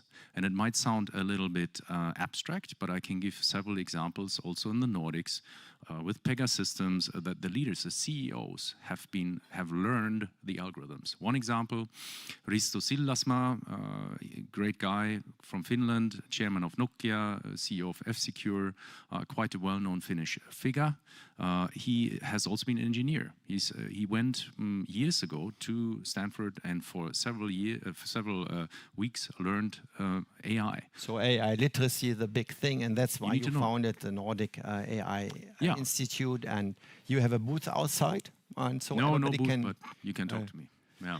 Talk to Christian. So Emmanuel, what is your single most important recommendation to speed up and win. Yeah, I fully agree with what you said. I second all of that. I would also like to give a different perspective, like starting from the CEO, of course, understanding what AI is, how does it work, but also empower people who are touching AI on a daily basis. Because we talked before about the fact that, especially in Germany, there is a kind of a fear of making mistakes. If you don't create an environment where people can play around and make mistakes and create a safe space to experiment, this fear will never go away. So it doesn't make sense to talk about sovereignty, about development, if we do not create an environment where mistakes are not only accepted but also encouraged. So from the top, definitely, but also from the... And you are a role model in trusting technologies. Absolutely. Because you even use a Claude assistant to code your own software. So, that's really impressive. Be a bigger fan, I would say. So, Daniel, you are the closest to the implementation here. You are a system integrator, service provider in the AI field here. So what's your view on? My recommendation is quite simple. Identify real business opportunities and real problems in order to create value, be faster than others, and invest in great cross-functional teams, because what we learned during a lot of implementations with AI is that when AI is implemented along the value chain and continuously improved by your own people, no other generic solution from the cloud can compete. So that's why I recommend invest in your own AI platform, and that will be your future. Yeah, this I would actually really underline the strategy. Let's call it the 3 O's. It should be open source, to be independent, on-premise, as you said, in your own data center, and even own model where you really have defensibility through your data. These 2 O's actually are the open door for success in AI in the German industrial space. And to finish with the largest industrial company in Hamburg, what is your recommendation? Not to add much, because everything has been said, but to formulate it in different words. So when you start AI in industry, it's definitely a leadership task. And if we see it from top down or bottom up, the key question is why. So from top down is why we are doing this as a company. What's the target? What do we want to achieve with the AI to understand this? And why from the bottom up? What's in for me as a worker, a human employee, whoever working with this company in the ecosystem? What does this mean for me in my day-to-day job? How would it change the way I work? And how it will improve the outcome that is expected from me to deliver? Yes. And let's not forget, we have a big support of the German government on the topic of digital sovereignty, open source, own models, small models, SLMs. And thank you for the good discussion. All the 4 panelists are here this afternoon. Go talk to them. They are all in a regular discussion and interest for startups. And thank you for your attention. Thank you so much. Thank you very much.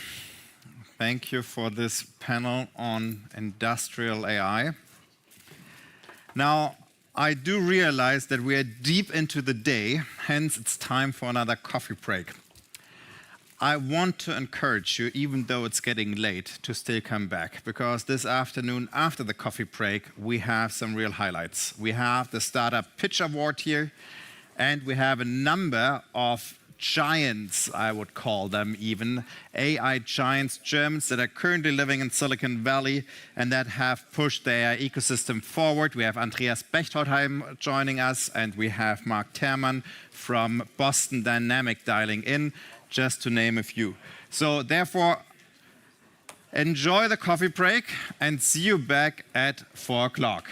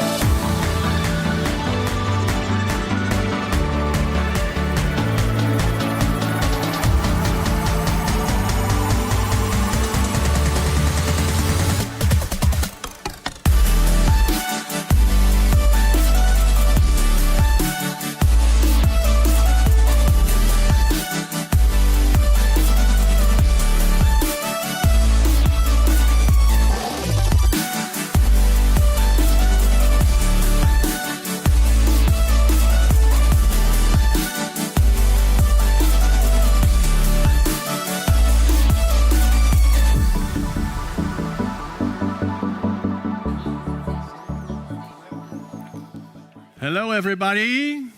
All in the back, come in front of here, because now the biggest show of mankind is going to start. Like the Germans say, hier ist das Ding. This is the Audience Award from the AI Summit 2020. And the jury are you. You are going to vote after the pitching session and tell us who is the best AI Summit startup in 2025. So, little short introduction. Neo4j, where is Neo4j? Stand up, please. This is the big sponsor. They are going to give to both startups $5,000 in credits for Neo, one of the best graphical database company which I ever heard of. I learned just some weeks ago what this means. Why is it so much better and so much faster? And I didn't get any idea, to be honest. But everybody speaks about it, and I'm so happy that we have you here.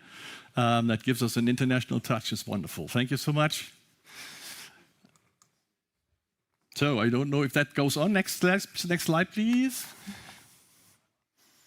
What we have done so far, we were together in a lovely room here at the Bindenalster and made a jury award. We had a marvelous jury. I have some pictures here and might be able to see them.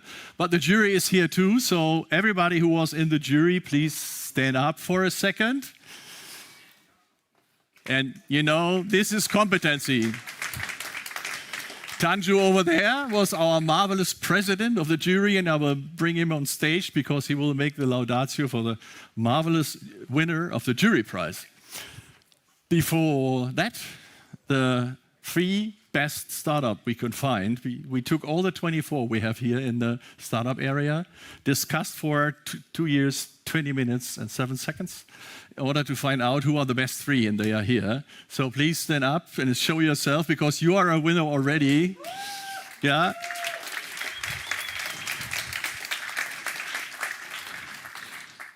This is so marvelous to have them here. We have Kautz. We have, who else is here? Where's the picture? Qdrant is here.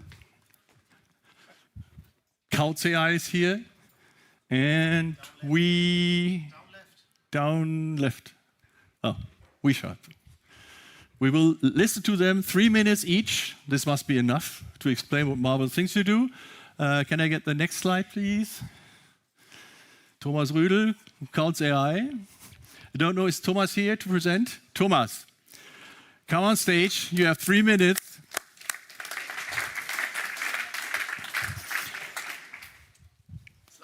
And I even have a microphone for you.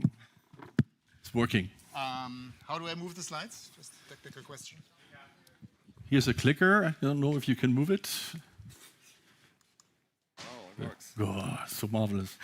Technic. Okay, and the mic works as well, right? Yeah. So you hear me? Okay, very good. So, ready to go? Yes. Okay, great. So, hello everybody. I'm Thomas Rüdel. I'm the founder and CEO of Kautz AI. We've been pretty battle tested. We've been around since 2016. Initially, we built our own language technology, ontologies and lexica and all that. Then came Gen AI. We were beta partner of OpenAI for GPT-3. We gradually introduced first hybrid bots, and then we rebuilt the whole platform. And here we are today with one of the most comprehensive Gen AI platforms around, a platform that covers 80% of the needs of companies. And that solves a real problem. Here in this room, we could probably agree very fast that AI is crucial for raising productivity and creativity and all that. But out there, it's like 20% of companies have really adopted AI into their processes. Maybe they have some POC, maybe they have some simple chat ad, but that's about it. Why is that? Some of it is simply lack of technical skills, but there are also real concerns about data protection and hallucinations and things like that. And there's also, I guess, some inability to simply distinguish between what is hype and what does really work. But the consequences are real, of course. there are missed productivity gains, and there's an increasing mess at the company level, really, because there's shadow AI developing. People are using ChatGPT, but under the desk, and management is increasingly feels under pressure, but is also confused. So against that, we have a comprehensive solution. We offer a two-layered AI platform. The bottom layer, the bottom AI is for all employees. They can chat with different LLMs. They can research, they can edit and create their documents and do many other things. That's often called a company GPT or enterprise AI or something. Equally important is the layer on top of that. This is for company-wide applications that need to be really hard tested and curated, like customer service applications or company-wide knowledge management, and that is the AI Studio. And then there is a workflow builder for process automation. It's NLN-like, some of you will know that, for automating whole processes. And what is also important, this is all seamlessly integrated, so the individual employee can import those processes that he or she needs for her work. And although this platform is very comprehensive, it's also modular, scalable, and very affordable. So more than 50 customers coming from many different sectors, from insurance and universities and engineering offices to banking, have already adopted it. We also work with a lot of partners who customize and implement the solution at their customers, and thus giving it a vertical depth that we couldn't do alone. And what our customers increasingly say, I don't know, probably the video, there's a video that doesn't play now. I will simply say it, what it says. It says, at home I work with at home I chat with ChatGPT, but at work I use the Codes AI workplace. My company's data are safe. I can chat with a lot of LLMs, and I can use the workflows that my colleagues created for me. Thank you very much. Thank you. Tanju, where are you? Other questions? Tanju has one question open. That I needed maps to find my way here. Yeah. Hi, everybody. Okay, now talking about scales of economics, you presented a lot of customers. What is the one lessons learned you would like to share with the startups to avoid a mistake being a startup? One only. Geez, this is not an easy question. Be careful, frankly, to rely too much on large companies. They, you may get an idea. This is, oh, I'm talking to Mercedes or Volkswagen or something, and this is, when I succeed there, it's going to be transform my company. But in reality, it may take you 1.5 years. It's very difficult to get real money beyond the initial POC. So focus on customers that you are more on an eye-to-eye level, and that you can really work with, and where you can really add value. Perfect. Thank you very much. Very good. So that was 3 minutes and 5 seconds. Was good, yeah.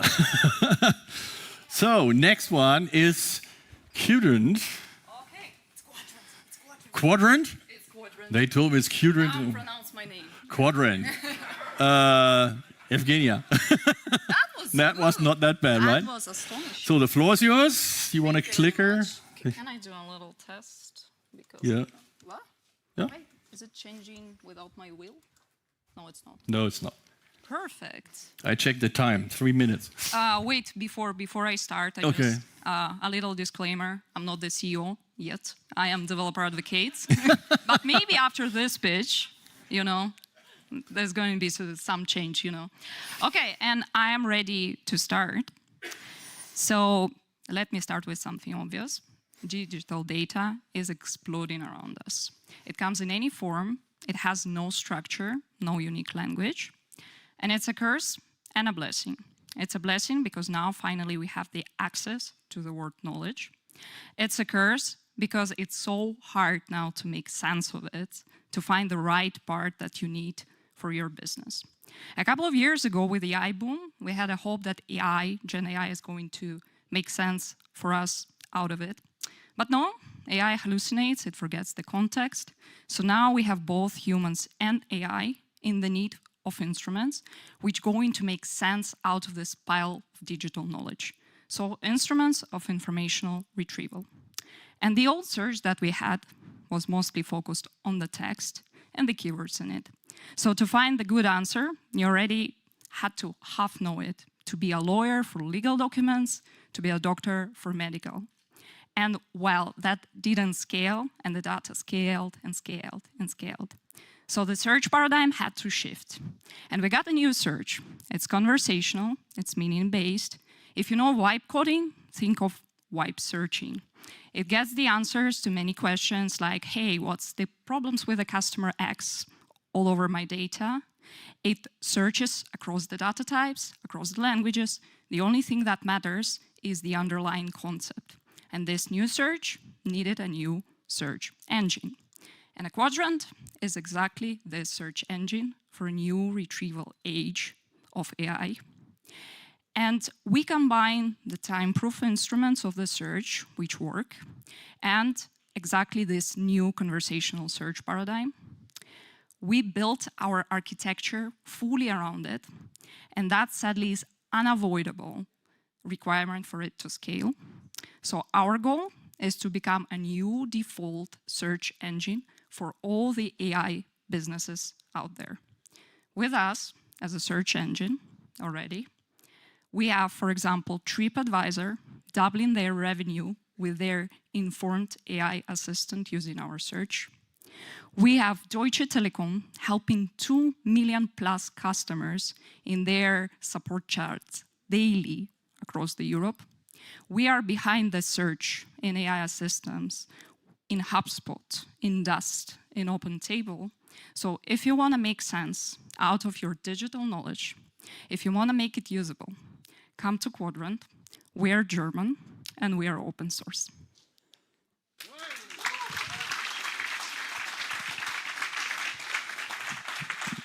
Now comes the difficult part.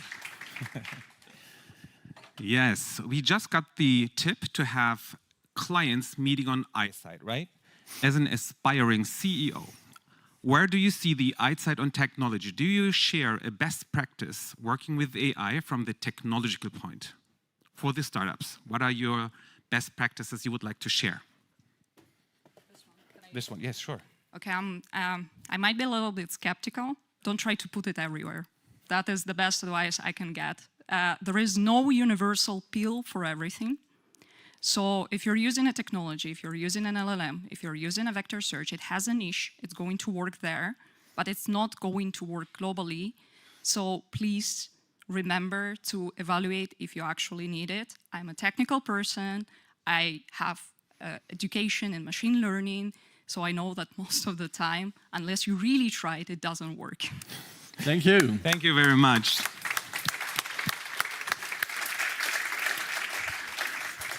Thank you. Why don't you sit here? You're such a nice person to sit on the stage here. Sure, I'm happy to sit. Okay, last but not least, Colin on stage. Hey, welcome. How do you pronounce your product?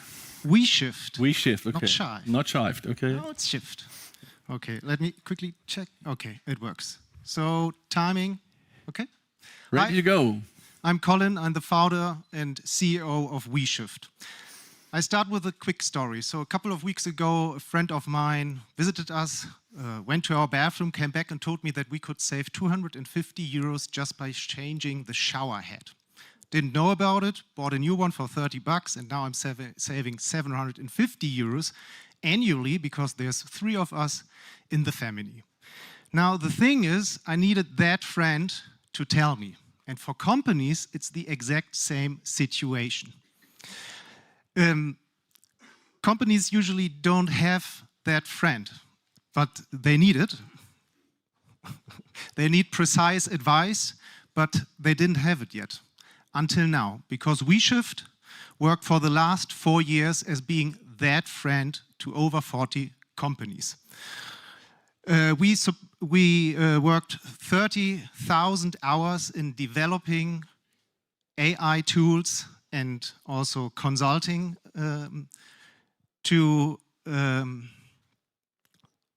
we worked 30,000 hours to develop tools and services for our clients. And one more, Now it happens. I'm so sorry. I'm so sorry.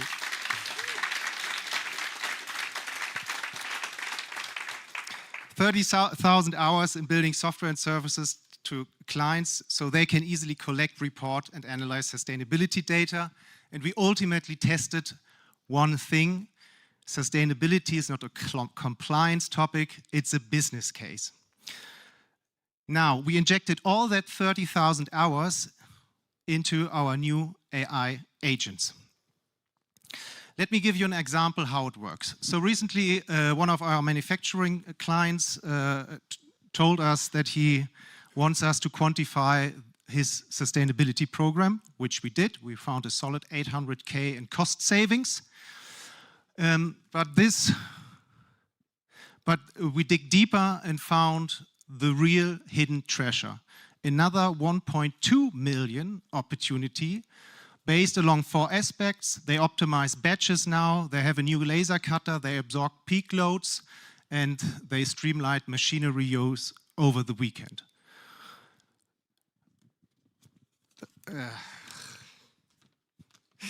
So in this example, our team took weeks to process the data, to talk to heads of investors, to make the business case, to quantify the ROE. And our agents can do that in hours, not in weeks from now on. So the showerhead opportunity for me was 750 euros. For our manufacturing client, it was 2 million euros. But what would be yours? If you're interested and keen to know, we are offering free sustainability return of investment assessments with our clients, and I would be happy to be that friend for your company. Thank you so much.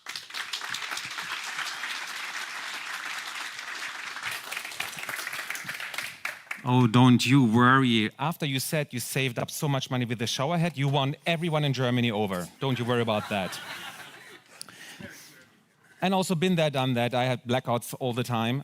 But I don't have a blackout for the next question. So we have talked about people meeting on outside on clients. We have met on technology. But about sustainability, what is the one advice you have for startups to keep the motivation through rough times upright so they will become a scale-up, maybe a mature-up? What is your advice for everyone out there? For startups on sustainability or in general? In general, what is your sustainability concept for startups? Well, sustainability is a long-term goal. It's a marathon. If you think you're doing a sprint, you're wrong. It's a marathon, and it will be as exhausting as a marathon. So just keep on digging, keep on working. You get through, but be aware it's not an easy ride. At least for us, it is not. But it's fun, and I won't want to miss it. Thank you very much.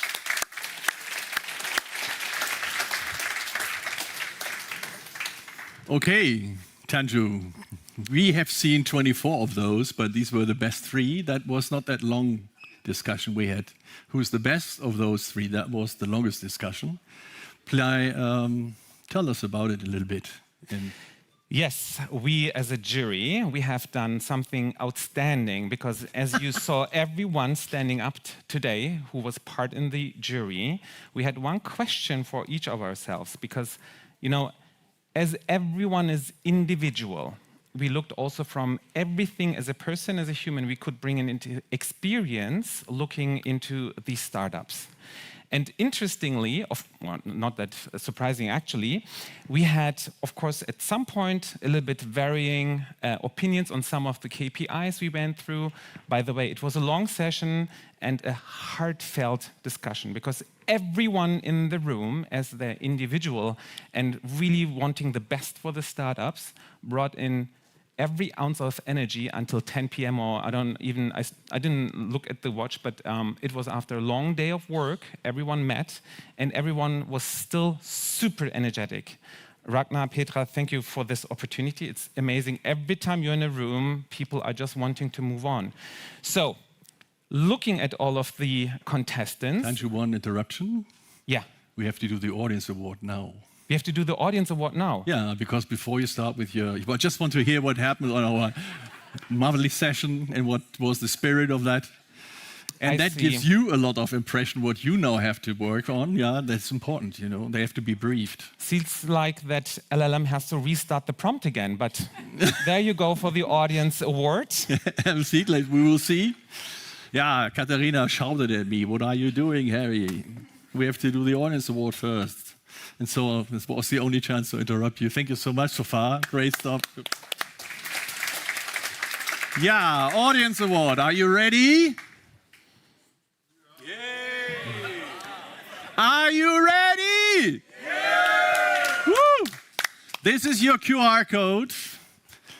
Take your mobile phones. Mobile phones look like this, and they have a camera, and you can go with the camera on the QR code, and then something appears, and then something happens.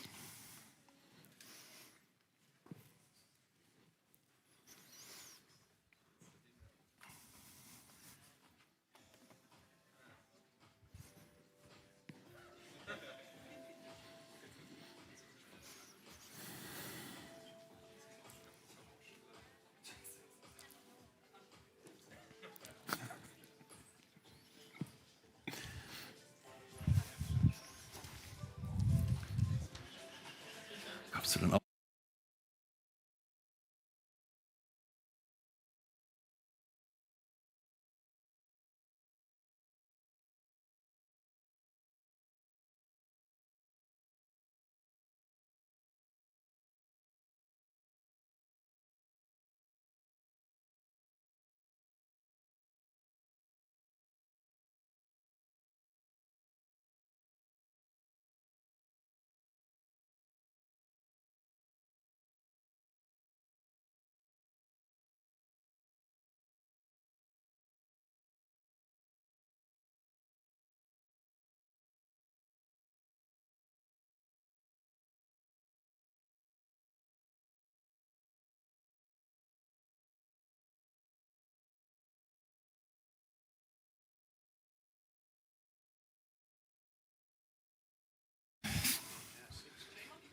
Six people are not able to vote, but might be I'm one of the 6, and the others. You didn't vote for anybody, right? You are neutral, or? No. Okay. Tanju, tell us why somebody is winning. Sorry, what? Why somebody is winning a jury award. Ah, okay. You have to re-prompt it. I don't understand your prompt. Yeah. You know, when I was younger, interrupting was part of the IT business, and interrupts were a good thing. So when we looked at the beautiful presenters today, I should be making space so everyone can see them, we looked into different KPIs. I would like to highlight one of them because we have lost a little bit of time and we have to keep up the program, right? The reality check. By that, we mean, as a jury, we looked into the concept of the maturity of the startup and how we can see them adding value to the companies they're targeting at. What was their unique selling point? How could that reflect to the market? And we had long discussions at length how to mirror from everyone's perspective how this could be a success story on the market. So this is how we selected the contenders for the final round of the audience award. And I'm just looking at my beautiful me, yeah, peer here. To I think the votes are in, and we can start. Now we go with the jury award. Now, with what? Tell us who is the winner of our jury award. Of our jury award. And why? Okay. And why? All right. Why? Harald, you're giving me quite a bit of a task today. Okay. The winner of the jury award has something very unique we found interesting for the markets. And we saw in a lot of clients' demands. Changing and using the AI prodigy we used to have as a hype into something that is actually working on the market and bringing an advantage, a competitive advantage to Germany, to Hamburg, and the companies who are working with that, right? So we really dig down into where is the business value and do we believe in that? And everyone in the room then, at the point of the end of discussion, we all said yes. we all believed that this company is a company that is, and that was a tiny margin, so all of them are great. But that one we discussed at length, and we had to name a winner. And am I allowed to name the winner? Yeah? Okay, of course. So today, because I believe the two founders are delivering still high-performance databases and vectors somewhere out there, we would like to congratulate Quadrant and their aspiring CEO. Well done. Turn around, turn around, turn around. Andersrum. Oh. Yes. Ja, das musst du mal halten. Yes, yes. Please come here all together. Alexander, who gives over the $5,000 in Aura credits. How do we look like? Yes, Yeah. yes, I can. Yeah. Okay, thank you.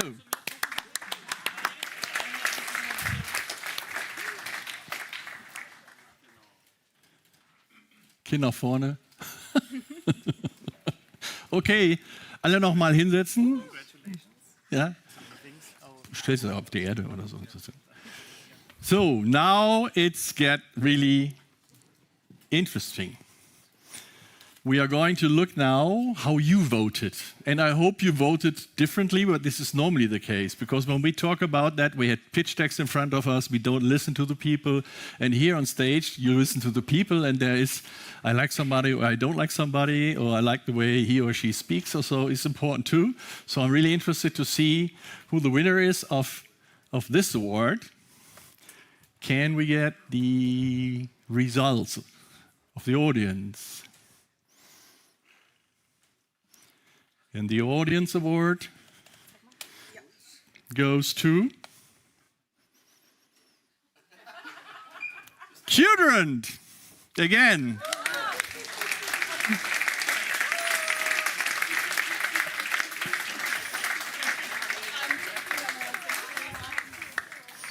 You know what? I want to give one to you. You deserve to have a very beautiful bouquet also. Come on, I don't deserve it.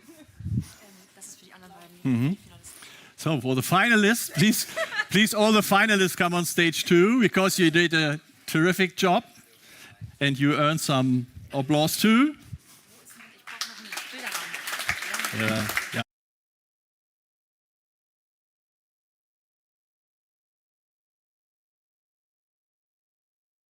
So wait a second. You get something too. There is no frame, I throw it on the ground, so. It's more sustainable. It's more sustainable. Okay, smile. Okay, 1, 2, 3. Yes, perfect. Thank you.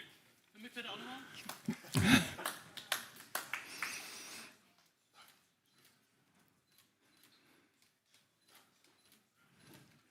So, thank you so much. Congratulations again. Toll. Danke dir. So, jetzt habe ich hier genug Theater verursacht. Yeah, sorry for that. A little mess is always at the end. Now I have to give over the stick to somebody who makes the last final words. Tobias. Not final words just yet. So what I think is that Tobias did a terrific job today to handle us through this program, which is big, difficult, and not easy to handle people on the stage, like you see. So Tobias, a big applause for what you're doing here. Thank you. I do appreciate it. Thank you so much. Thank you, Tanju. Thank you, Harry. And thank you for the 3 startups. Congratulations again, also from my side. And we thought it is only fair that after we have seen 3 startups pitch, that we now bring a corporation on stage to pitch as well. I would like to welcome Edda and Sebastian from Thielmann for the last AI Flash, a 5-minute rapid inspiration of your use case and work that you're doing at Thielmann. Welcome to the stage. There you go. Yeah, sollten. Can we quickly get a thumbs up that the presentations are there?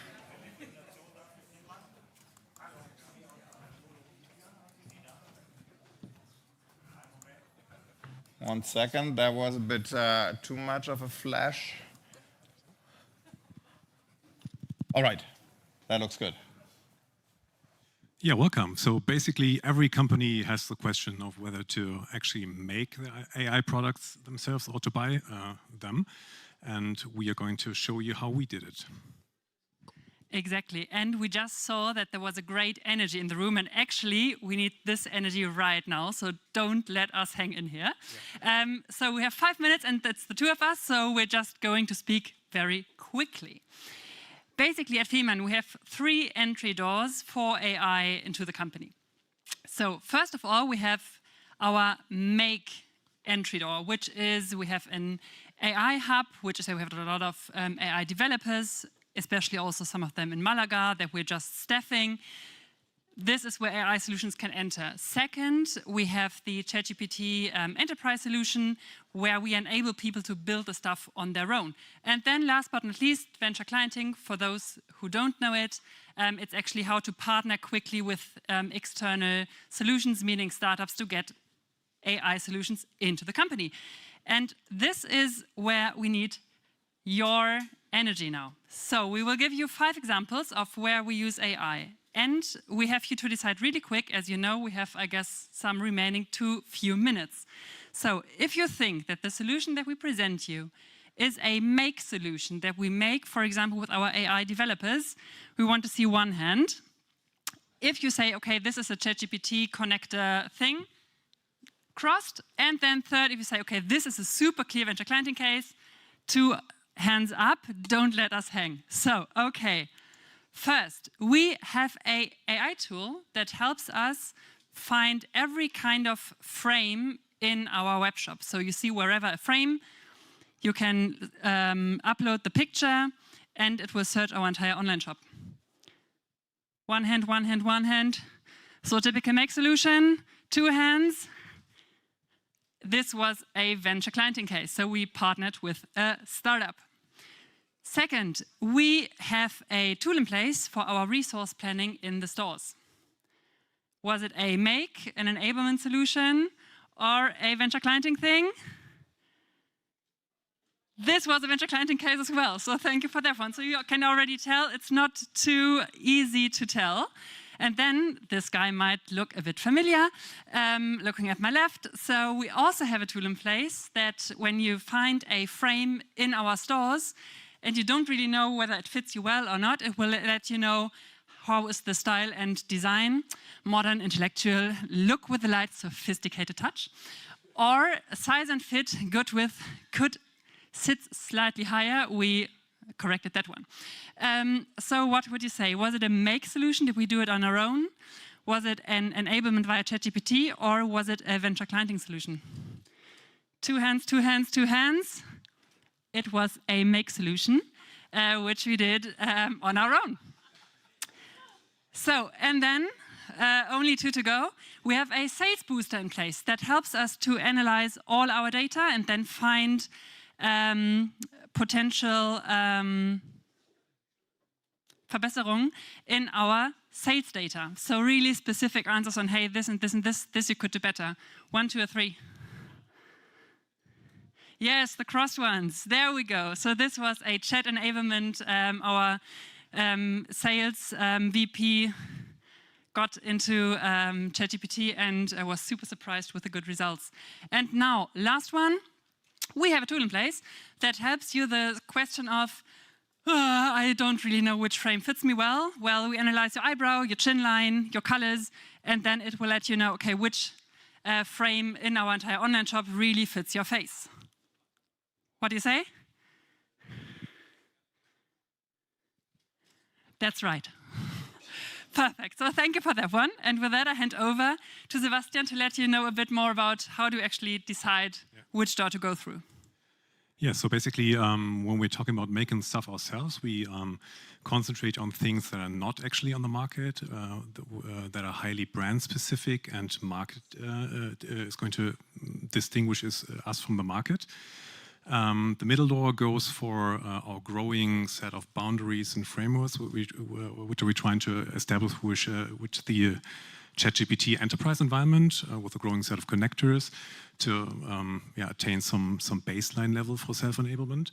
And venture clienting is used for solutions that are actually on the market, or if we find partners that are willing and able to grow with us. Yeah. So basically, make or buy is not an option for us, but a capability. Thank you so much. Also for your energy.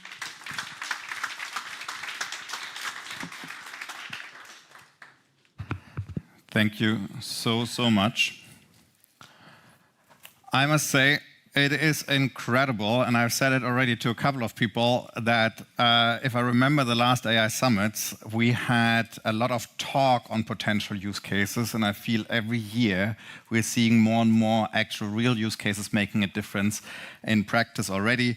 And that in so many different industries. I mean, we had today jewelries, we had Wempe, we had with jewelries, we had a bank, we had Airbus, we had Moya. Now we have people that are making classes and using AI in the process of it.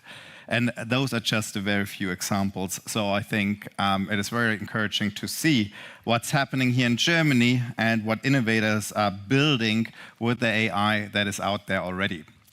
Now, as I've mentioned in the beginning, this summit is a transatlantic summit as well. It was born in Silicon Valley, and we always wanted to keep the transatlantic spirit alive because we believe there's still a lot to learn, right? There are partners, there are learnings, and there's a lot happening in the United States. And therefore, I'm super excited to be able to welcome a couple of speakers now for the rest of the day that are all dialing in from the West Coast.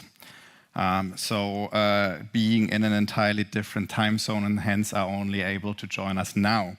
The first one is Mark Anderson. He's CEO of Pattern Computer. Sorry? Sorry.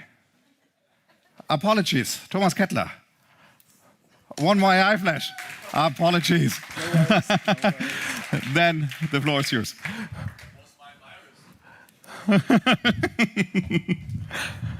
No worries. Although my company is from California, I'm from Hamburg. Sorry for that. You will have to wait for the Americans. Let me just give you a very short advertising block for you that haven't been to our deep dive this morning. I guess most of you will know who Oracle is, maybe. Is there any particular word that comes to your mind when you think of Oracle? Yes, thank you very much. Thank you for saying database. So you left something for me to present. Let me just leave you with two little insights, and then I'll leave you to the guys that are really from the West Coast, from the US. We named it Rethink Cloud, Rethink Data, Rethink Oracle. But just a little question to the audience. Does anybody know what happened there? Yes? Very good. ChatGPT, OpenAI. And it actually used to be, so I'm in sales for Oracle. It used to be for me like, you know, when I went home and told my mother I would work for Oracle, she was like, what is Oracle? What do they do? Like she didn't have a clue. And actually, if you went out to the market, oftentimes in Germany, it was like that. But this moment changed a lot for us. Since then, Oracle has gained a lot of traction in the market, actually. And it was due to this. So very good point from you. Deserve a round of applause. I'm very serious. It has been so inspiring watching Clay and the team build OCI. So I'd love if you all gave them a round of applause for what they built. It's incredible. Seriously, you deserve everything. So you might ask yourself, who is that? But on the left, you have our CEO, Clay McGurk, and on the right, you have the head of infrastructure of OpenAI, who celebrated our cloud live on stage, telling what kind of magical product they had built there. And of course, that helped us to build some traction, right? Before it, that was the question. Oracle has a cloud. Now there's totally different conversations going on.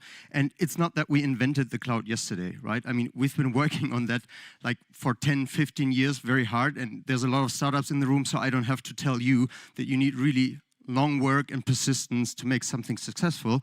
But finally now we are there. So I just want to leave you with a little with a little overview of what that actually is.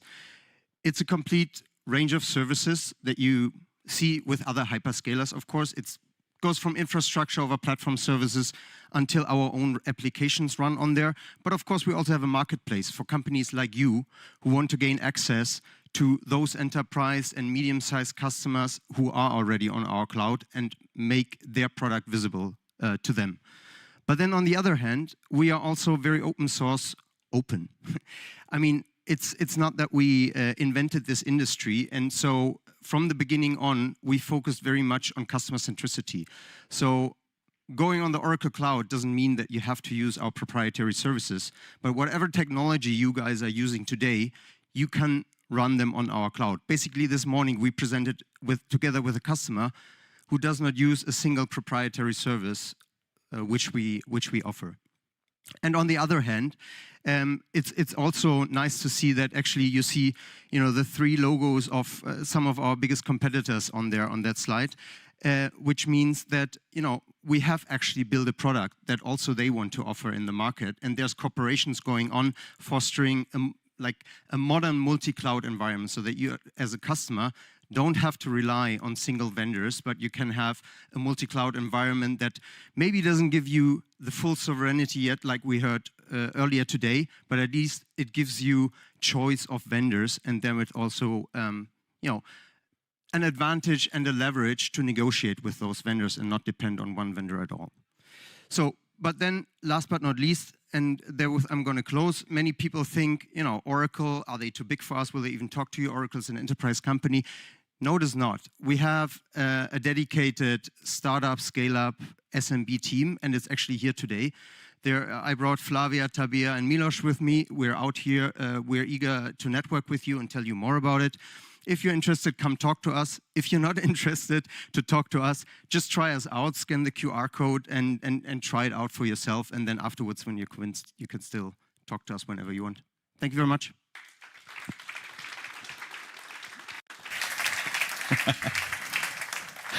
Thank you so much, and sorry again. No worries. Thank you. All right. That was already a good bridge into the Transatlantic part of today's AI Summit. And I was about to introduce Mark Anderson. Mark Anderson is the CEO of Pattern Computer. And he is actually the one of the few who's saying that neural networks have fundamental flaws. Neural networks, they're very much the architecture of today's AI.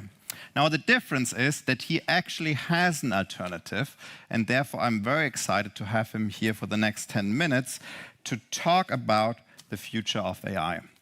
Mark Anderson, the virtual stage is yours. Dankjewel. And I should say either Guten Morgen or Guten Tag or maybe Guten Abend. But good to be with you again.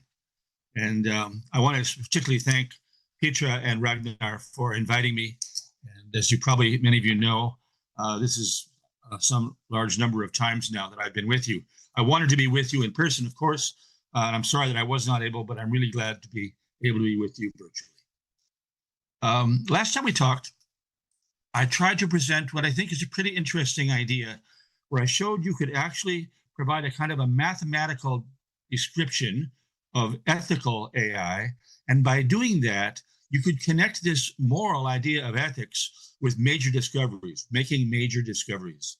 And that was a pretty exciting thing, I think. That ended up being in my German book now, which you see behind me, Ignite 2034. So my thanks to, again, to Petra and Ragnar for that. And so today, I'm going to go beyond that. I want to talk to you about a series of things very quickly because we only have 10 minutes. I'm going to give you a functional timeline about AI, where I think it's going, where it's been. I want to redefine AGI and AGB. I want to talk to you briefly about LLMs as a mirror versus being a window.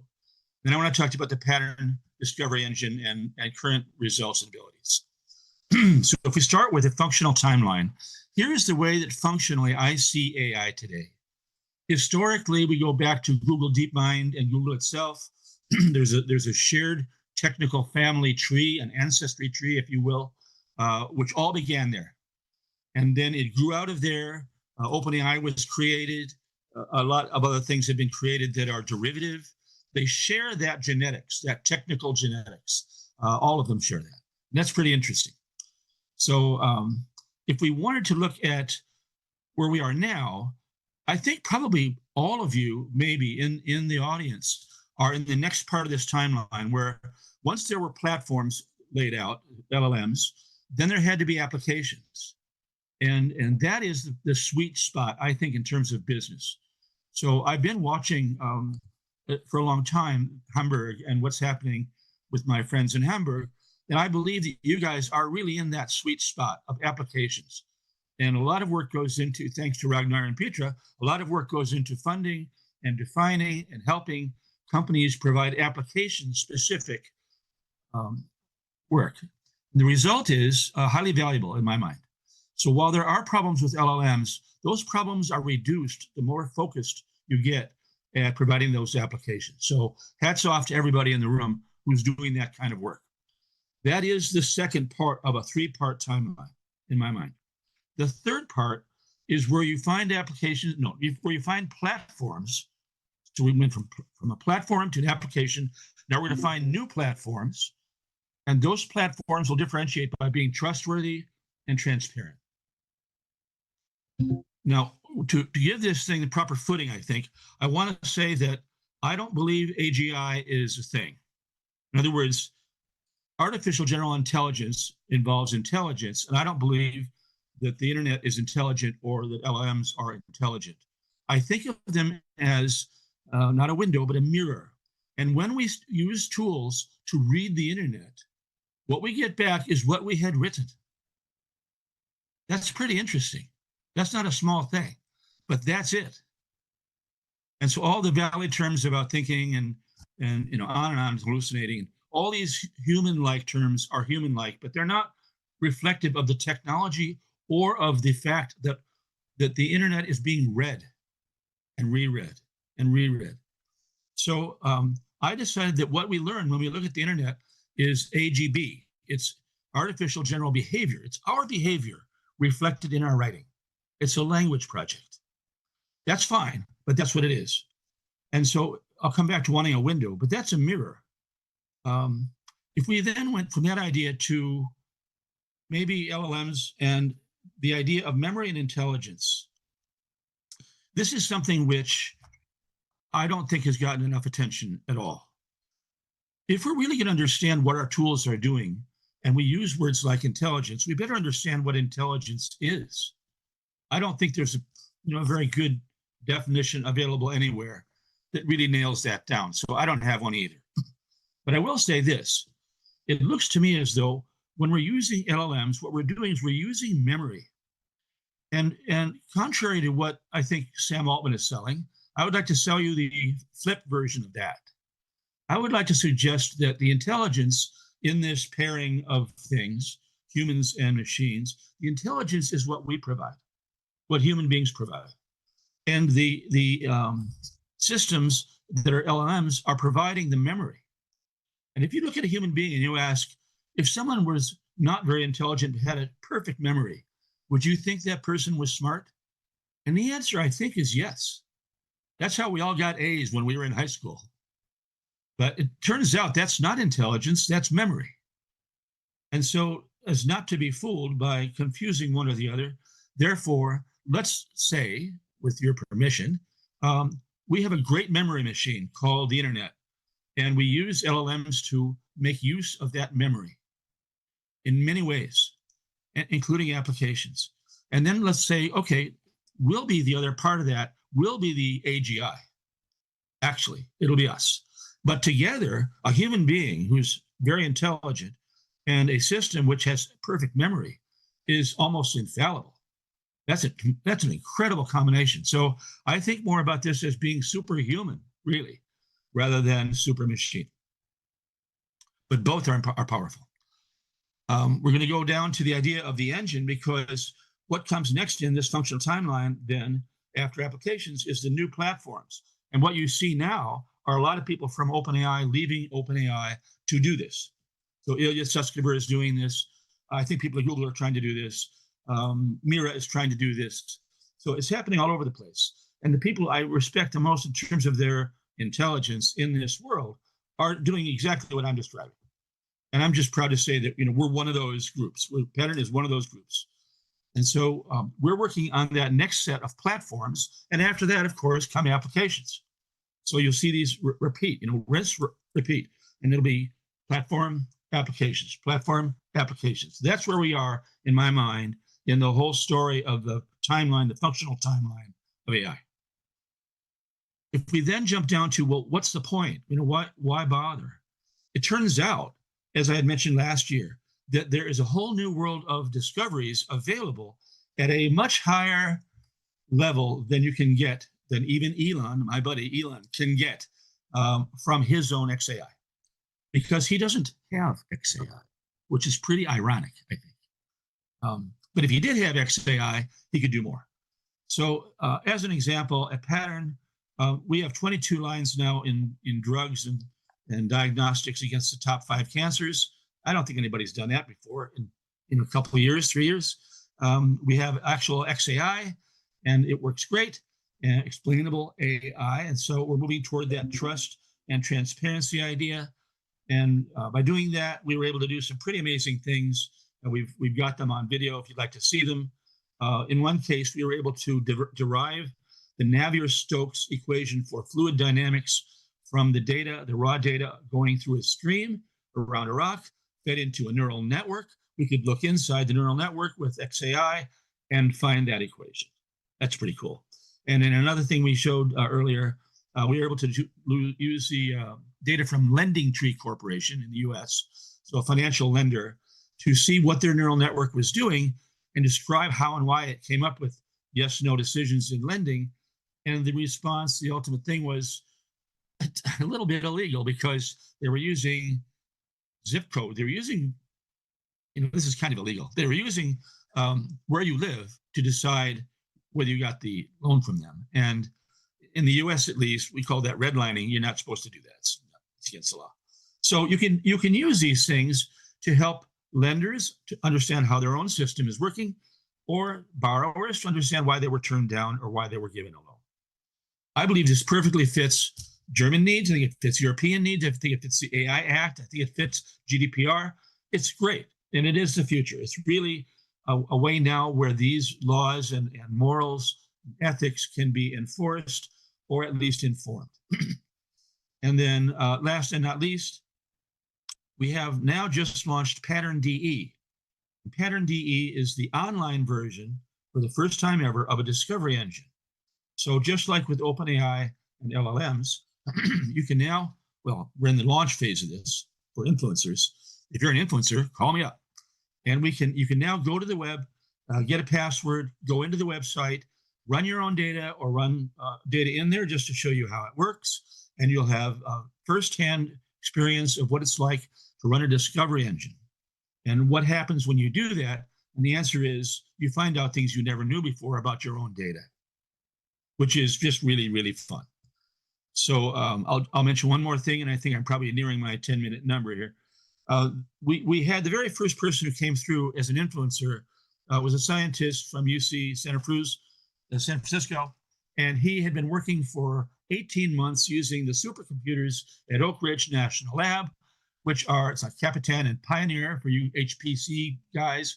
These are the biggest supercomputers around, and 18 months on those, on that big iron, and then working with a friend of mine, Rob Knight at UCSD, who's the best guy in the world at microbiome.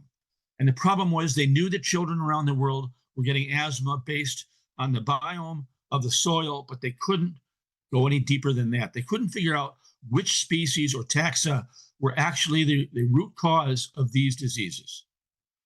And in 56 seconds, they got the answer on Pattern DE, the very first guy to use Pattern DE online.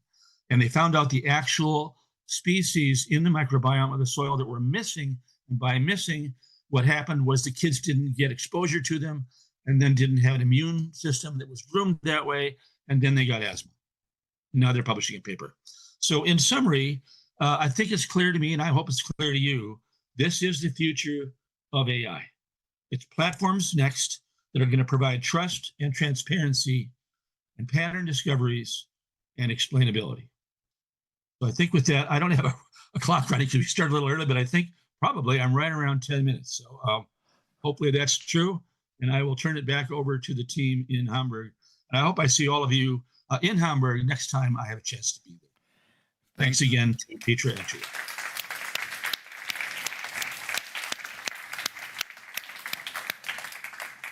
Thank you so much, Mark. Thank you so much for sharing your insights. Super interesting as always. And latest next year should be a great opportunity for you to return to Hamburg when the next AI Summit is happening. Sounds great. Fantastic. Have a great day, Mark, and see you hopefully soon here in the beautiful city of Hamburg. Now, we have seen plenty of AI innovation today, lots of use cases that do make a real impact, economically and socially. And yet, even if the glass is half full, it is only half full. Too many barriers remain, and lots remains to be done. So, the next talk is exactly about that, and it's both a highlight and for us a wake-up call. I'm very much delighted to, on the one hand, invite my partner at Cambrian and founder of Cambrian, Olaf Kroth, to the stage, who is also a UC Berkeley professor and advisor to presidents, and a true Silicon Valley legend, Andreas von Bechtelheim, co-founder of Sun Microsystems, early Google investor, and chief architect of Arista Networks. Olaf and Andy, are you there? The virtual stage would be yours. Could I get a sign from the tech team?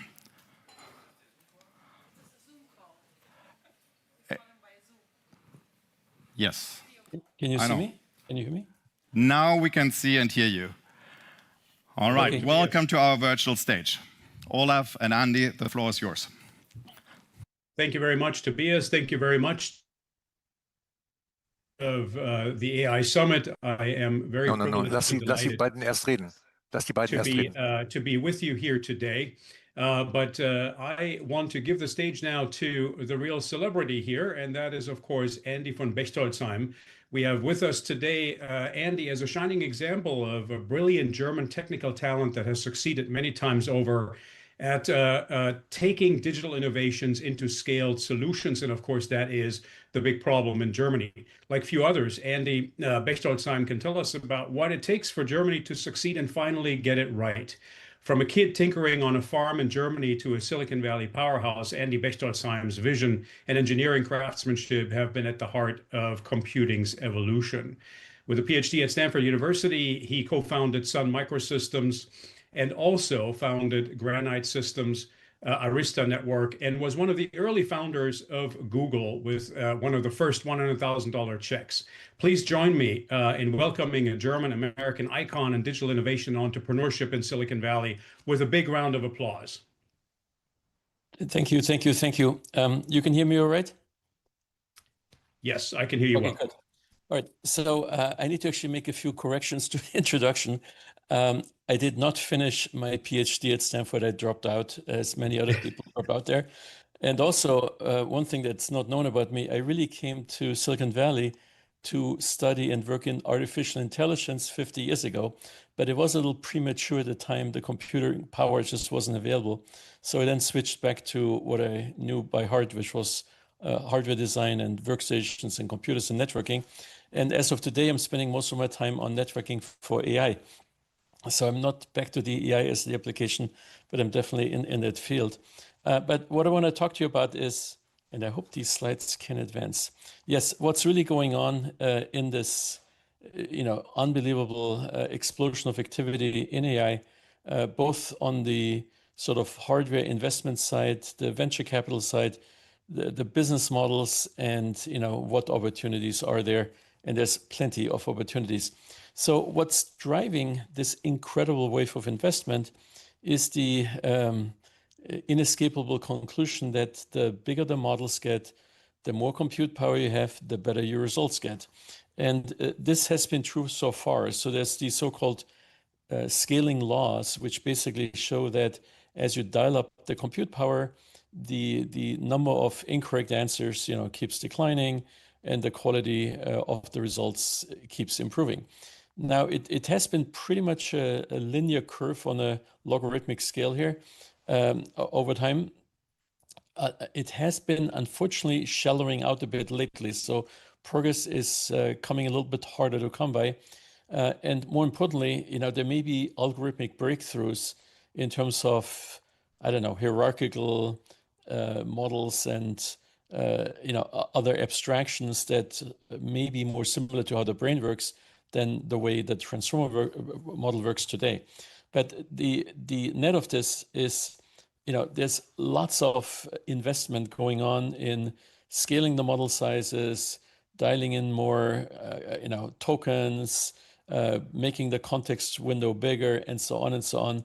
And this is somewhat dated here, but part of the progress lately is to have a bigger context window, which allows ChatGPT to answer much more relevantly compared to the previous conversation, but it also slows it down, which means it needs even more compute power.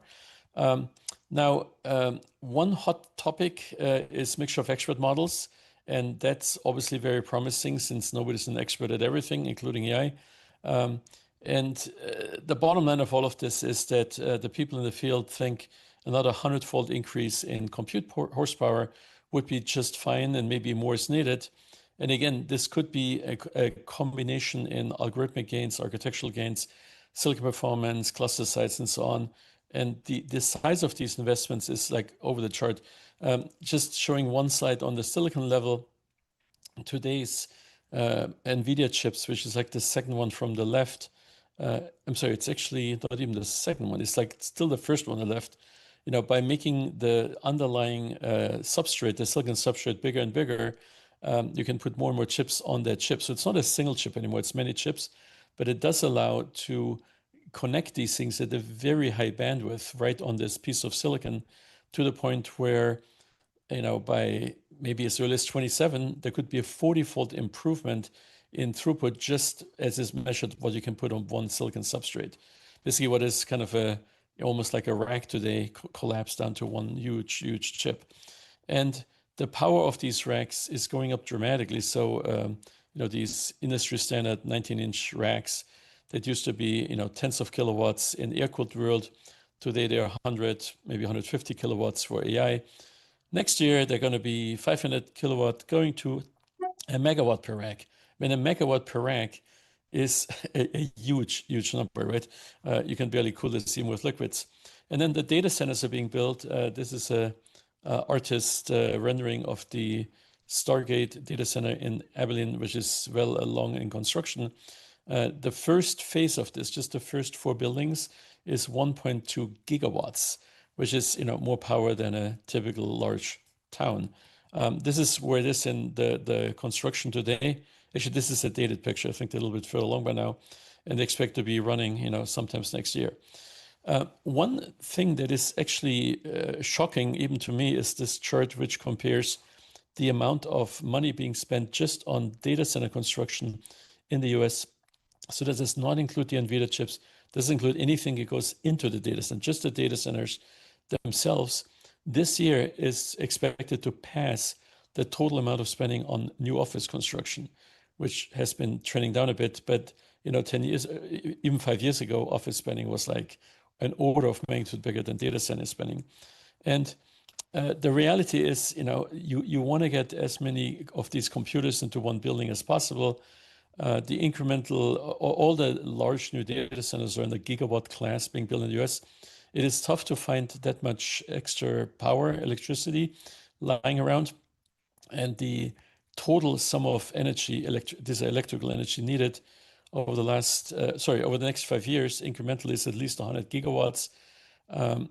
It's unlikely you can build solar cells or windmills at that speed. In fact, it's impossible. So unfortunately, this will lead to an increase in CO2 output, because the only way to really dial it up is with gas turbines. In fact, some of these data center locations are being located next to oil fields where there's excess gas production, because there's not enough time to build a gas pipeline to carry the gas to the destination. It also takes too long to build electrical grid tie lines. So it's easier to run fiber than, electrical grid installations. So the bottom line is, people are trying to build these new data centers like in a year to keep up with the need to get to more compute power faster. And let me just throw some numbers around. So 80 billion was just one company. Microsoft is planning to invest this calendar year in AI-type data centers. All the top 5 companies together are expected to invest 225 billion, which is up, 325 billion, which is up 40% from a year ago, and up more than double from 2 years ago. 325 billion is more than the GDP of Portugal or Finland or Greece, just to put this in context. This is a little chart over the years, how this exploded. From 10 years ago, it was maybe 24 billion a year, and now the number is, 12 times bigger. And it's still not slowing down, although one keeps wondering, how much money can these companies raise and who is actually going to fund all this build out. $500 billion is the total amount of venture capital that was invested in AI companies around the world in the last 5 years, meaning 2020 to 2024. It's a shocking number. The same number, 500 billion, is the market value, the private market value of OpenAI as of its last financing, raising $100 billion last month. And, there is a good question, how can a private company that's losing a ton of money every year be worth 500 billion? I mean, it's an honest question. And one has to put in context, here's the business plan. OpenAI has projected to the investors that they will have a revenue exceeding $100 billion by 2030, which would make it the fastest growing company of all times. Unfortunately, it will cost them $100 billion in losses to get there, so they need all this money to fund the expansion. But again, this would make OpenAI the fastest growing high-tech company in history. And furthermore, the company at that point would be worth a lot more than it is today. This was their little chart that they show at some investor event, which was, like a year ago. But certainly they're growing faster than any company before them. The user growth, this is all data, is now up to 800 million. And again, the revenue run rate is still modest, but is on a very, very fast clip. $4.4 trillion is the market value of NVIDIA as of yesterday, which makes it not only the world's most valuable company, but it makes it actually just one company, makes it bigger than the stock market value of any country except the US itself, China, India, and Japan. It's greater than the combined stock market value of Germany or any other country in the EU. 19.25 trillion is the market value of the 6 most valuable companies in the world, all of which are leading the AI revolution in their own ways. Some of them make chips, some of them sell cycles, some of them innovate in the software world. So how big is 19 trillion? It's about 1/3 of the entire US stock market, which is worth about $54 trillion US. But it is greater than the GDP of any stock market in the world except the US itself. And of course, sorry, this is actually the wrong title. 8 years ago, this 19 trillion, not 15 trillion, this was 6 months ago, was actually only 3 trillion. In other words, the largest companies grew, more value was created in these large high-tech companies than all the other startups combined, certainly. And for an investor who wants to invest money, arguably, they should have put interest into the public companies.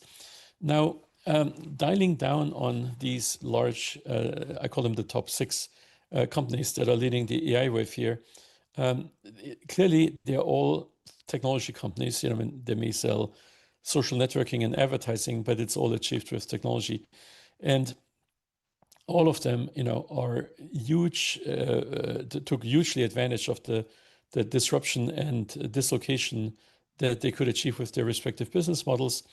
They all are global companies. They all took, I would say, strong advantage of globalization. In many cases, the majority of the revenue is outside of the US. Interesting enough, they were all funded by US Silicon Valley venture capital. And as we mentioned, they're all leaders in AI. There's one more aspect of these companies that's also shocking. 4 out of the 6 companies were started by students that were less than 25 years old and had no prior job experience. Now, I bring this up for a simple reason, because what we can learn from this is that prior job experience in starting the most successful companies in the world doesn't seem to matter. What matters is, to solve the right problem. And you can go from literally 0 to being a top 6 company in less than 25 years. Most of these companies, in the average, started 25 years ago. Microsoft is a little older. So the key here is, of course, to find very large business opportunities and to maintain a sustainable advantage in those opportunities. And bottom line, you want to be the disruptor, not the person who's getting disrupted. And here's a short quote from Larry Page, still the chairman, but previous CEO of Alphabet, who said that, when you look at the companies today, some of the world's biggest companies that ultimately don't succeed and fail, what did they do wrong? Well, they usually miss the future. So back to AI and talking about, use cases, winners and losers here. One of the most obvious cases is actually marketing and selling, creating content, text, video, you name it. It's helping customers with service assistance, doing predictive analytics, optimizing your advertising, optimizing your search engine spend, analyzing sentiment, all this stuff that you need to do in this field, which is pretty fussy. AI can do better, for sure. So there's a huge opportunity to improve results there. A second category, which I think is even more relevant, is actually accelerating innovation on the R&D side. And starting with software development, as you all know, AI improves programmer productivity manifold. So people can program more, faster than ever before. It also means that it's actually less expensive to write software than ever before. It also helps with testing, bug detection. These same technologies can be applied to drug discovery, biotech, optimizing any kind of complex design. It can analyze 1 million cases in parallel, basically. You can research all the patents, the scientific literature, and decide if you can file a new patent. All of this stuff is incredibly accelerated by AI today. Human resources, right? You probably don't need too many people in human resources, which is basically a service organization within companies, to improve people's experience and help them with the little issues. And whatever human resources do, you can do better with AI. But the real, sort of grand challenge here is super intelligence, or some people used to call it general intelligence, which means having AI perform at a skill level that exceeds human experts. And my strong opinion is that this is a matter of a few years, not many years. And there's a lot of people who claim this is impossible, but it's clearly possible. So at the grand scale, at the sort of country level or economy level scale, ultimately, the winners here are companies that adopt AI faster and use it to improve the results in their competitive position versus their competition. And clearly, this is a global race. One scary thought here is that if you think about the value that underpins any economy, which is ultimately the intellectual property, the patents, the ideas that people had over the last 100 years, AI can generate more IP more quickly, I would say in a matter of years, than the last 100 years combined. So the opportunity to create new intellectual property, which is underpinning all economic growth and wealth creation, is greater with AI than any other technology in the history of mankind. And again, AI can do all of these things. It can make almost anything better. Now, I have a few more slides here on just the venture capital aspect and the amount of money that is needed here, and then going back to what's going on in Germany. So looking out the next 5 years, right? Not just what we talked about here in the past, what's happening today. The total capital investment expected to support all these AI-related just data center build-outs and so on. There's a range here, is expected to range between $3 trillion on the low end to 8 trillion on the high end, right? So maybe the midpoint around 5. And so this would mean that the annual spending would approach $1 trillion. Now, this includes the AI chip, you know, and all the build-outs and so on.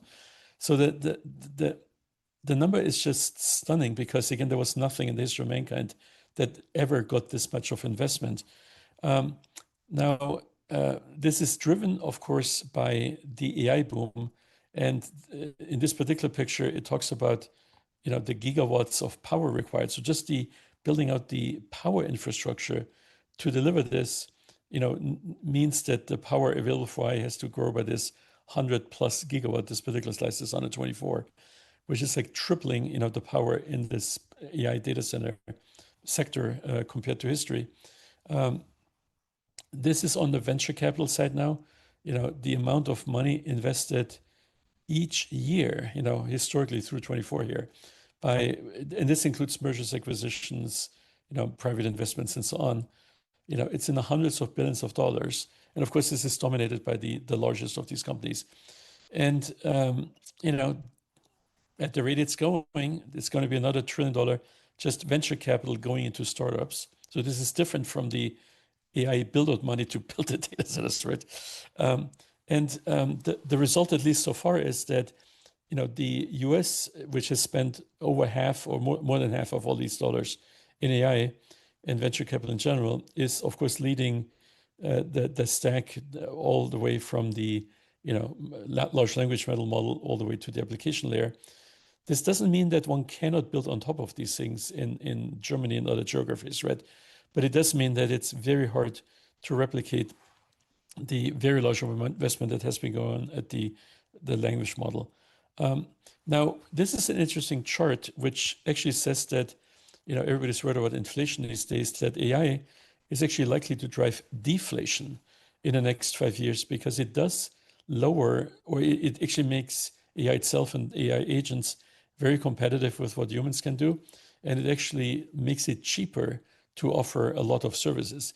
Now, this hasn't yet rippled through the economy, but I think it is fundamentally true that if the cost of something that gets delivered lowers in input cost, it also will lower in the output cost. And you know, from a global spending level, when people look at where they're spending the money on IT, so this is like corporate IT spending here, you know, it has been going up a lot over the years because software is good for you. But with AI, you know, people will actually prioritize what I will call the return on investment on this spending, meaning it's going to be the CFO who asks the question of how much money can we save rather than how much more money can we spend. So AI spending ultimately will come out of the pockets of existing IT spending, which is not as productive. Now, in terms of the type of groups that really benefit from all this IE spending largesse, let's call it. So number one is actually, as we mentioned, the people who build the buildings, who develop the real estate. These are typically being funded now by separate agents like BlackRock and very large funds, you know, investing in buildings, just like they invested in office buildings. Now they're investing in AI data centers because they actually have a better return on investment than an office building. So there's a ton of money that's being spent, like almost $1 trillion just on building. And this is just US, by the way, here, you know, building new buildings, putting in new power, etc. There's actually a race to find the best location, to how to minimize construction timelines. There is a company called Crusoe that optimizes in building buildings fast, and they work 24 hours a day. You know, like they can actually build a large data center like in a year, which is unbelievable given all the regulations in the US. But there are some challenges, right? There's not enough labor actually for this kind of stuff. You know, there's constant innovation in rack density and cooling approaches, which means the building you built a year ago may actually be obsolete because you didn't design the cooling correctly and so on. The second broad category is the people who provide power. So power companies are certainly booming in the stock market because for the first time in a long time, they're growing rapidly.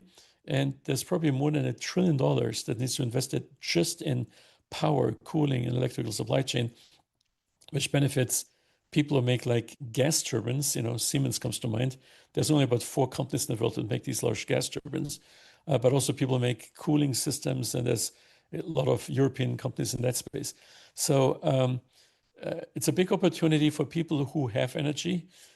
It's also a good opportunity for the Middle East, turns out, which somebody convinced me is the one place in the world where you can build, square kilometer type solar fields and run them very efficiently.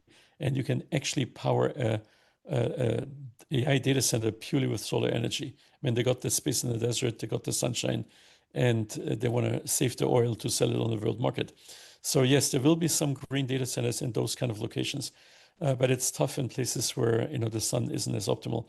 The ultimate challenge to the power infrastructure is actually regulatory. Building new transmission lines, building new gas pipelines takes years. Building a new nuclear reactor takes even longer.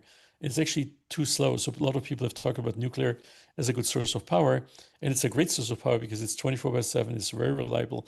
It doesn't, turn off, which is exactly what you need for an AI data center. But it takes a long, long time to build it. People are restarting some nuclear plants that were retired. Now, then there are the silicon providers led by NVIDIA, followed by Broadcom, AMD, TSMC, and so on. Huge market opportunity for the people who make silicon. This is like a $4 trillion market that didn't really exist 2 years ago or 3 years ago. It's unbelievable. And it's an incredible race to build better chips to get to another 100-fold improvement in throughput. And it requires a ton of investment. Difficult for startups to break into this, but again, it's a huge opportunity. Now we're moving on to the operators, meaning the hyperscaler companies primarily. Andy. Yes. Andy, if I may interrupt, and I apologize, but there is so much phenomenal content here. I'd like to get into a conversation with you about what we can do as Germany to Yes, I know. get on I this need bandwagon. five more minutes, okay? And we'll get there, okay? So operators, this is the big ones, they know what they're doing, investing a ton. And finally, the people who build the infrastructure for AI, primarily people like OpenAI in the US, but also Mistral and others, right? So lots of opportunities here. The good news for startups, going to startups here, is you can build a startup company with a fraction of the headcount than ever before because you can use AI tools so efficiently in your startup, right? So it is true that there could be a startup company with just a handful of people that becomes a huge success in AI. And this is possible in Germany as well, right? The bad news is there's a huge competition for the best talent, right? And everybody's a competitor, basically. So the one challenge, that is real is it does take capital to pay for people, to attract people, and to succeed. And there's obviously a lot more capital available in the US than in the EU. And on top of that, the regulations in the EU are not helpful for startups, let's just say. I have a whole bunch of slides on the ecosystem. I'm going to race through these in record time, and then we'll get back to our conversation. I just want to show you 2 slides. So the first one is Silicon Valley, which is had to 3.3 million people, which is not even 1% of the US population, attracted last year 47% of all US venture capital, or almost a third of all venture capital worldwide. And also attracted, of course, most of the AI deals. In the US, almost half of all venture money, which is more than 200 billion a year, but more than 100 billion a year was invested last year just in AI startups. It is surreal, right? And part of the strength of the US supply capital system is there's not just enough money for the first round or for the seed rounds, but for the follow-on rounds. So if you look at this chart, the vast amount of money is actually the follow-on flows, not the first investment, right? And the other scary thought here is out of all this money I just mentioned, almost more than 40% of all US venture capital this year running, went just to 10 companies. I mean, this is completely off the charts, right? So the big companies are raising the most money. It's, they're not named here, but they obviously include OpenAI and Anthropic and so on. And the other good news in the US on venture capital is the AUM, which stands assets under management, the amount of money they have raised that they haven't actually sort of spent yet, over $1.2 trillion. I mean, the numbers are so large, it is mind-boggling, right? Now, this number, the most of this capital, of course, is in the largest firms. There's about 200, whatever, odd companies, plus companies that have more than $1 billion under management. There's thousands of companies that have maybe 10 million. Okay, so there's a huge bias towards such companies. And let me skip over all of this. Oops, I guess I skipped out of my slides here. So it is basically, the best advice I can give to German companies is think global, not local, meaning to gain rapid revenue, and ultimately you're going to be valued on your prospects, right? You want to go after the largest markets, which are typically the US. I mean, I hate to say it. Now, there's nothing wrong doing development in Germany. In fact, it's much cheaper. I mean, the cost of good engineers in Germany is much lower than in the US and even a lot lower than in Silicon Valley. But you got to be in the market where you can, achieve your financial results that then impress your investors to raise more money.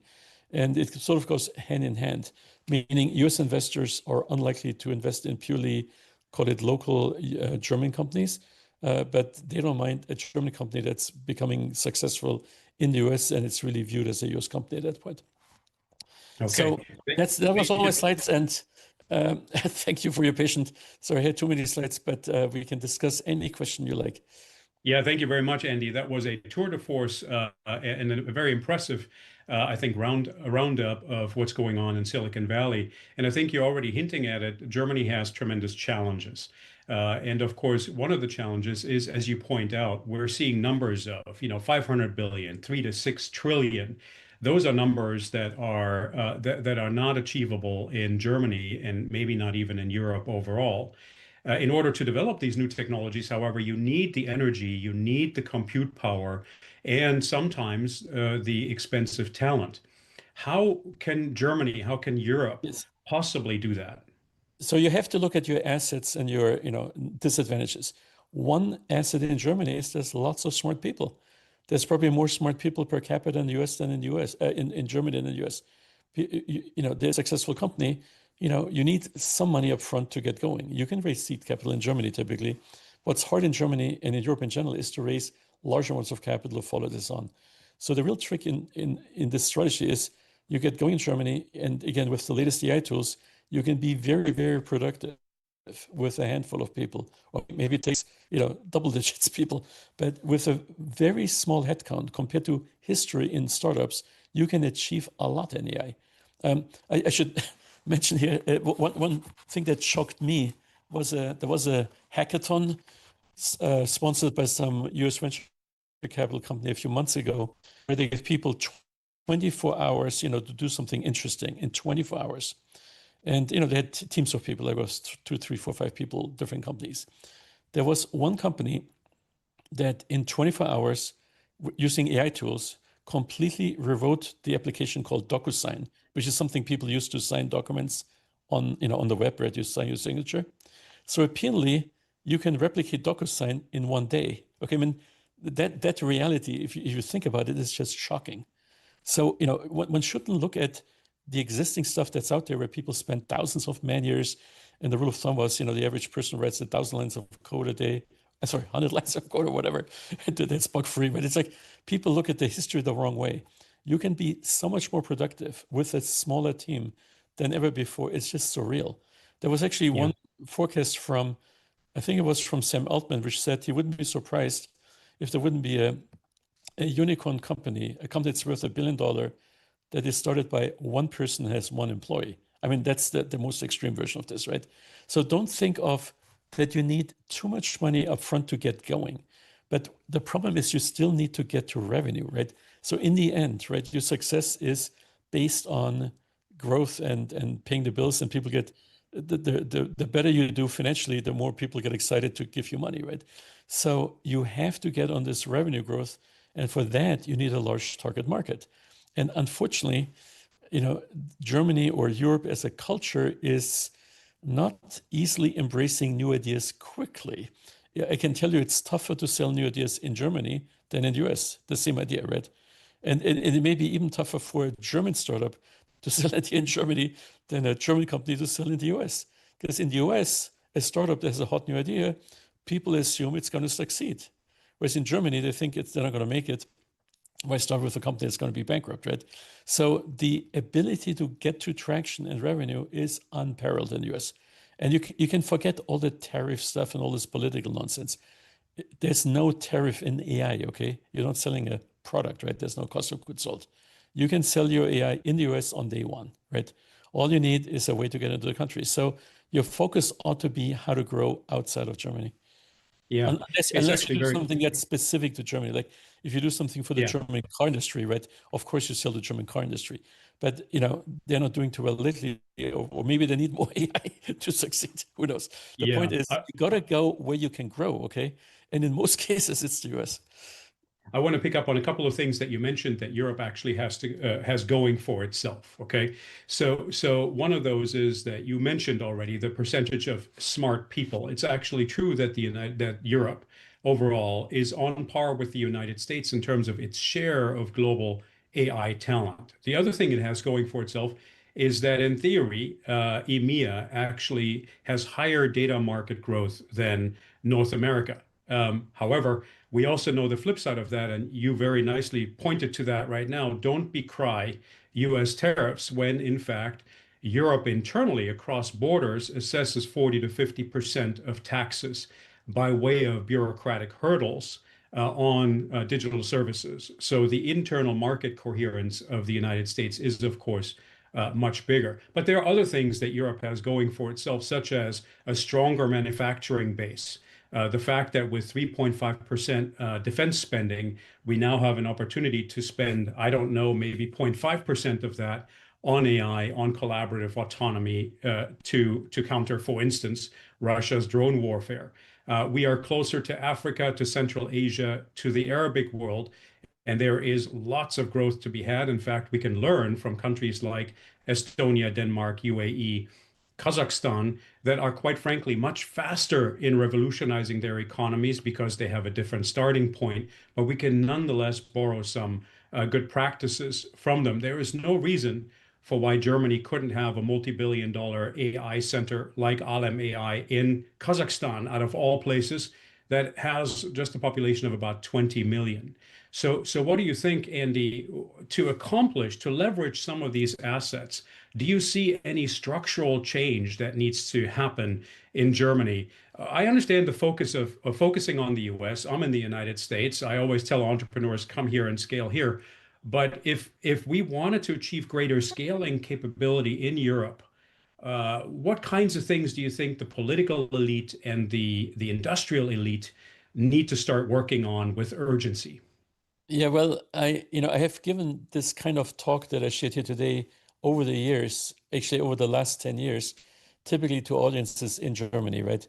And I hate to tell you, I would give up on hoping for structural change quickly. It's not going to happen quickly.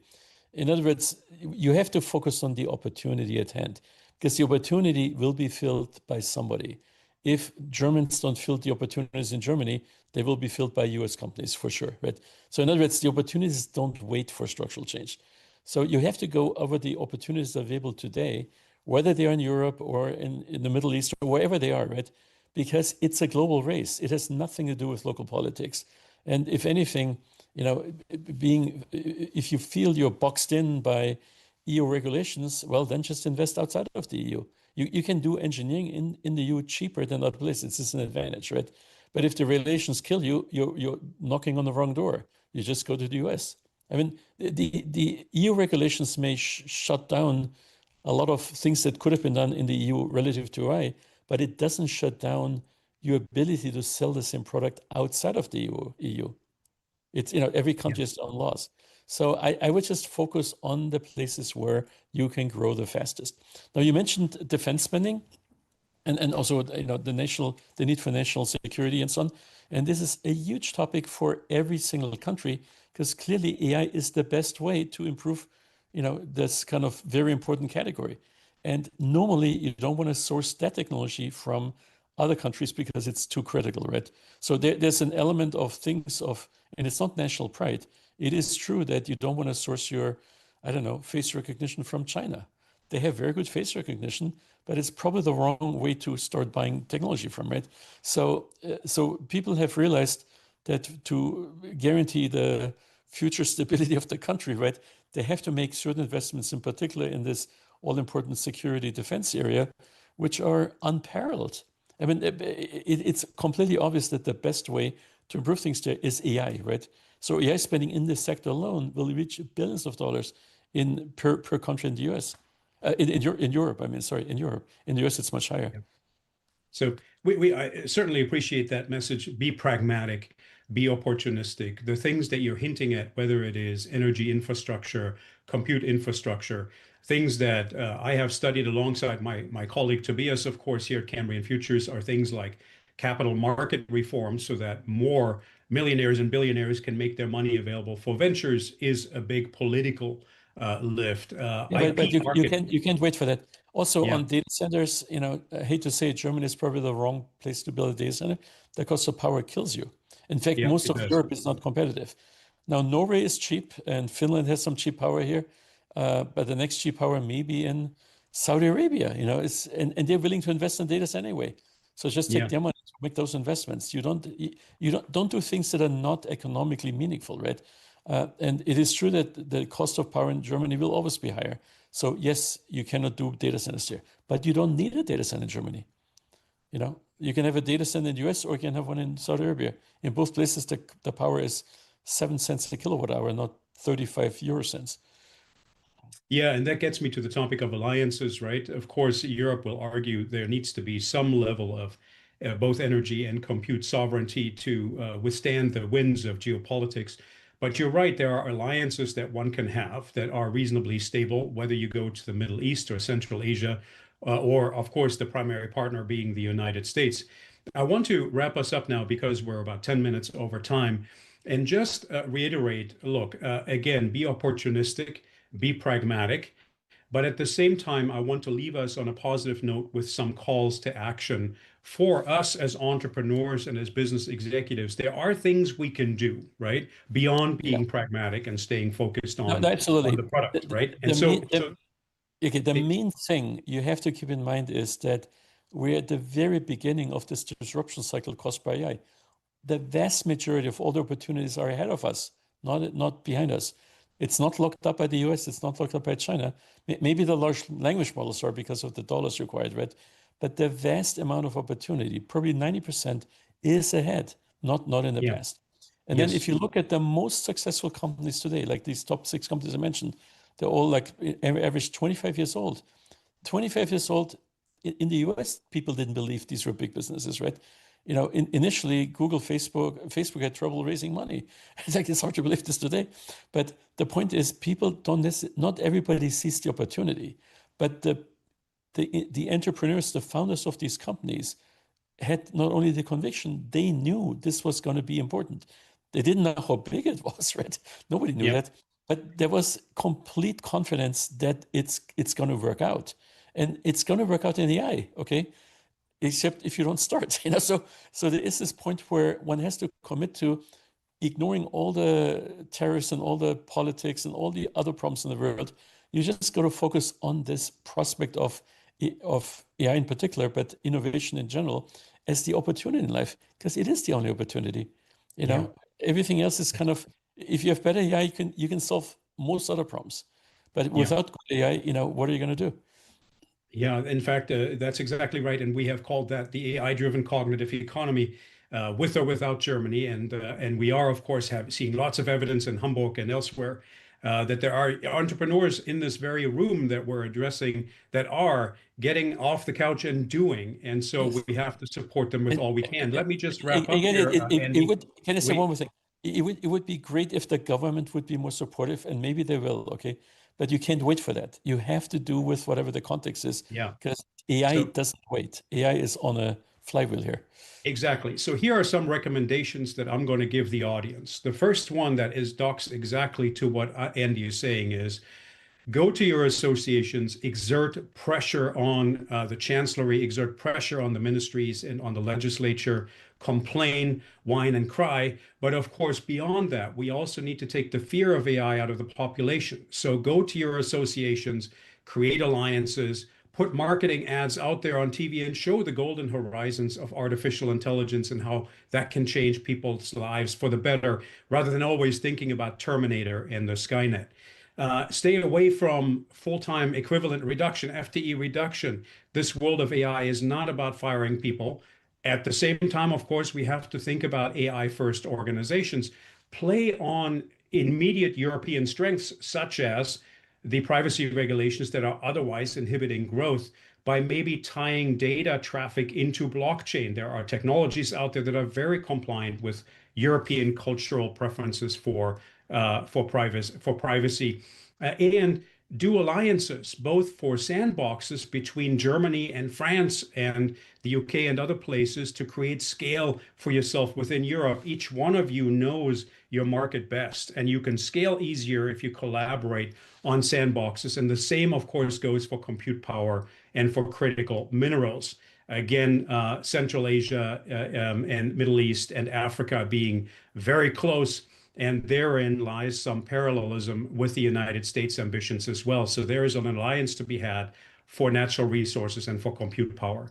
I want to thank Andy Bechtolsheim for his time, his wisdom, his insights. Thank you very much, Andy. And I want to thank the audience for bearing with us while we're running over a little bit. And thank you to Tobias for eloquently moderating us. And, thank you, everybody. Good luck with all your startups, okay? Thank you so much. Thank you. Thank you so much. Let's see if this is working. I would wanted to have told them that it's pretty amazing. It's 5:30, or actually better, 5:45, and the room is full. So I hope there was a time worthwhile spent. I thought at least it was. Now we're nearing the end of the AI Summit, and we have one more keynote, one that I'm also very much looking forward. Another German legend having moved to the United States and building the next disruption. He's Mark Thurman, Chief Strategy Officer at Boston Dynamics, and he will give a keynote on cognitive robotics, a new era of human-robot collaboration. Mark, the floor is yours. The virtual floor, I should say. Do we have him? We should. We can hear you already, and there now we can see you as well. Hello, Hamburg. I'm so excited to be here. My name is Mark. I'm the Chief Strategy Officer of Boston Dynamics. And for the next 30 minutes, I'm going to introduce you to autonomous mobile robots. I'm excited to be here because Hamburg is near and dear to my heart. Not only because I've actually worked with Ragnar and Petra in the past, but also because two of my best friends live in Hamburg. Before we start, maybe a couple of seconds about myself. I grew up in Mönchengladbach. I've been in Boston for about 30 years.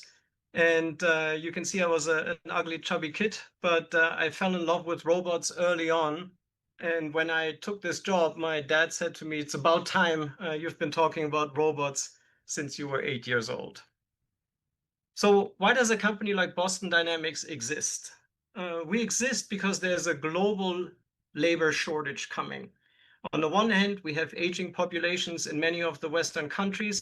We have increasing labor costs. And after COVID, many people disappeared from the workforce. Where they all went is a little bit unclear, but they're not there anymore.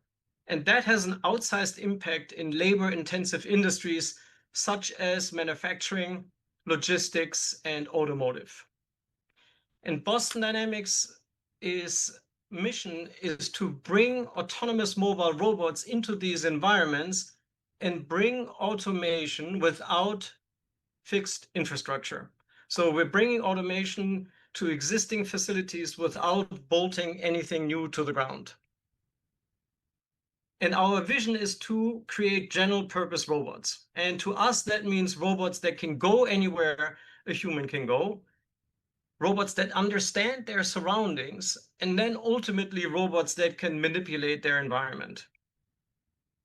So today, we already have robots that can go anywhere. We've been working on that for about 30 years. And today, our robots are quite agile and can, in fact, go most places where humans can go. our robots are also starting to have an understanding of their surroundings. So in this video, our Spot robot doesn't only see these things as obstacles, but he looks through his object library and he recognizes that, hey, this is a cable, and if I step on the cable, my feet are likely going to get tangled. So I'm going to avoid this. Or here's a ladder. I should avoid the ladder. So over the last 24 months, with the help of AI, all of a sudden, our autonomous robots are starting to understand the world around them in ways that they were never able to do before. And then finally, the last frontier of autonomous mobile robots is sort of dexterous manipulation and manipulating the world around them. And I'll show a couple of more videos regarding Atlas in a few seconds. So what are the pillars of this upcoming robotics revolution? What is needed in order to create autonomous creatures that live around us? We think that there's 4 pillars. The first one is dependability. Of course, it's fairly easy to build a prototype of a new robot and push this robot out onto YouTube. It is quite difficult to get the dependability high enough that an industrial customer would deploy the robot in their facility. Along with that comes safety. Functional safety for autonomous mobile humanoids has not been invented yet, no matter what the internet claims. So we have a little bit of work to do there. The next one is customer value. These robots will really only be successful if they get pulled into the market by industry. And for that to happen, they need to provide return on investment today. Otherwise, you might be able to sell a couple of innovation teams, but in order to really sell into operations, to cross the chasm from innovation into operation, you need to provide value today. And last but not least is, of course, AI. This is one of the biggest advances that we've seen over the last couple of years, and my technical team is astounded how quickly things are progressing here, and I'll talk a little bit about that in the coming slides. Today, Boston Dynamics has 3 robots. We have Spot, an autonomous quadruped for data collection. We have Atlas, our humanoid robot, and then we have Stretch, which is our non-anthropomorphic looking logistics warehouse robot. I wanted to talk about Spot for a couple of seconds because it's so important to understand where the industry is with these autonomous machines. So in this first video, you will see Spot in its natural habitat, traversing a factory completely autonomously. The robot has created a map of the environment, and from then on, the robot can live in a factory without any human intervention. And the robot walks around and collects lots of data. The robot can use its thermal imaging camera to take infrared pictures of equipment. The robot can use its acoustic sensor to listen to pipes and air leaks. And the robot can use its cameras to take on everything that the robot sees visually, and then we can expose that visual information into a foundational model. So all of a sudden, you can actually ask the robot free-form questions. Hey, Spot, did you see any puddles today? Or, hey, Spot, did you see any rodents today?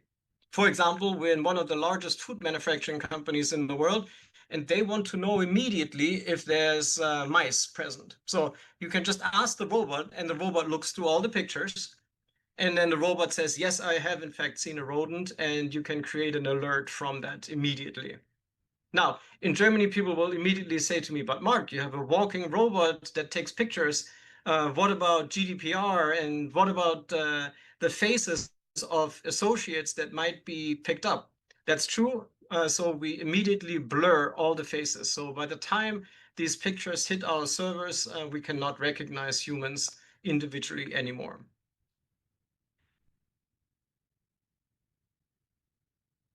Orbit is our fleet management tool, which powers our robot, and that's the interface that our clients use to interact with their fleet of robots. This gives them a real-time view of where are my robots in my facility at any given time, and it also tells them of any anomalies that the robot has detected. So you are setting thresholds And if the thresholds get exceeded, like in this thermo alert, the robot will immediately tell you, and it could send a text message to your phone, or it could alert your enterprise asset management system of any anomalies that are there. So what you're doing is really facilities management. And yes, of course, brand new facilities have IoT sensors everywhere. And all of our clients have IoT sensors on the top 20% of their equipment. But Spot is really there for the other 80%. Because putting an IoT sensor into a large facility would cost $50 million if you have to install a couple of 100,000 sensors. So Spot augments the sensors that are there and provides visibility into the rest of the facility. Here's a couple of the types of anomalies that you could check with Spot. You can see safety features. Are fire extinguishers present? You could see, is there debris pileup or puddles in places that there shouldn't be? Is there security risks? You can read text of old-fashioned gauges, or you could look at the lockout station. The truth is, the world is your oyster, and you have this walking IoT sensor, and anything that you want to find out about your old facility, maybe it's a 50-year-old plant, this robot brings this old facility into Industry 4.0. We started doing industrial inspection about 2.5 years ago after we found product market fit there. Here's some of the logos that do this with us today. And you can see that we're currently doing about 1.5 million inspections per every other quarter. And we have some Fortune 500 companies that are currently doing this with us. Now, it's interesting to note that none of these deployments, operational deployments, are currently in Germany. Because when I go with my robot into a facility in Asia, in France, in the Benelux, in the US, in South Korea, people immediately say, that's a great idea. I want to try this. Let's do a pilot. If I go into a facility in Germany, the first thing I hear is that machine directive conform? Does it have a CE certification? Oh, I need to ask my workers' council. So Germany is behind in the adoption of these autonomous machines because the bureaucracy is so strong, and the first inclination of a German company is always, oh, I don't think I want to innovate in this field this much. So it's a shame. Moving on to Atlas. Atlas is our our humanoid robot, and it's interesting.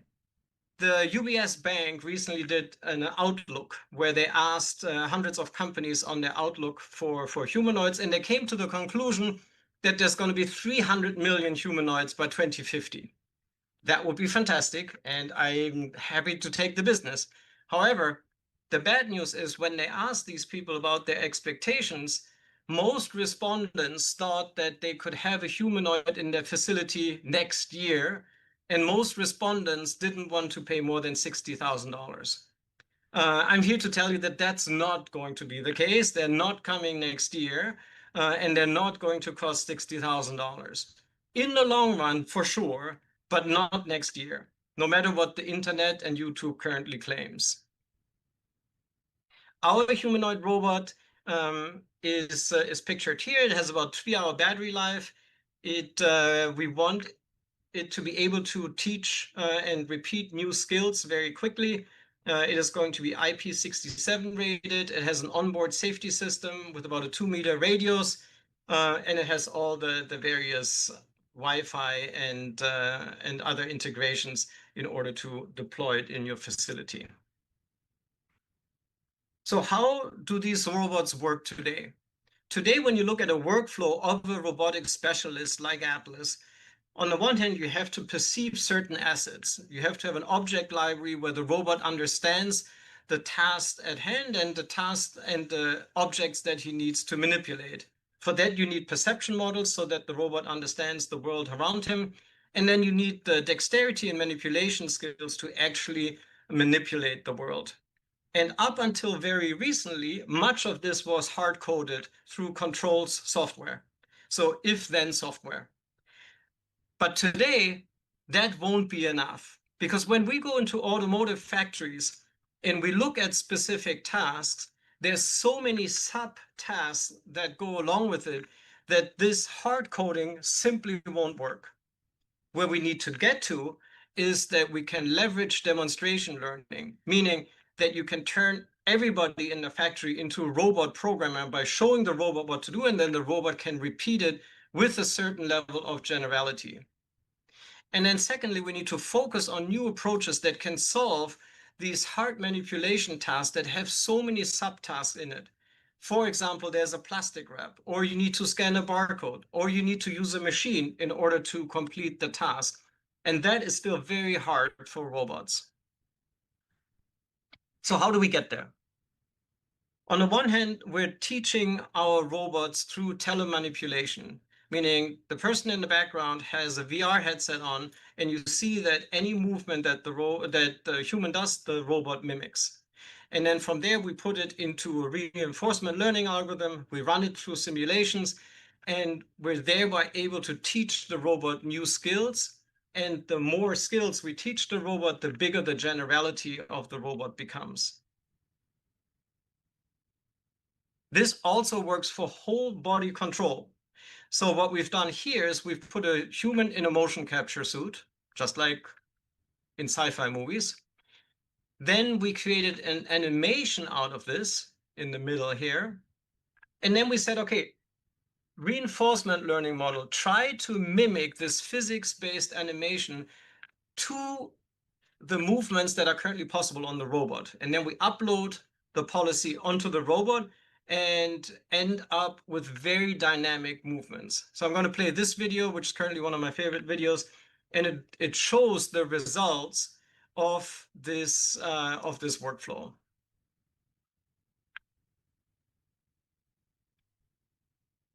So you notice that the robot all of a sudden has very organic looking behaviors. And you'll also notice that the robot can, in fact, do things that I cannot do anymore. And you'll see the robots do backflips and other things that show that today we're already better than human athletes, and that will only increase over the coming quarters.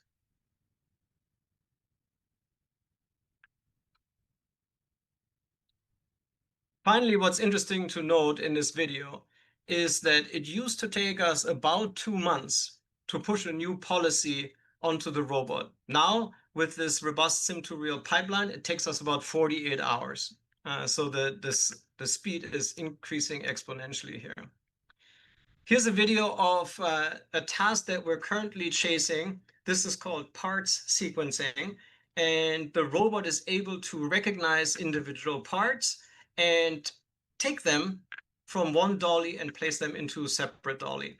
And on the right-hand side, I'm showing you the view of what the robot sees, and you can see how the robot identifies individual parts. One of the interesting things in this video you will also see is that the environment can change. So other than fixed automation that has been around in factories for 60 years, these robots can live in unstructured environments and adopt to their environment. So something dropped on the floor, the robot recognizes this and is able to pick it up. And what's interesting here is also we often get asked, but Mark, why does the robot really need to have legs? Is it not enough to have a wheeled base and 2 arms? Yeah, sure, for some use cases. But you notice how the robot bent down to pick up the part. That's not possible with the wheeled base. And these legs also allow you to reach into areas that you might not be able to reach into otherwise. So this is the task that we currently have live in a POC with a large car manufacturer in North America. And it shows where we are heading with this platform. So what do we still need to invent for scaled deployments? Of course, we need a path to very high reliability. And reliability of these brand new systems takes time, because software you can quickly fix, but hardware you need to fix, push it back out into the real world, and go through a cycle that takes time. Rodney Brooks, one of the fathers of robotics, recently said he thinks it might take about a decade from first prototype to full reliability. Now, Our Chinese friends are showing that that's much faster these days, but there is a certain amount of time that that just needs to pass to get to reliability. Functional safety, we talked about already. That's something that needs to get figured out.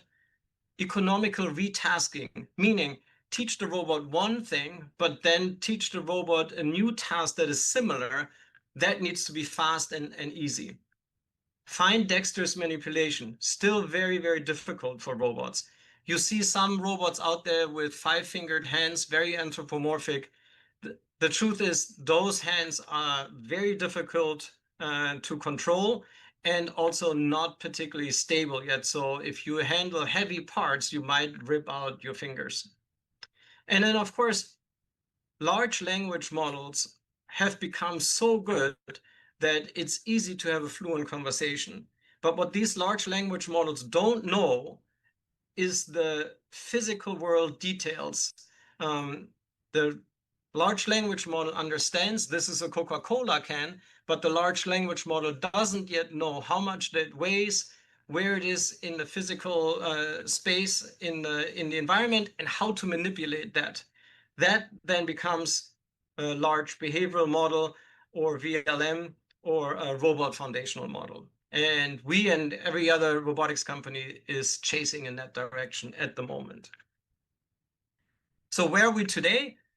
This is my final video of where we are today, which is we are able to teach these robots specific skills that then become fairly repeatable. This is fully autonomous and 1x speed here. And the robot in this video is able to adjust to its environment.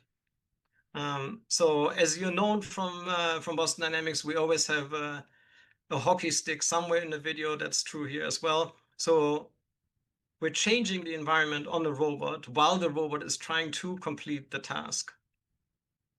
Also note that all our videos are usually shot in one take with no cuts in it, because we want to make sure that people understand that these are not CGI and these are not, we did 50 takes and we cut together the best portions of 50 takes. No, this is one take, and it's in real time, and it shows what the robot can do today. I thought it would be interesting to switch gears a little bit to say, since this is an AI summit, on the one hand, I want to talk about two more things. How can you get started today if you want to go on this humanoid journey? And secondly, how's the world going to look in 20, 30 years from now? Because I recently hosted a school class and a 10-year-old kid asked me that, and I thought it was a great question. So I thought it would be good to bring that to this summit. So how can you get started today? On the one hand, Boston Dynamics is partnered with a small company in Chemnitz, Germany, called IMK.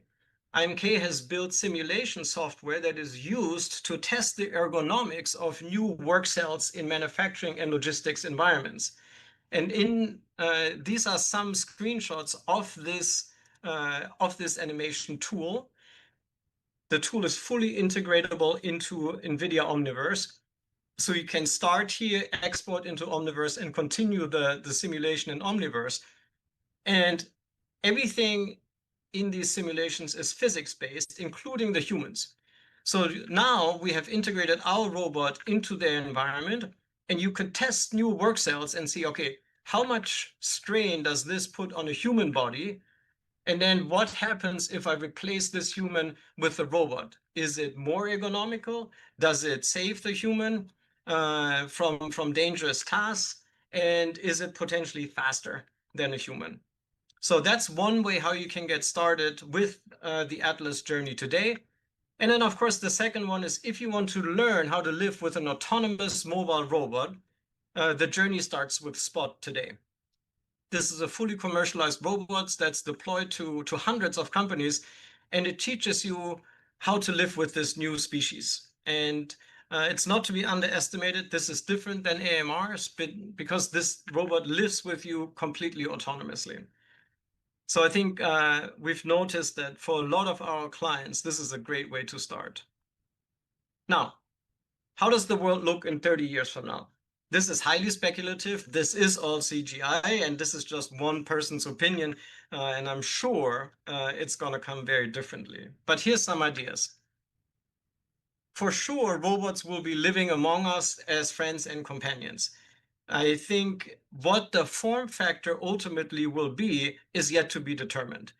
You see a lot of companies advertising 5-foot humanoid robots in their home. I'm not so sure. I think cute and cuddly is probably where it's going to start. Companionship, loneliness, those kind of things. But ultimately, these robots will be among us. Robots can do very dangerous tasks. If our journey towards a general purpose humanoid becomes real, all of a sudden you can do things that humans shouldn't be doing anymore. From building a space station to very dangerous fishing or underground mining, things that is not good for humans. Nuclear decommissioning of the Fukushima site is a great one. And maybe, and this is much later, physical labor might become a choice for humanity. Robots are driving and flying us around. Finally, we've been told that flying cars are coming for quite some time, since the Jetsons. That's, of course, a reality today. We have autonomous cars from Waymo driving people around in the United States already. I've taken one. It's a fascinating experience. And of course, multicopters, electric multicopters will come very soon.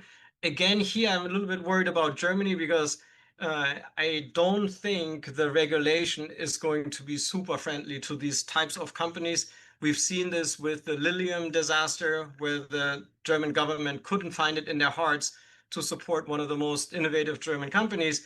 And I do fear that other companies will just push ahead here. Certainly in the Middle East, we'll see this next year probably. China will probably see flying taxis next year.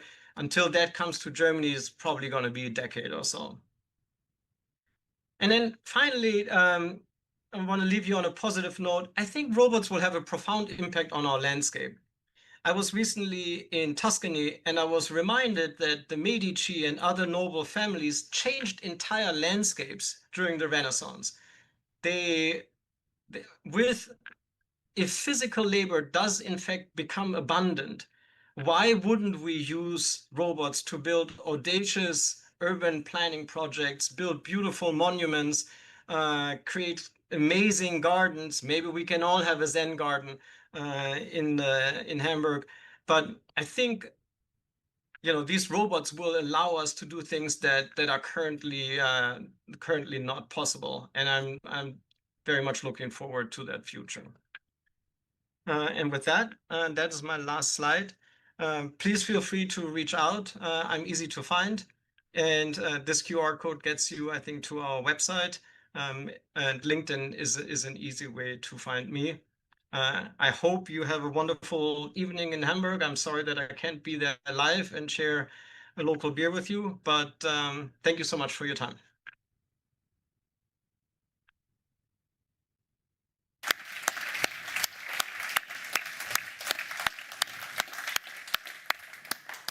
Thank you so much, Mark. We hope to see you next year here in Hamburg. And thank you for closing us out with such a talk that is showing where the future is heading and what is possible today. Thank you very much. Thank you, Hamburg. Thank you. Now, that concludes the AI Summit and our journey that we've been on today. We started with the trends. We have seen where we are standing as a country. We've seen where we are standing as Europe. We've learned quite a bit about the trends that are shaping the next immediate steps ahead of us. We then actually looked into a number of use cases, and I'm still amazed by the range of industries that we've had on the stage today. And I think along the way, we learned quite a few things. It's about tech, it's about data, but very importantly, it's about people, trust, and starting with a mindset of playing and experimenting. Now, we're 80 years into artificial intelligence, and Andy just said it. Despite the 80 years behind us, the most opportunities are still ahead of us. And we should capture them. I think it is time for us to be courageous, to be bold, and to think global. Because if we are not doing it here in this room, someone else will be doing it. So with that, I would like to welcome for some final closing words Ragnar and Petra to the stage, and hope that you will take something away from today and find your next collaborators for the next big idea. Gerne. I just realized we don't have microphones here. Does it work? Yes. What a day. And thank you very much to actually have been here with us. I think great learning still always for me. And I think we also have seen, to add to Tobias, is bridging into the US, bridging into the Valley is really important because it shows us also an outside view and also tells us, and not to forget Oliver in the morning, Oliver Schramm, gives us views from the outside to us and helps us better position ourselves. And therefore, and to also chime in there, and to Andy, the future is still ahead of us. It creates this huge opportunity. And at the beginning I said, we are living in the most exciting time of mankind. It creates an opportunity for every one of us, and specifically to the startups, because there has never been an opportunity as large as this to actually start something somewhere in Germany, maybe in Hamburg, to become a billion-dollar company, a global billion-dollar company. That's the opportunity. And the same applies actually to every company we have here, if and when we leverage this technology. And it all, if it's, the robots who do our gardening, or help us on households, or help us on our business, or help us on healthcare, lots of opportunities. So let's grab it, take that advantage, and see that we become the next export nation of software, of AI solutions to drive the future. With that said, Petra, please come over here. Or you want to use the mics there? With that said, I thank you all that you came over here. And actually at this time, I also want to thank our team. Tobias, where are they all? Actually, I should have brought them all in.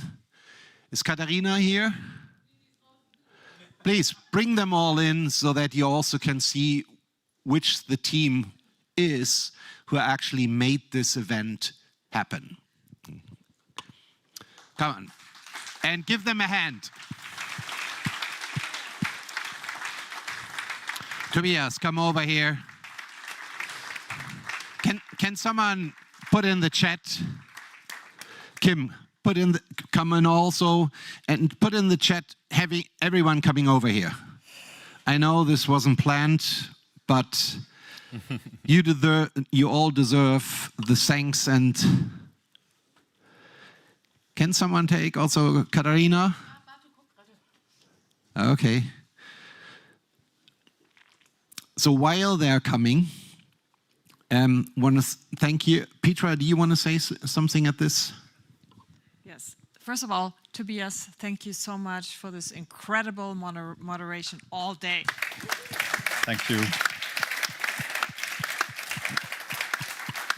was amazing.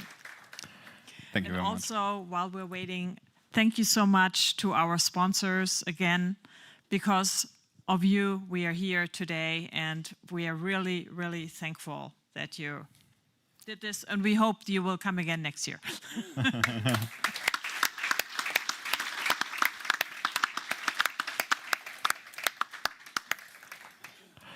Also, a big thank you to all the ladies today who came to the AI Women Group. This was a great start, and I look forward to seeing you all on December 2nd.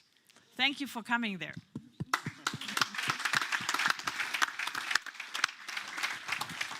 Come over here.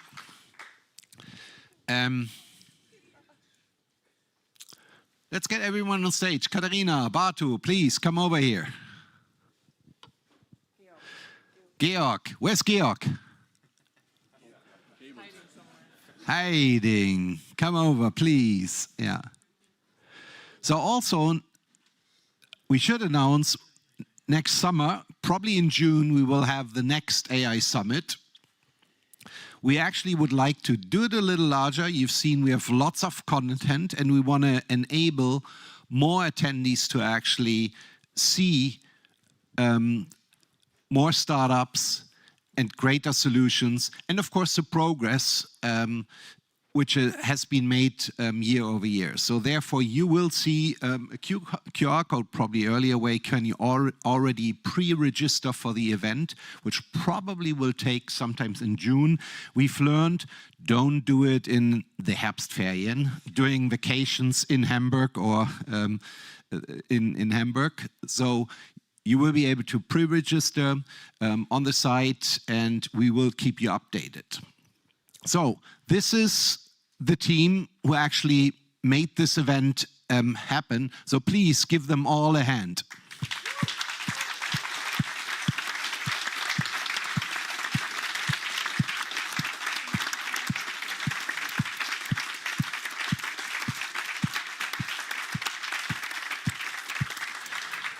So team, thank you very much.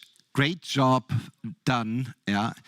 AWS was off yesterday. It gave us some headaches, yeah, but they were able to manage it. It took them night and day to actually get it fixed and start it again.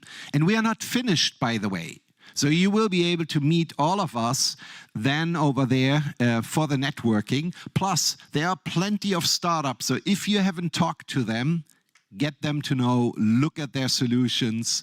They will be happily talk to you and maybe do it over a non-alcoholic drink and enjoy the rest of the evening. We have planned for probably about another 2 hours, 8 o'clock, up to 8 o'clock, do the networking. So take the time, take advantage of it, and let's then kind of phase out into the evening of this event. Thank you very much for being here. Safe trip home. And see you at the bar.